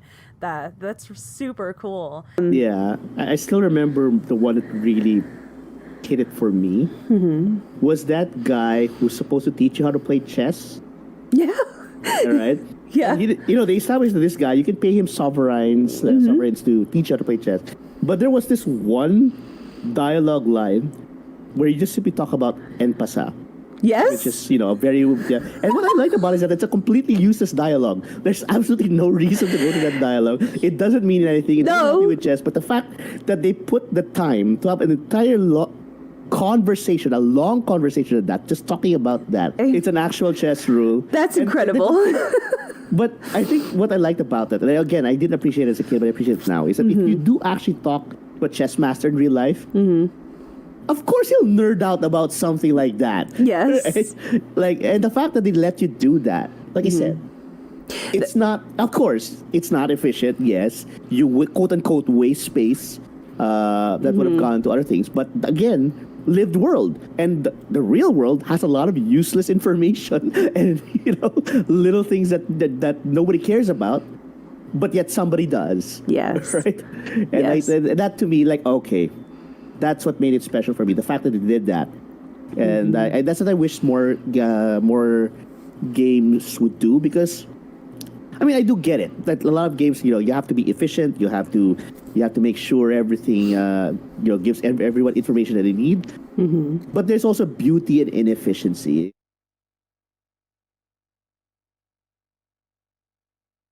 The little details here and there is what I appreciated, and Krondor has that in spades. So anyone who's played it, like that, despite the fact that the dungeons are literally just corridors, right? Yes. There's nothing, right? Yes. The swords, even basic swords and kingdom armor, they took the time to write a paragraph explaining what it is. Yeah, like the difference between like the Grey Tower armor, which is the dwarven armor, versus like the regular kingdom armor, versus like, okay, and I'm not even going to go into that Guarda Revanche like sword that came out of a shell that was extremely interesting. Like, what the heck? Right? It's got more backstory than half of the freaking characters do. Yeah, like the kingdom sword, it's just literally just a basic sword, no powers behind it. None. And yet they took the time to write a paragraph about the history and the culture around it. Yeah. Okay. Yeah, or the mortal lamprey swords are different than the kingdom swords. Like, it's like, okay, that's crazy.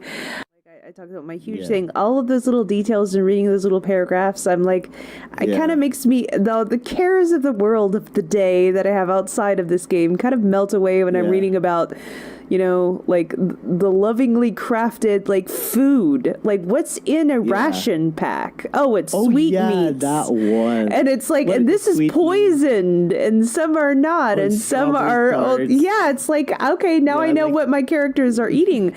Sometimes, a lot of people that even write in a book, it's like you stopped to make camp and you had like some lunch. It's like, well, what did you have for lunch? I mean, this game like literally went into what is in a standard kingdom ration pack, which begs the question, if you're from somewhere else, do you have other things? Like, it's very interesting. So I agree with that. The definite immersion. It's what makes it special for me is it is just absolutely packed with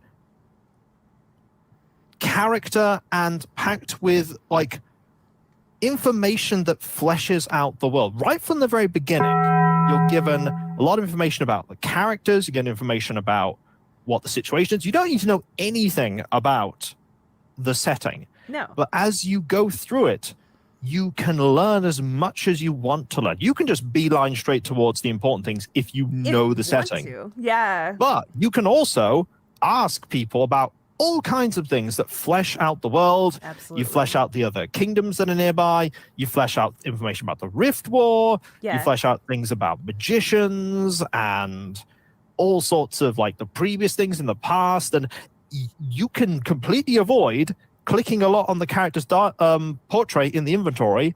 If you don't do it enough, you will miss the entire backstory of every character in your party. Yes, I didn't. You don't have to have that.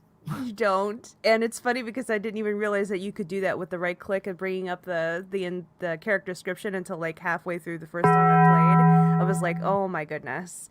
So Thrithland, who appears to be a pretty good fan of yours, is saying, good thing that Kiko never approaches games in a straight line, and it's coming across. I do not know. And some people get to the point it's like, oh, you like, I get it. You're just running around doing this stuff. Can you please stop? And I'm like, no.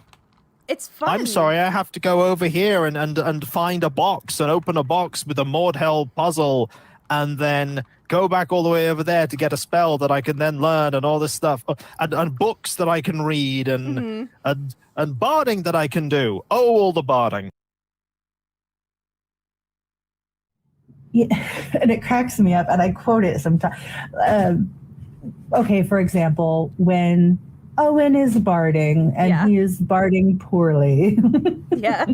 And I just, sometimes when, I'm on Facebook or we're in a gamer group or something and I'm chatting with people and they say something off the wall, I want to be like, out, out, out, And I have done that and it just makes me laugh. And I'm sure nobody gets it. It's like the most obscure reference, just saying out, out, out. But that's where I'm going with it. Owen, please learn more than one song.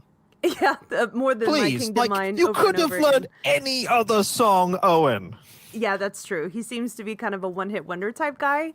But that one hit, but you get to 100 barding, they'll just throw money at you. Yes. Like humans, Maud Hell, doesn't matter if you're trying to infiltrate and sneak away. You go to their tavern and you just sing This Kingdom Mine and they'll throw you 300 sovereigns. It's the only song in all of Midkemia, so people love it because they don't have music otherwise. Cav2K there has just reminded me of the April Fool's joke I did for 2022 with the This Kingdom Mine ad. What'd you do? For Owen's, Aeon Toll animated one of those spoof-like infomercial adverts for ordering Owen's This Kingdom Mine album. Oh my god, I've seen that. I've actually seen that, and that was hilarious. I commented on it. Fantastic animation of that. That was it was playing on he only has one song. Owen Belford, live as you've never heard him before, with his newest collection, My Kingdom. 27 tracks of melodious melodies that will leave you spellbound. Now you too can despair thy eyes as you experience the wonderful singing voice of Owen Belford. Owen has played to raucous applause in all the taverns of the Isles, and now he can play in your home. My Kingdom also includes a very special performance with his longtime friend, Jimmy the Hand, on the tin whistle. If you ever own one Owen Belford album, it has to be this one. Grab your phone and order a copy today. To order your copy of Owen Belford, My Kingdom, call 1-800-468-5883. That's 01800-HOT-LOOT. Alternatively, send your gold sovereigns with a registered delivery rider to the address on screen. Offer not available in the Northlands while stocks last. Songs contain no actual magic.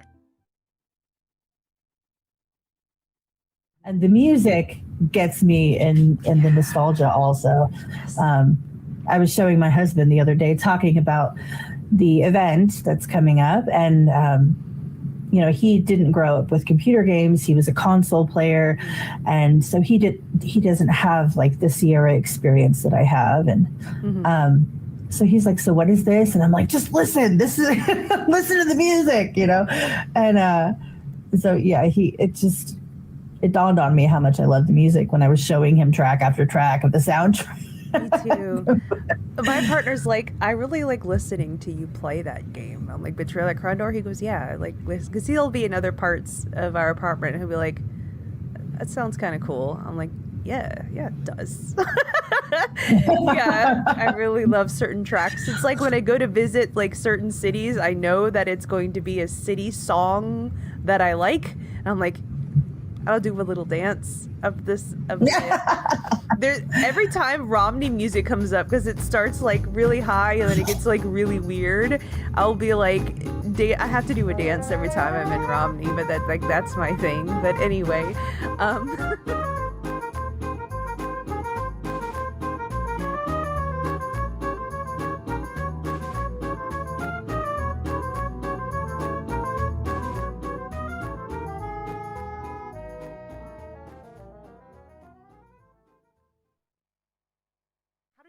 about like all the text-based game during your gameplay experience, and this is unique to you because you're a content creator, you're a YouTuber, so not only do you have to read it for yourself, but you also have to read it and make that appealing to an audience that's watching you. So how did you feel about that, and how did it set it apart? I loved it. Okay. I love things like that. I love the game giving me a wall of text because I'm like, yes, I get to read this entire wall of text. Did you do voices? Oh, yes. I remember you did. You know how Jimmy the Hand is meant to be quite young? Yes. Not when I voiced him. This was Jimmy the Hand. I don't know why, but this voice kind of stuck for the entire game. It fit with the model character as far as I'm Just concerned. It's like, why? But I loved reading it. I loved reading the prose. The music as well did a great job when it was a cutscene one for setting the scene. But it's just great giving voice to both the what's happening and the characters. I think that game would have lost something with all that text from having voice acting. And I'm glad it didn't have voice acting. That's a good point. Yeah. Nowadays, if that game had been made, it wouldn't have had the prose. It would have. That's true. They would have. Well, would have animated the actual cutscene, which, while great, you would have lost the things that a novel has. It's sort of almost like a halfway house of you get the gameplay of the game, but you also get the prose of a novel in the actual thing, even if it is just Jimmy has gone into this building, met a woman, and then her husband has punched him in the face. Yes, that's a real thing that happened. It's a real thing that happens. Just you don't know which house it's going to be, but then you get punched in the face. Just the detail that's put into the storylines, the fact that it's a little bit darker, it's more adult. I'm not saying it's inappropriately adult-like or anything like that. Though I do recall one priestess everyone seems to love. Which isn't bad, you guys. It's not a bad thing. It is a little more gritty. It's a little more adult. I love how every interaction is almost a short scene. And it's all through the writing that these encounters happen. You stumble upon this barn and you investigate the barn. The characters grin to themselves, and it's all very detailed, and it wraps itself up nicely in a bow.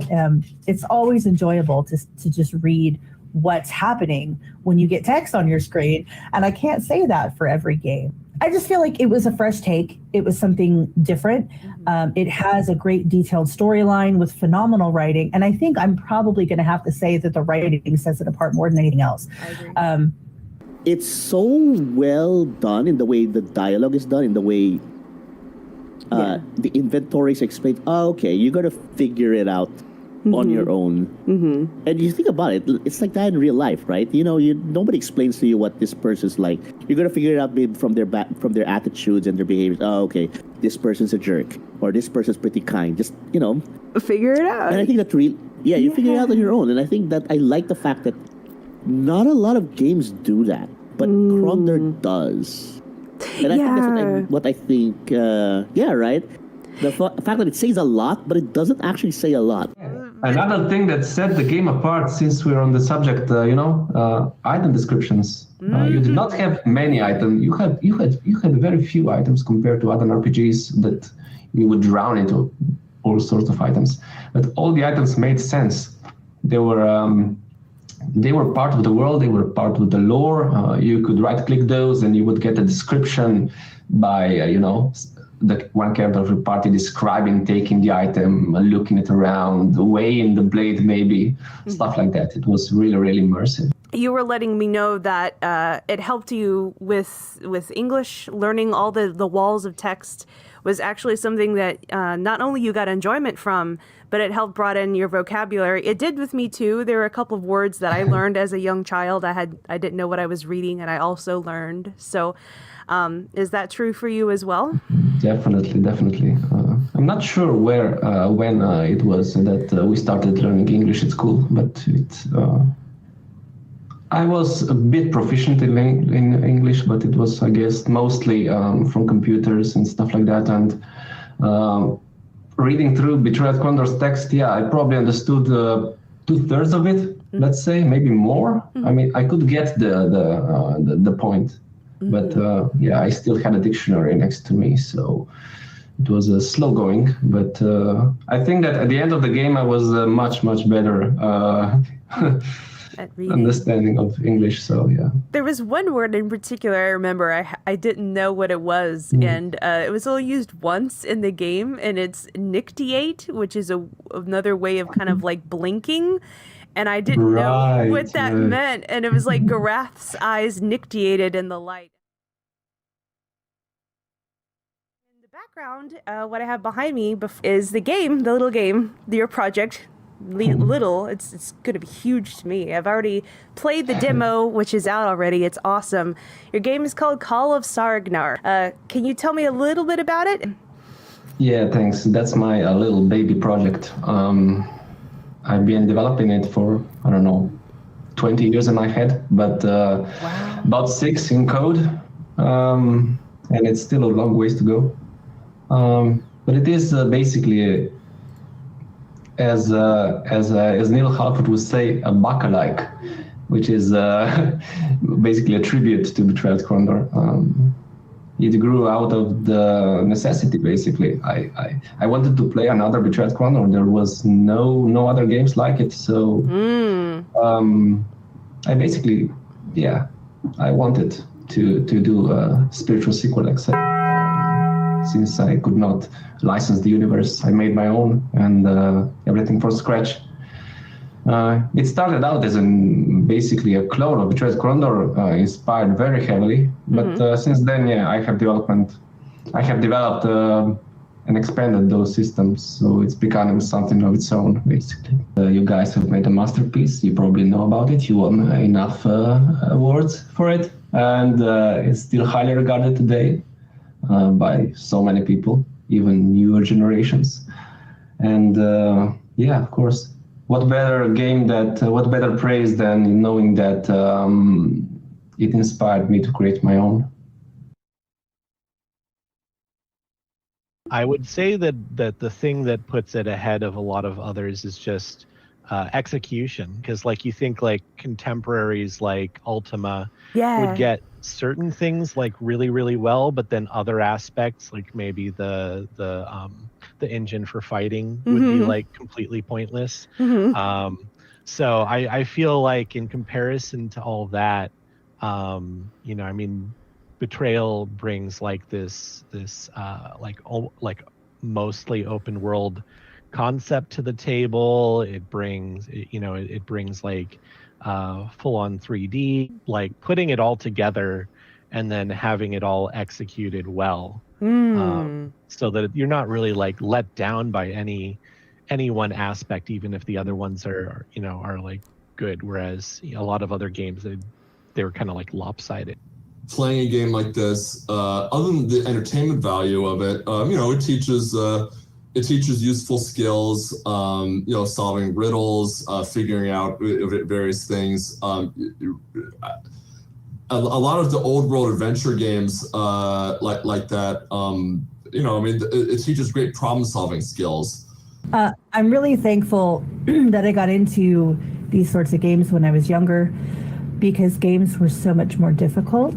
So I don't know if I would have had the patience to really discover a lot of the games I used to play if I got into them much later, which is really a shame. And it probably says something about society. It's very well put together. The music is great. When you have a great story and a great music and great writing, like you can't possibly go wrong. And I think that Betrayal at Krondor went super right. It's everything, basically. Krondor is a cocktail of so many things done right in a package, Very rewarding exploration, Wherever you went to nooks and crannies, you would find those lock chests, world lock chests. Those are something of its own.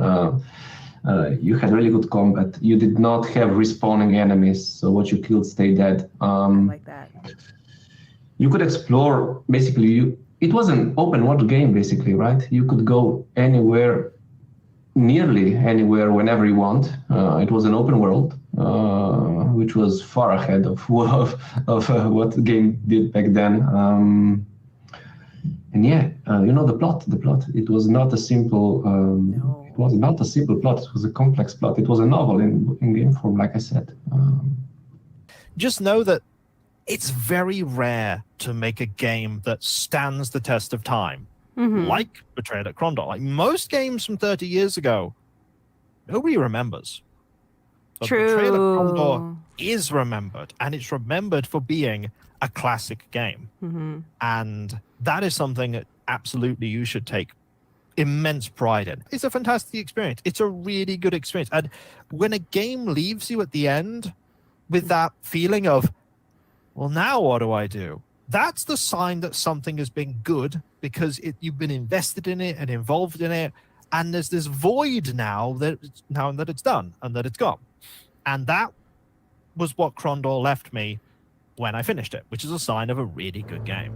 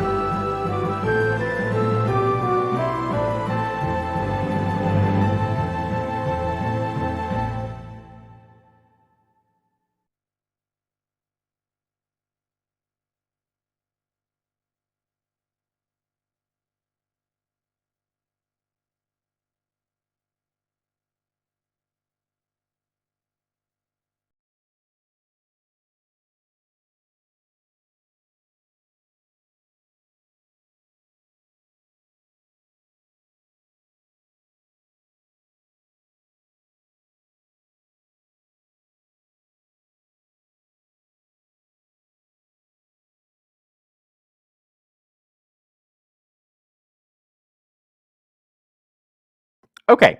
Sorry, let's try that again. You just missed all of my incredible jokes. I just feel terrible. So I was joking about that before. You think that after all these years, after all of the pandemic, that we would all know better.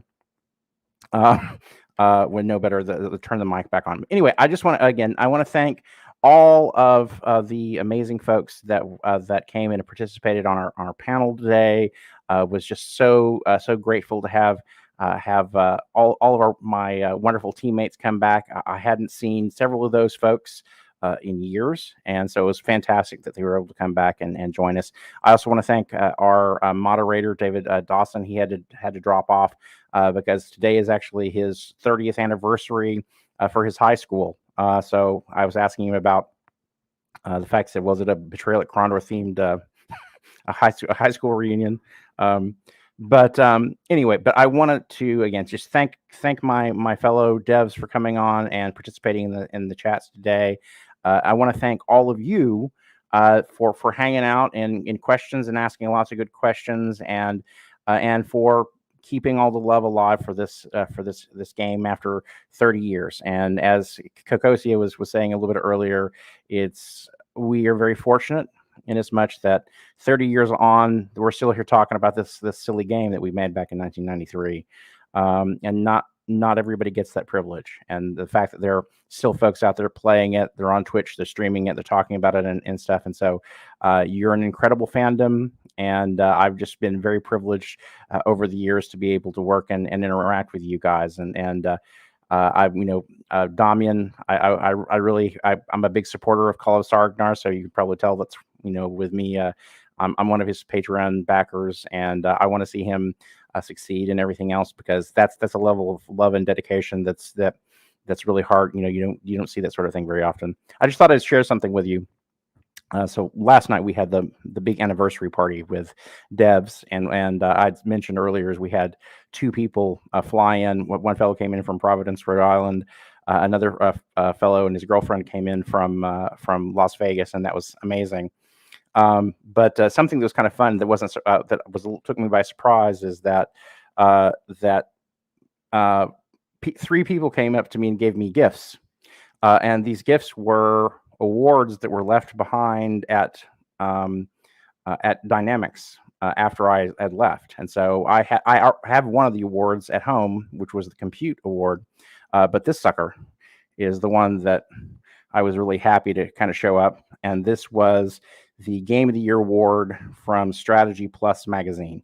And there were two awards that I didn't even remember we'd won.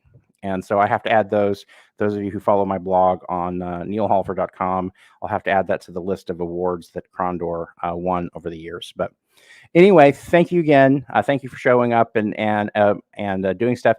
We're going to rebroadcast this on Kilgore's channel probably in a few days. I'm going to try to make myself available to answer more questions as we do the rebroadcast. As always, if you follow me on Facebook or Twitter or Instagram, always happy to answer questions or take comments or whatever. Anyway, thank you all. Have a wonderful afternoon. If any of you happen to be near Portland that are watching this, Jane and I are actually going to run up and hit Powell's for a little bit because you know that I'm a book fiend, and so we're going to go hit the world's largest independent bookstore that's up in Portland. So we'll be up there in a couple hours. Anyway, thanks for watching. Take care, and until next time, I'm Neil Halford and Betrayal of Krondor 30. Thanks.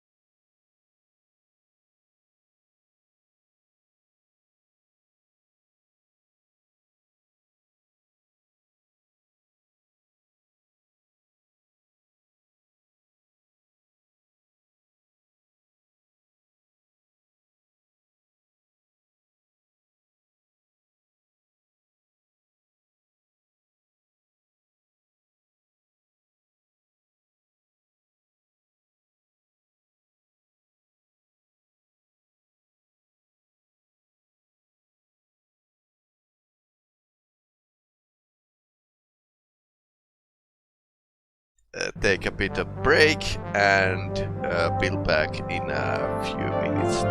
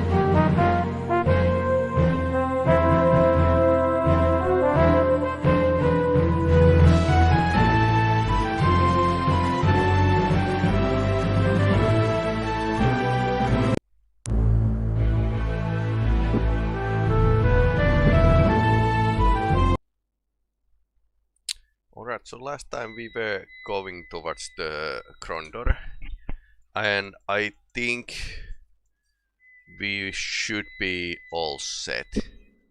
Meaning that these guys have enough experience, they are not pushovers anymore, and they can hold out by themselves in a fight. Owen could practice a bit more defense. But anyway.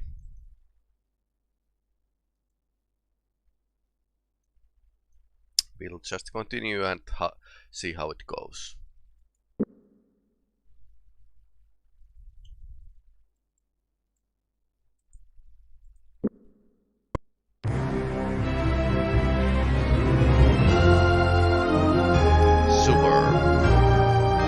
Leclerc led the way down. Twice he nearly lost his footing on the treacherous climb, but at last they arrived safely to the precipice of rock below the northern gate.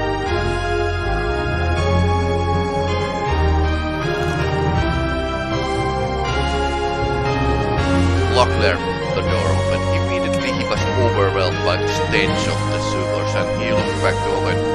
For his advice, smells awful down there. He said, "Are you sure you are ready to go?"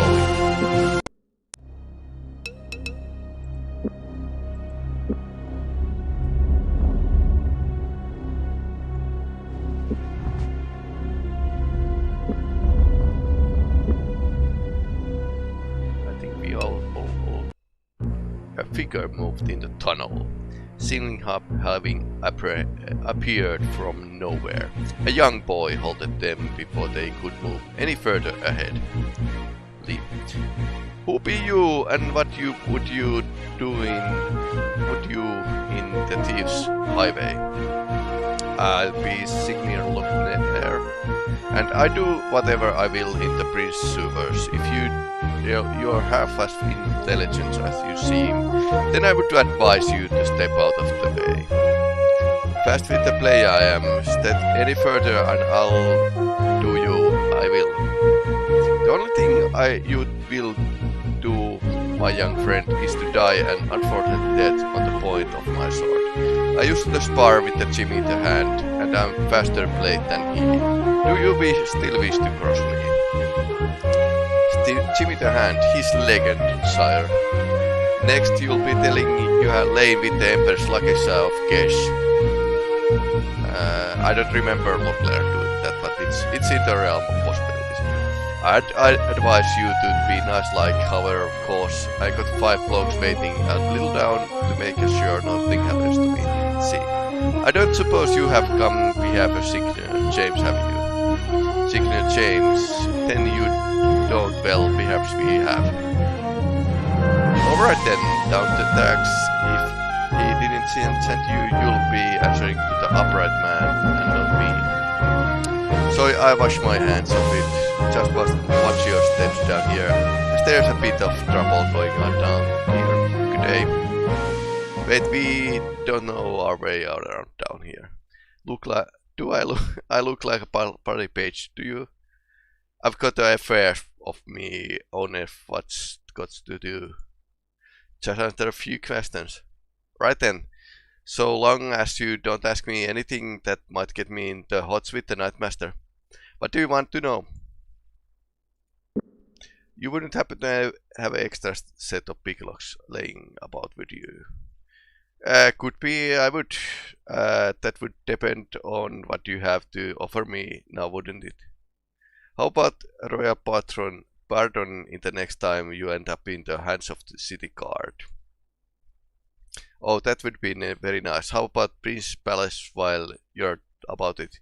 I would have cockle head and 3 pence sword to buy on it, fibbed like you just told. No quicker than you are out of highway, and you would be have forgotten it in a mocker minute. You'll have to do better. How about gold? Well, that's a language. 25 gold sovereigns, take it or leave it. Yes. Deal. I'll hand over the money before we leave. Then you will not mind me handing over a picklocks until I have the money, will you? That's fair, isn't it?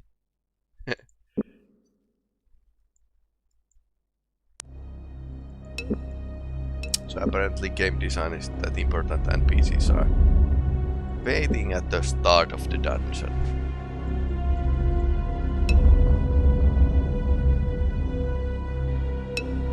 Now I noticed that this has actually different textures for the dungeon than the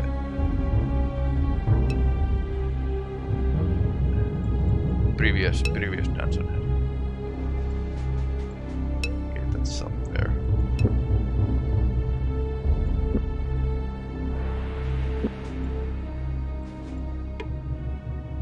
The ladder disappeared in a small dark hole in the ceiling, climbing several rungs. Cora turned up to the others and called down. There's a lock crate up here, shall we try to open it? No. I don't think we are going to need to open the locks down here.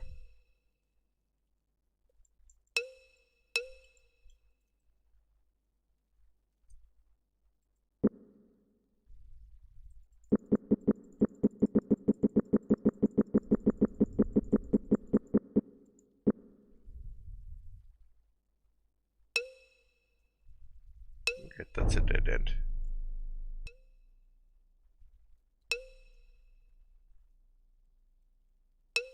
Yeah, this is a bit like Eye of Beholder, but the freedom of movement is actually here.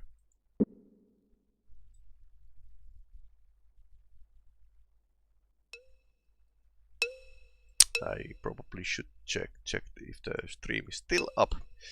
So we'll see.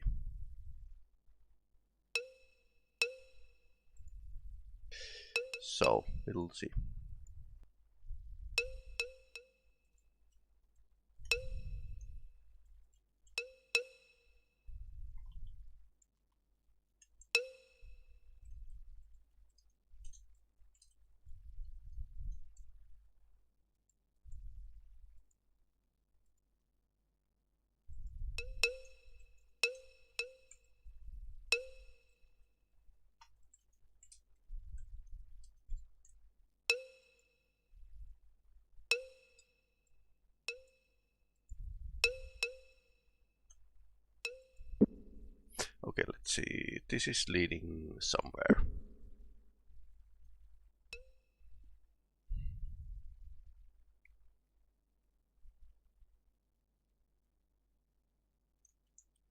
Okay, there's dead people. I can see dead people. Well, that's not a really good sword.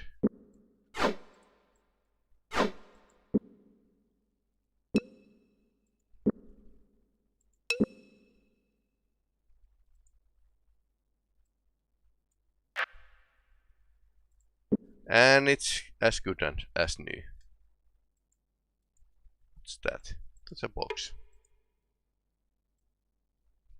How much do we have? Rope 12. I don't think rope did grow on trees in this game, so... Oh.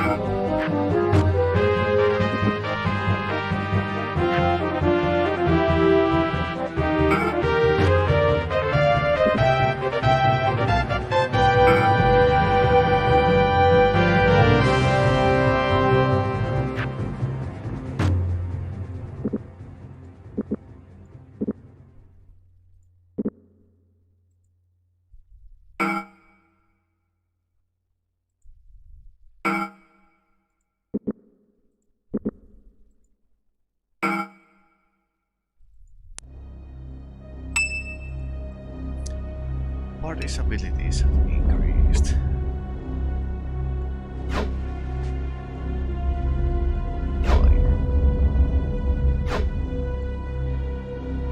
That's pretty okay approach.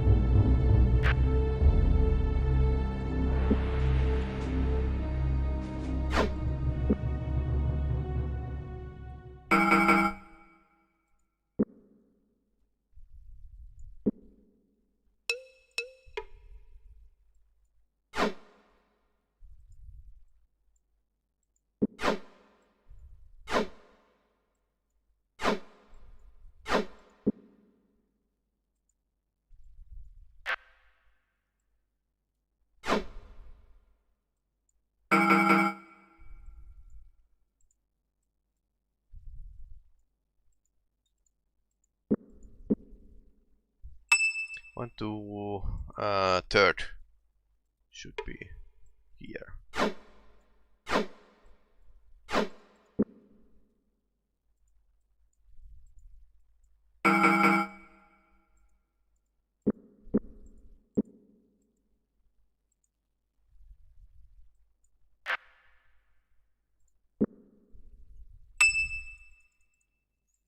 Okay, time to get back to the shop, basically.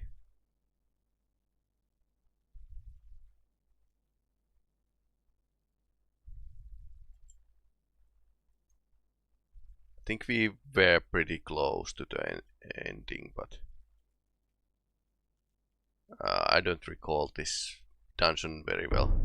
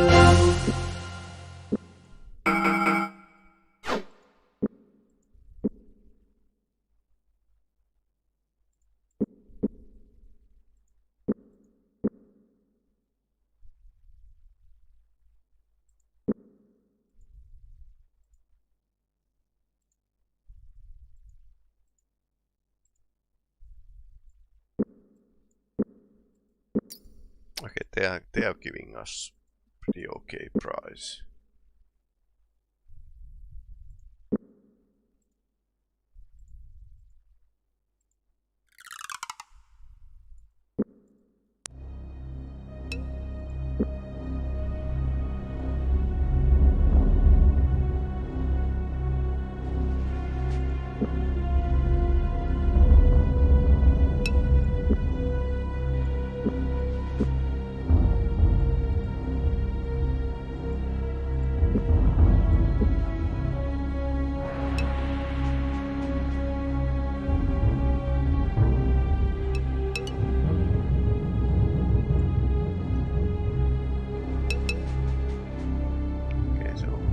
There's people about.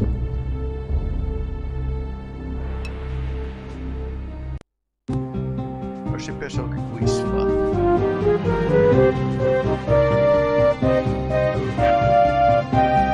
Okay, there's a chest here.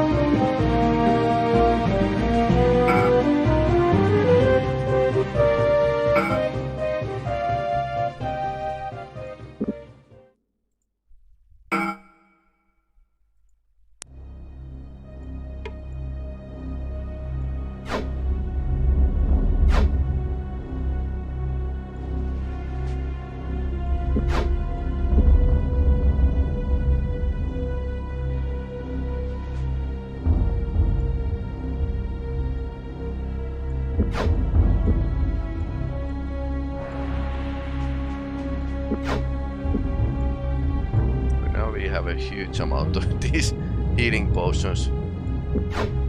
Haven't really used them.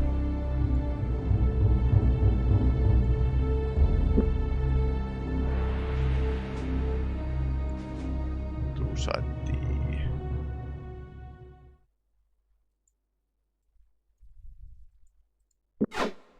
I suppose he's going to need it. I don't mind of having these potions with me. It's not like they are growing on the trees, so.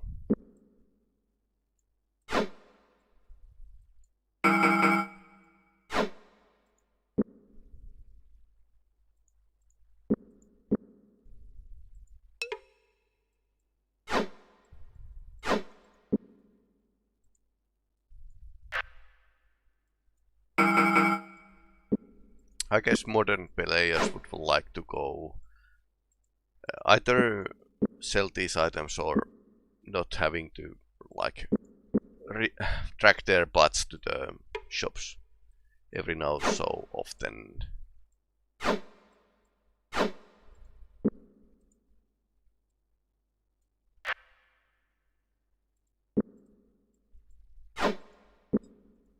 What's this? Flame root oil.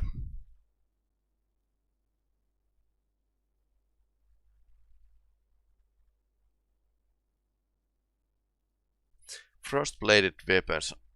I wonder who's actually using frost-bladed weapons. I mean, really, does that even come to the play at any time?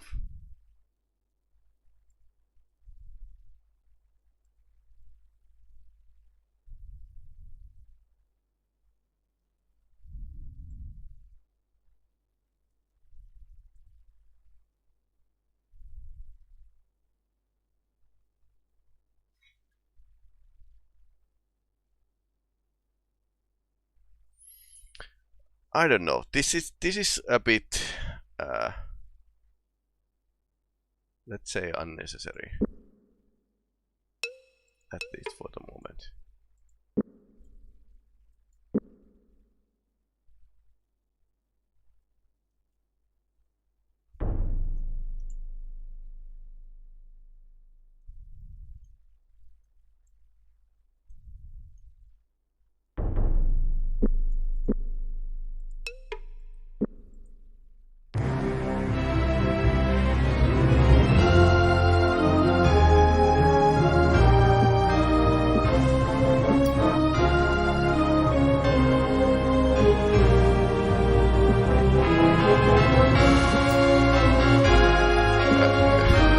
The game is pretty good because you have space for loot. Now you know.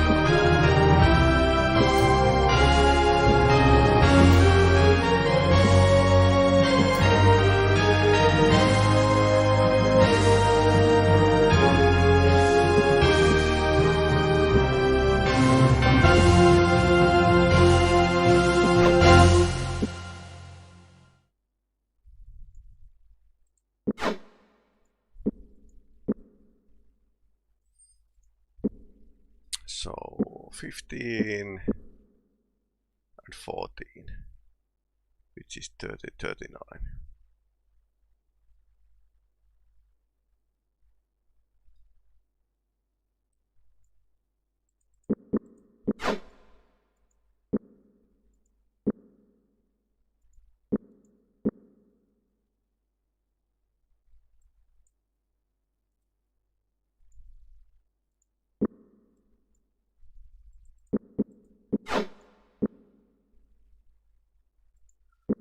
to 14.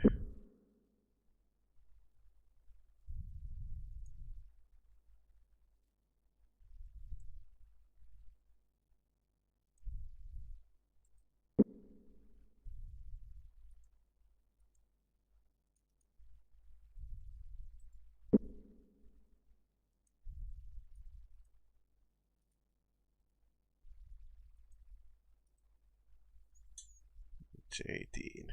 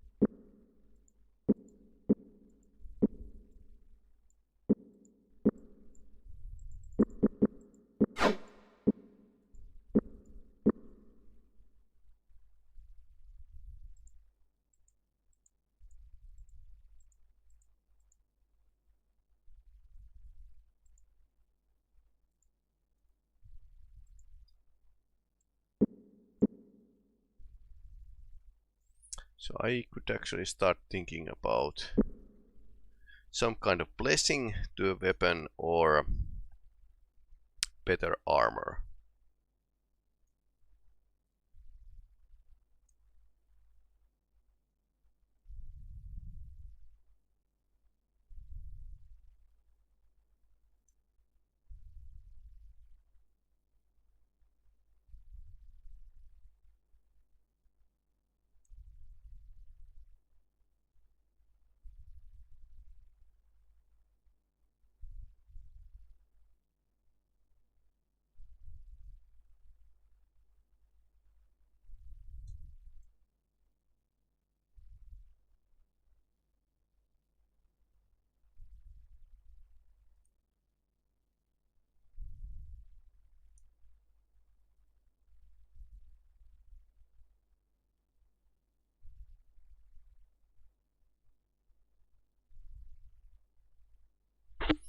But then again, it's premium gear that you should actually get the blessings.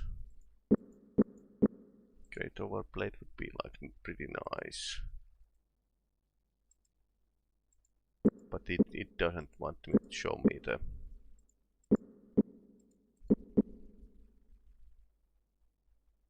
And it's rather expensive.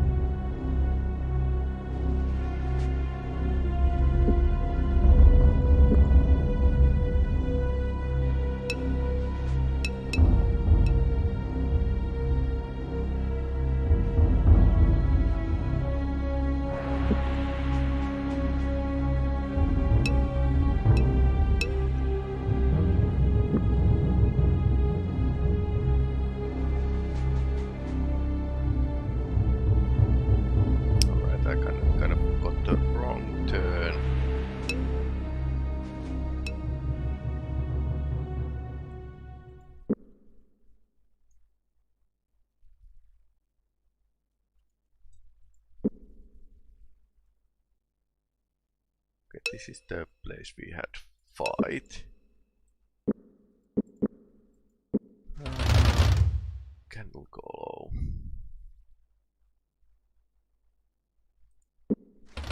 Well, if we ever run out of the torchlight, it's trapped. Oh no.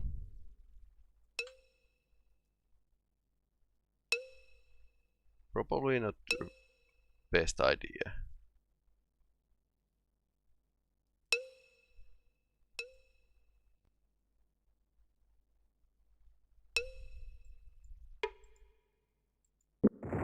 Ouch.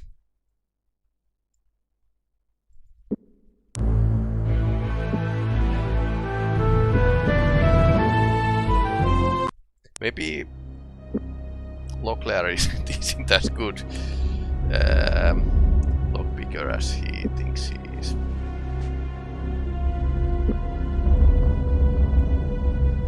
Using. Yeah, he's using that. Okay, that can blow up.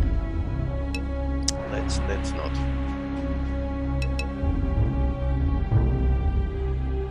This is going far.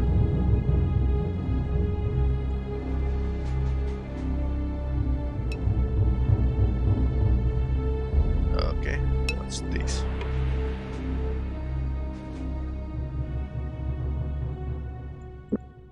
Alright. Warning sign, basically.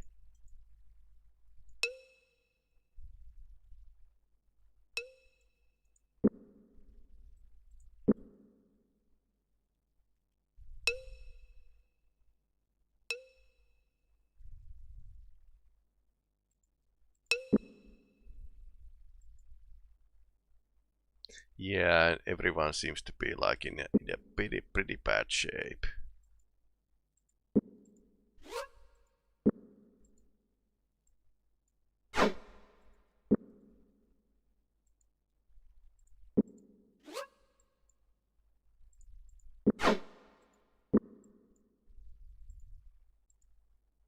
Okay, can't combine these two.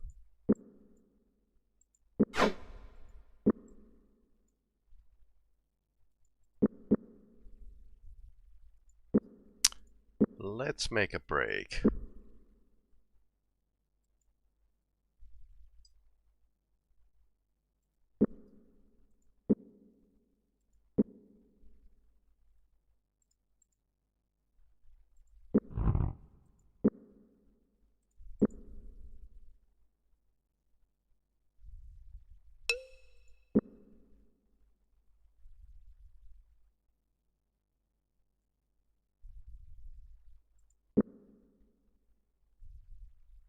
Okay, these are the guys I actually killed some time ago. Let's first go through the whole dungeon. Shall we? There's one opening here for the experience points. Let's put it that way.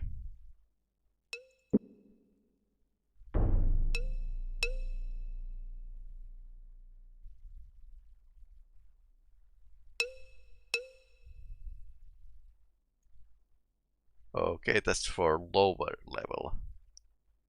Interesting. Maybe we shouldn't go there. Okay.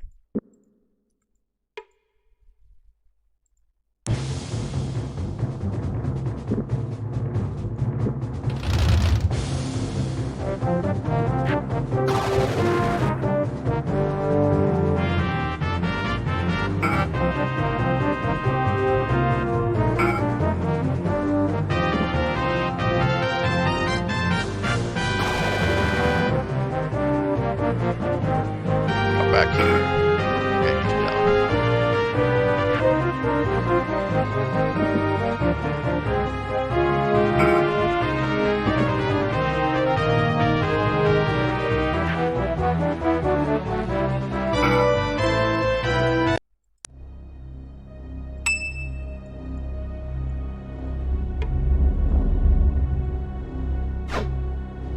Silverthorn. Again.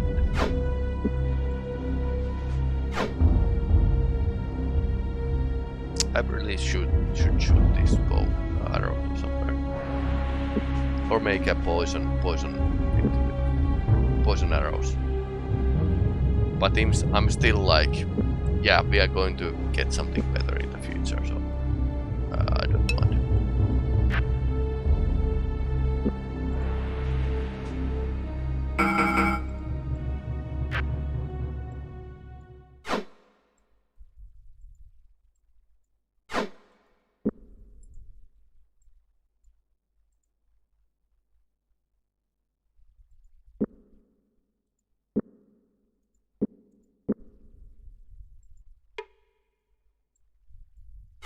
Okay, some special arrows. Tyranny quarrels. Tyranny quarrel was long, very nearly the length of the man's forearm, twice the heavier than standardized mid-Kemia varieties. Twin barbs swept back from its laminate point and were meant to worry victims' wounds, including bleeding and eventually death. So these are not as accurate.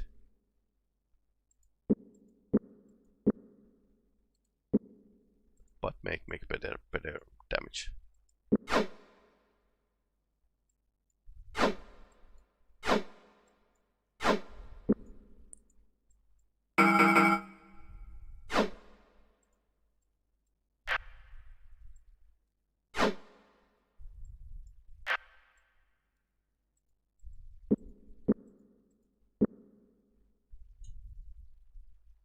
Yeah, and these definitely do take some space.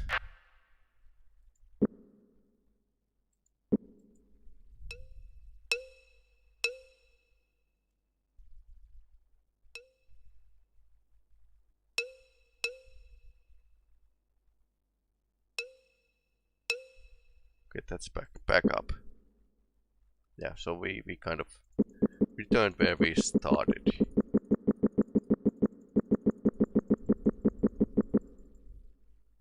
So let's take a left and search that this. Then again, we are not close to the entrance, so we could go to the, because there's finally a short way to the shop.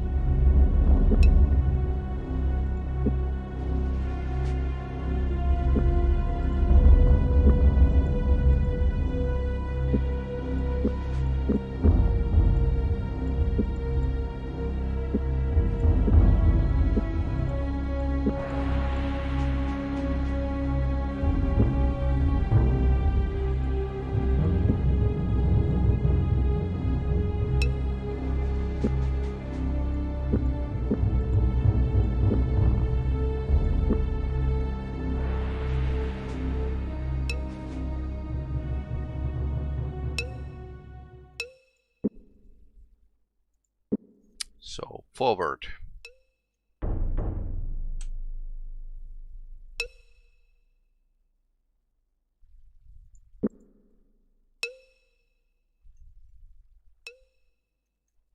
Another chest. Ouch.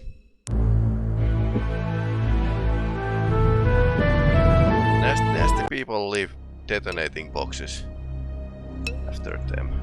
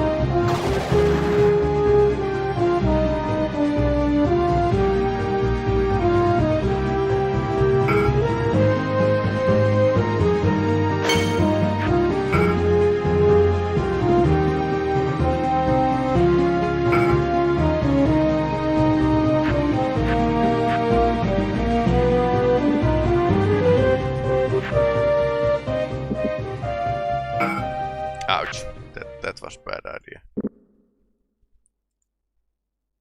Let's not rest during the fight, shall we? Unless you don't have any enemies. But one. And you want to mock them.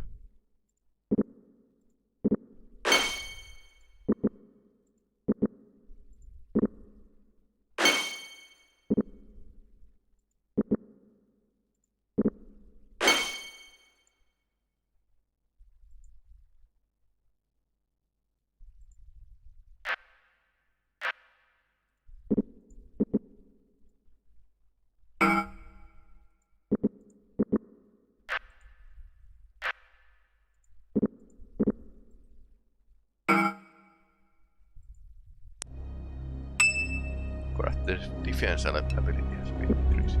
That's okay. 52. So I guess he's getting better. He's a grade badass, but the problem is that he's getting old. Oh, that's most likely. most likely explanation.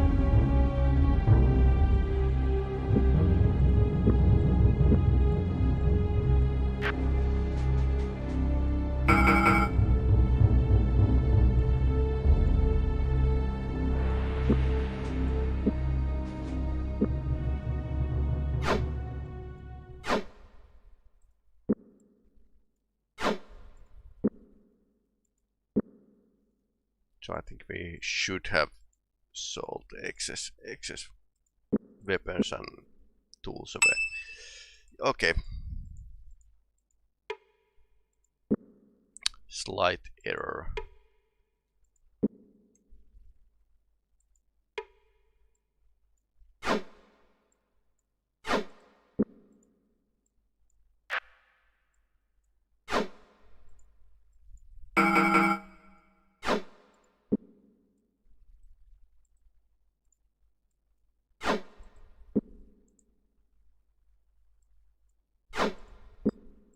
Can we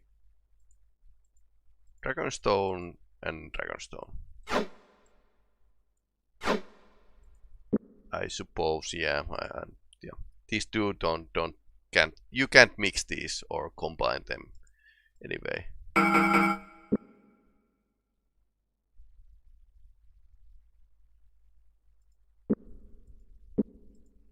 Sad truth of that.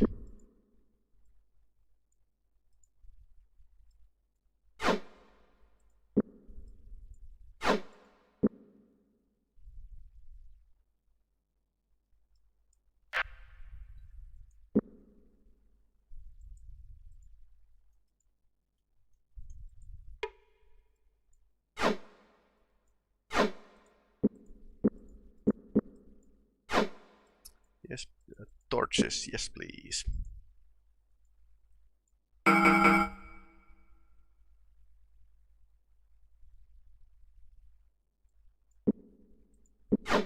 have actually too much food with us. We don't need this much food. Anyway, even if it spoils or not spoil. We are not going to need it.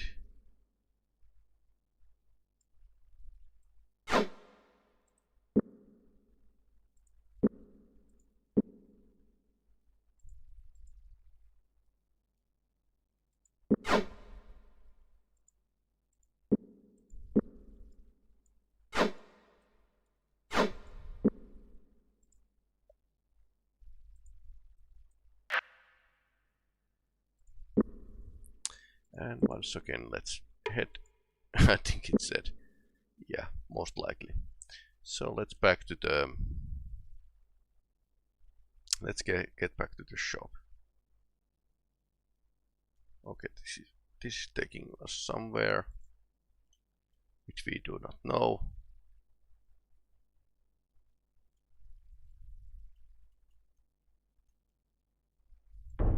This is pretty Dungeons and Dragons that Capital has actually a huge dungeon underneath it.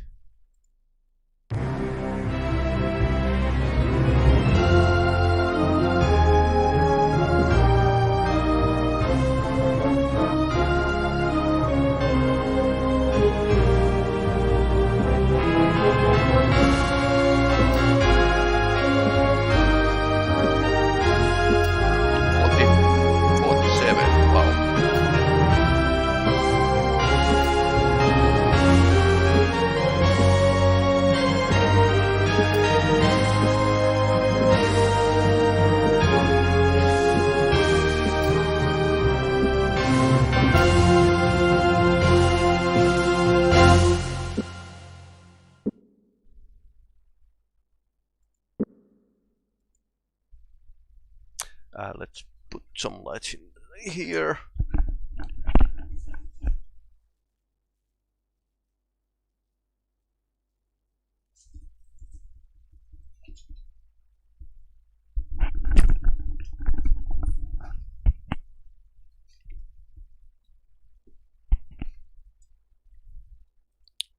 Let's get back to the sewer.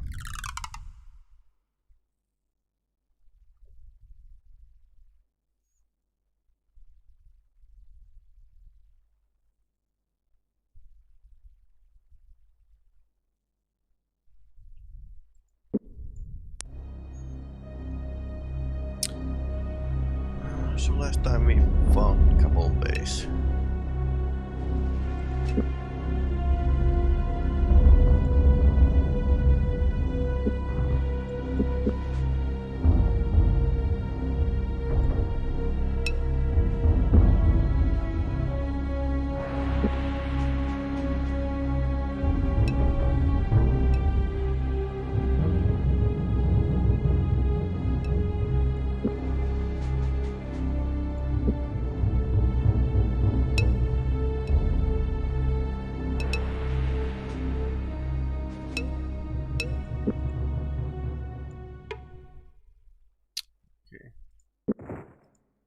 Why everything explodes to my face these days?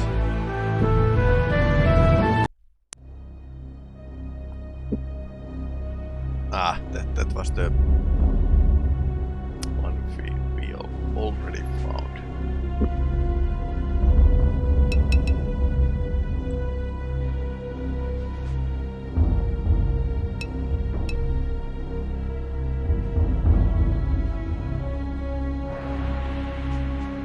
Corridor is going 2 ways, so.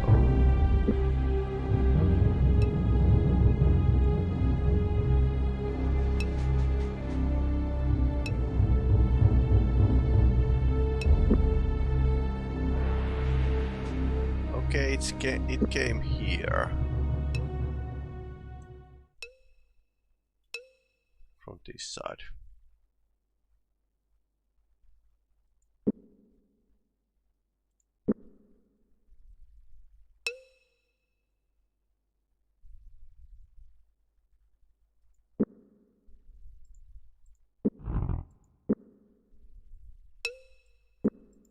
It's probably going to explode. No, there's something worthwhile inside.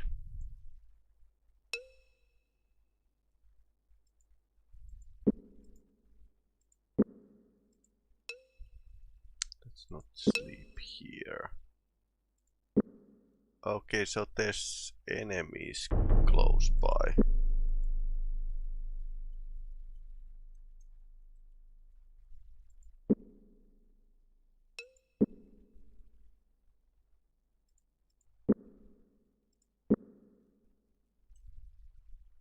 So it's probably there in the next room or something.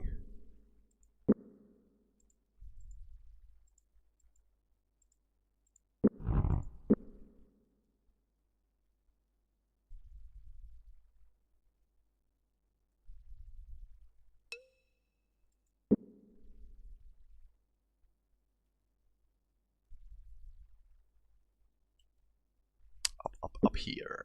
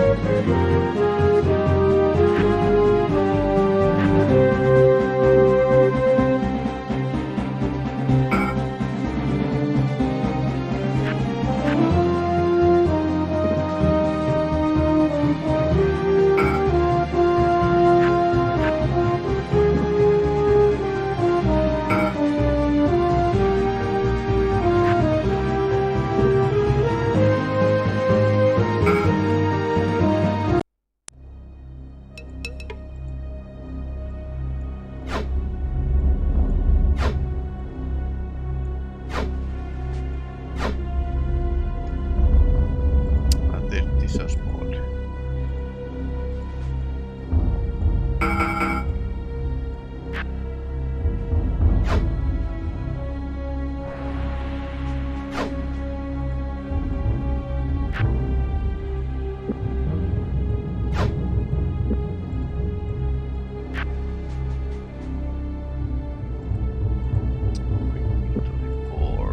He has huge amount of rings.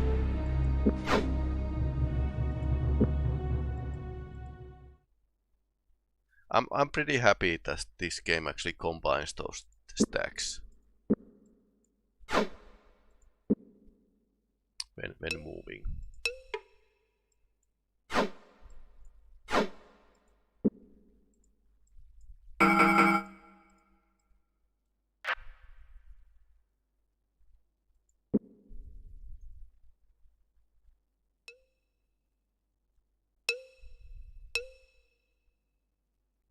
I think those are all ladders are all ways to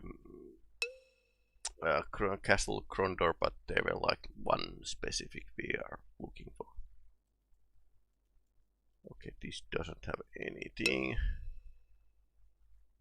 Okay, here's our first bit of doom.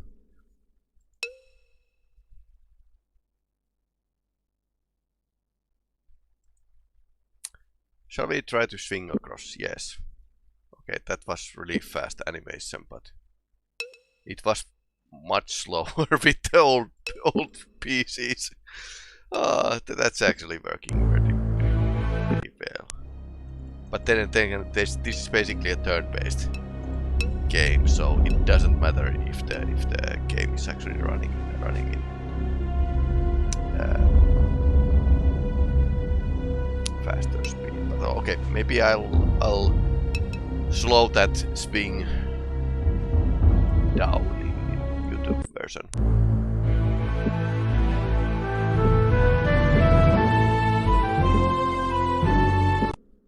What I'm doing.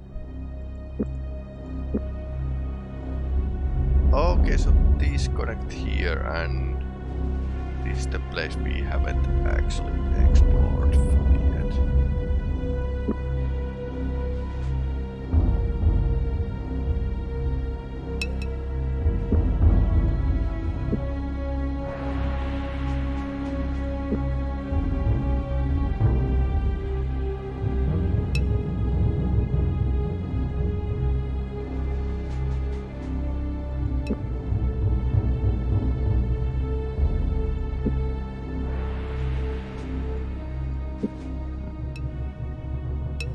Like they said in a developer's interview, this was made for the base of the flight simulator. So the engine can actually handle of different levels. Although they really didn't actually use the verticality aspect here in dungeons. So these dungeons are like 2D basically. But they could have. I mean, this game could have had like larger dungeons, but the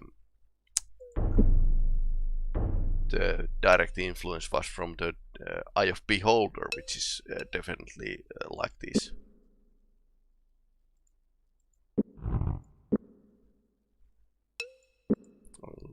Representation is quite similar.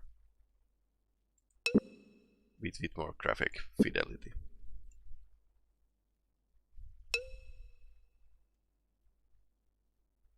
Okay, and that's the end of the trip.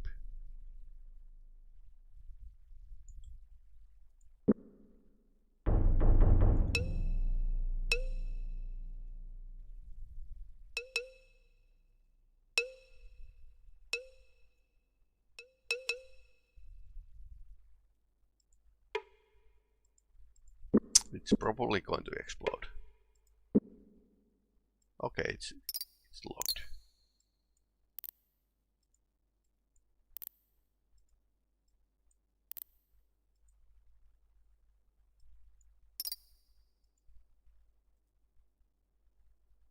Probably Jimmy the Hand could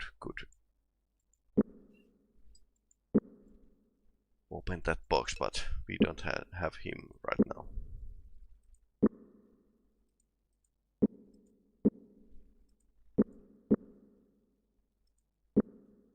Couple sets armor. Nothing fancy with us. So let's go and get the Jimmy.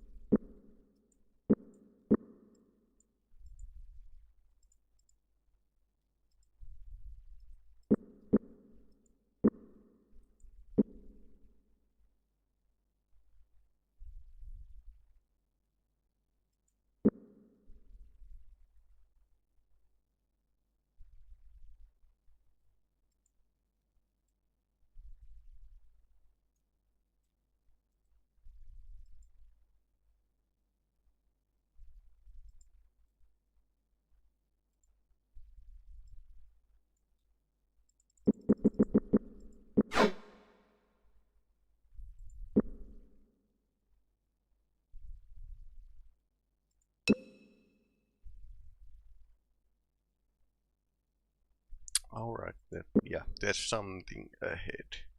And it's a dead end. Okay, so nothing to see here. Definitely nothing.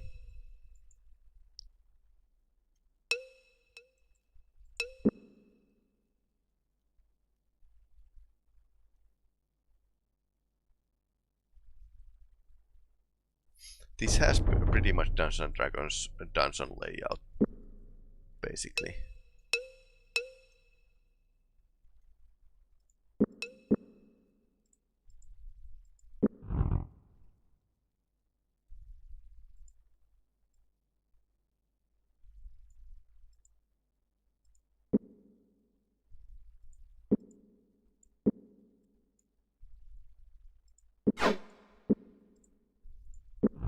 Okay, apparently you can't give a torch that is burning to another character.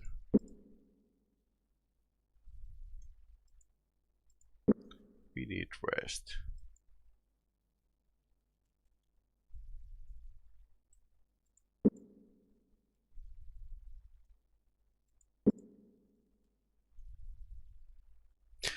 Something whistled.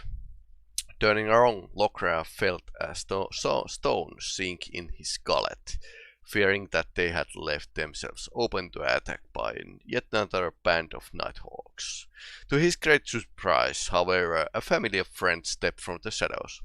What a 12 cast, Lokla, you're here.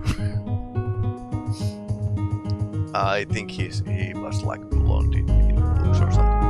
It's just like you, Jimmy. I haven't seen you in 7 months, and then I rescued you from the band of Nighthawks, and the first thing you want to talk about is my bloody hair. Change of hair color. What is going on around here? The front gate is smashed, and there are Nighthawks losing the supers. Not Nighthawks, imposters. Someone has been trying to convince Prince Arutha that the Guild of Death has re-established operations here in Krondor and is using the supers as a hideout, hoping that the Lancers will come down and clean out the place. In doing so, I think whoever is running this game hopes that Lancers will root out the mockers when they are at it. What? Take out the Guild of Thieves doesn't seem likely. From all things you have told me, free your days as a mocker. More to the point, we know that a few of the Nighthawks escaped from me, but we smashed them up after that affair with Princess Anita. Telling about the poisoning of Princess Anita, Silverthorn. They certainly won't dare tread Krondor streets for a while yet. I have been tracking around down here trying to find out more when I ran into those fellows. So why have you come back so soon, Krondor Loki? I thought you were going to be gone for 4 months or so. I've got bad news from the Northlands. Looks like Dark Brothers are stirring again. They raised Murmandanos battle standards over Sarsagoth, and there's Peli-Rami gathering to attack the kingdom. This Mordor used to be one of their clan chieftains, something of a hero during the Rift War. Against Tsurani too, I thought Prince Arutha would be interested talking to him. I don't like this, Loki. The Mordor stirring again in the north, and some was mimicking the Guild of Death. My pump trouble says that things are going to get far worse before they get better. I assume since you are down here that you are trying to get to the blast the way I showed you a few years ago. Yes, I was thinking I would have to pry off the crate somehow, but if you have key, it would save me a great deal of trouble. Still on me. It's all yours. I can find my own way into the palace. I'm going to creep around while longer down here and see if I can unravel this particular mystery. Suit yourself. For one, I'm anxious to get out of this hole. Come and get me for breakfast tomorrow after I've spoken to Prince Arutha. So now we got the key.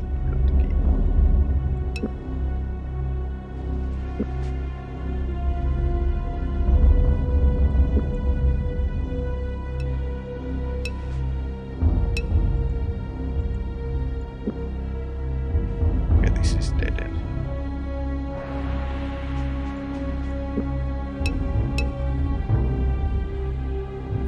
There's a ladders, and this is where we are going to save.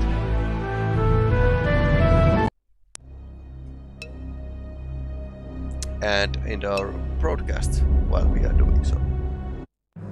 So thanks for watching Betrayal at Krondor 30th year anniversary broadcast.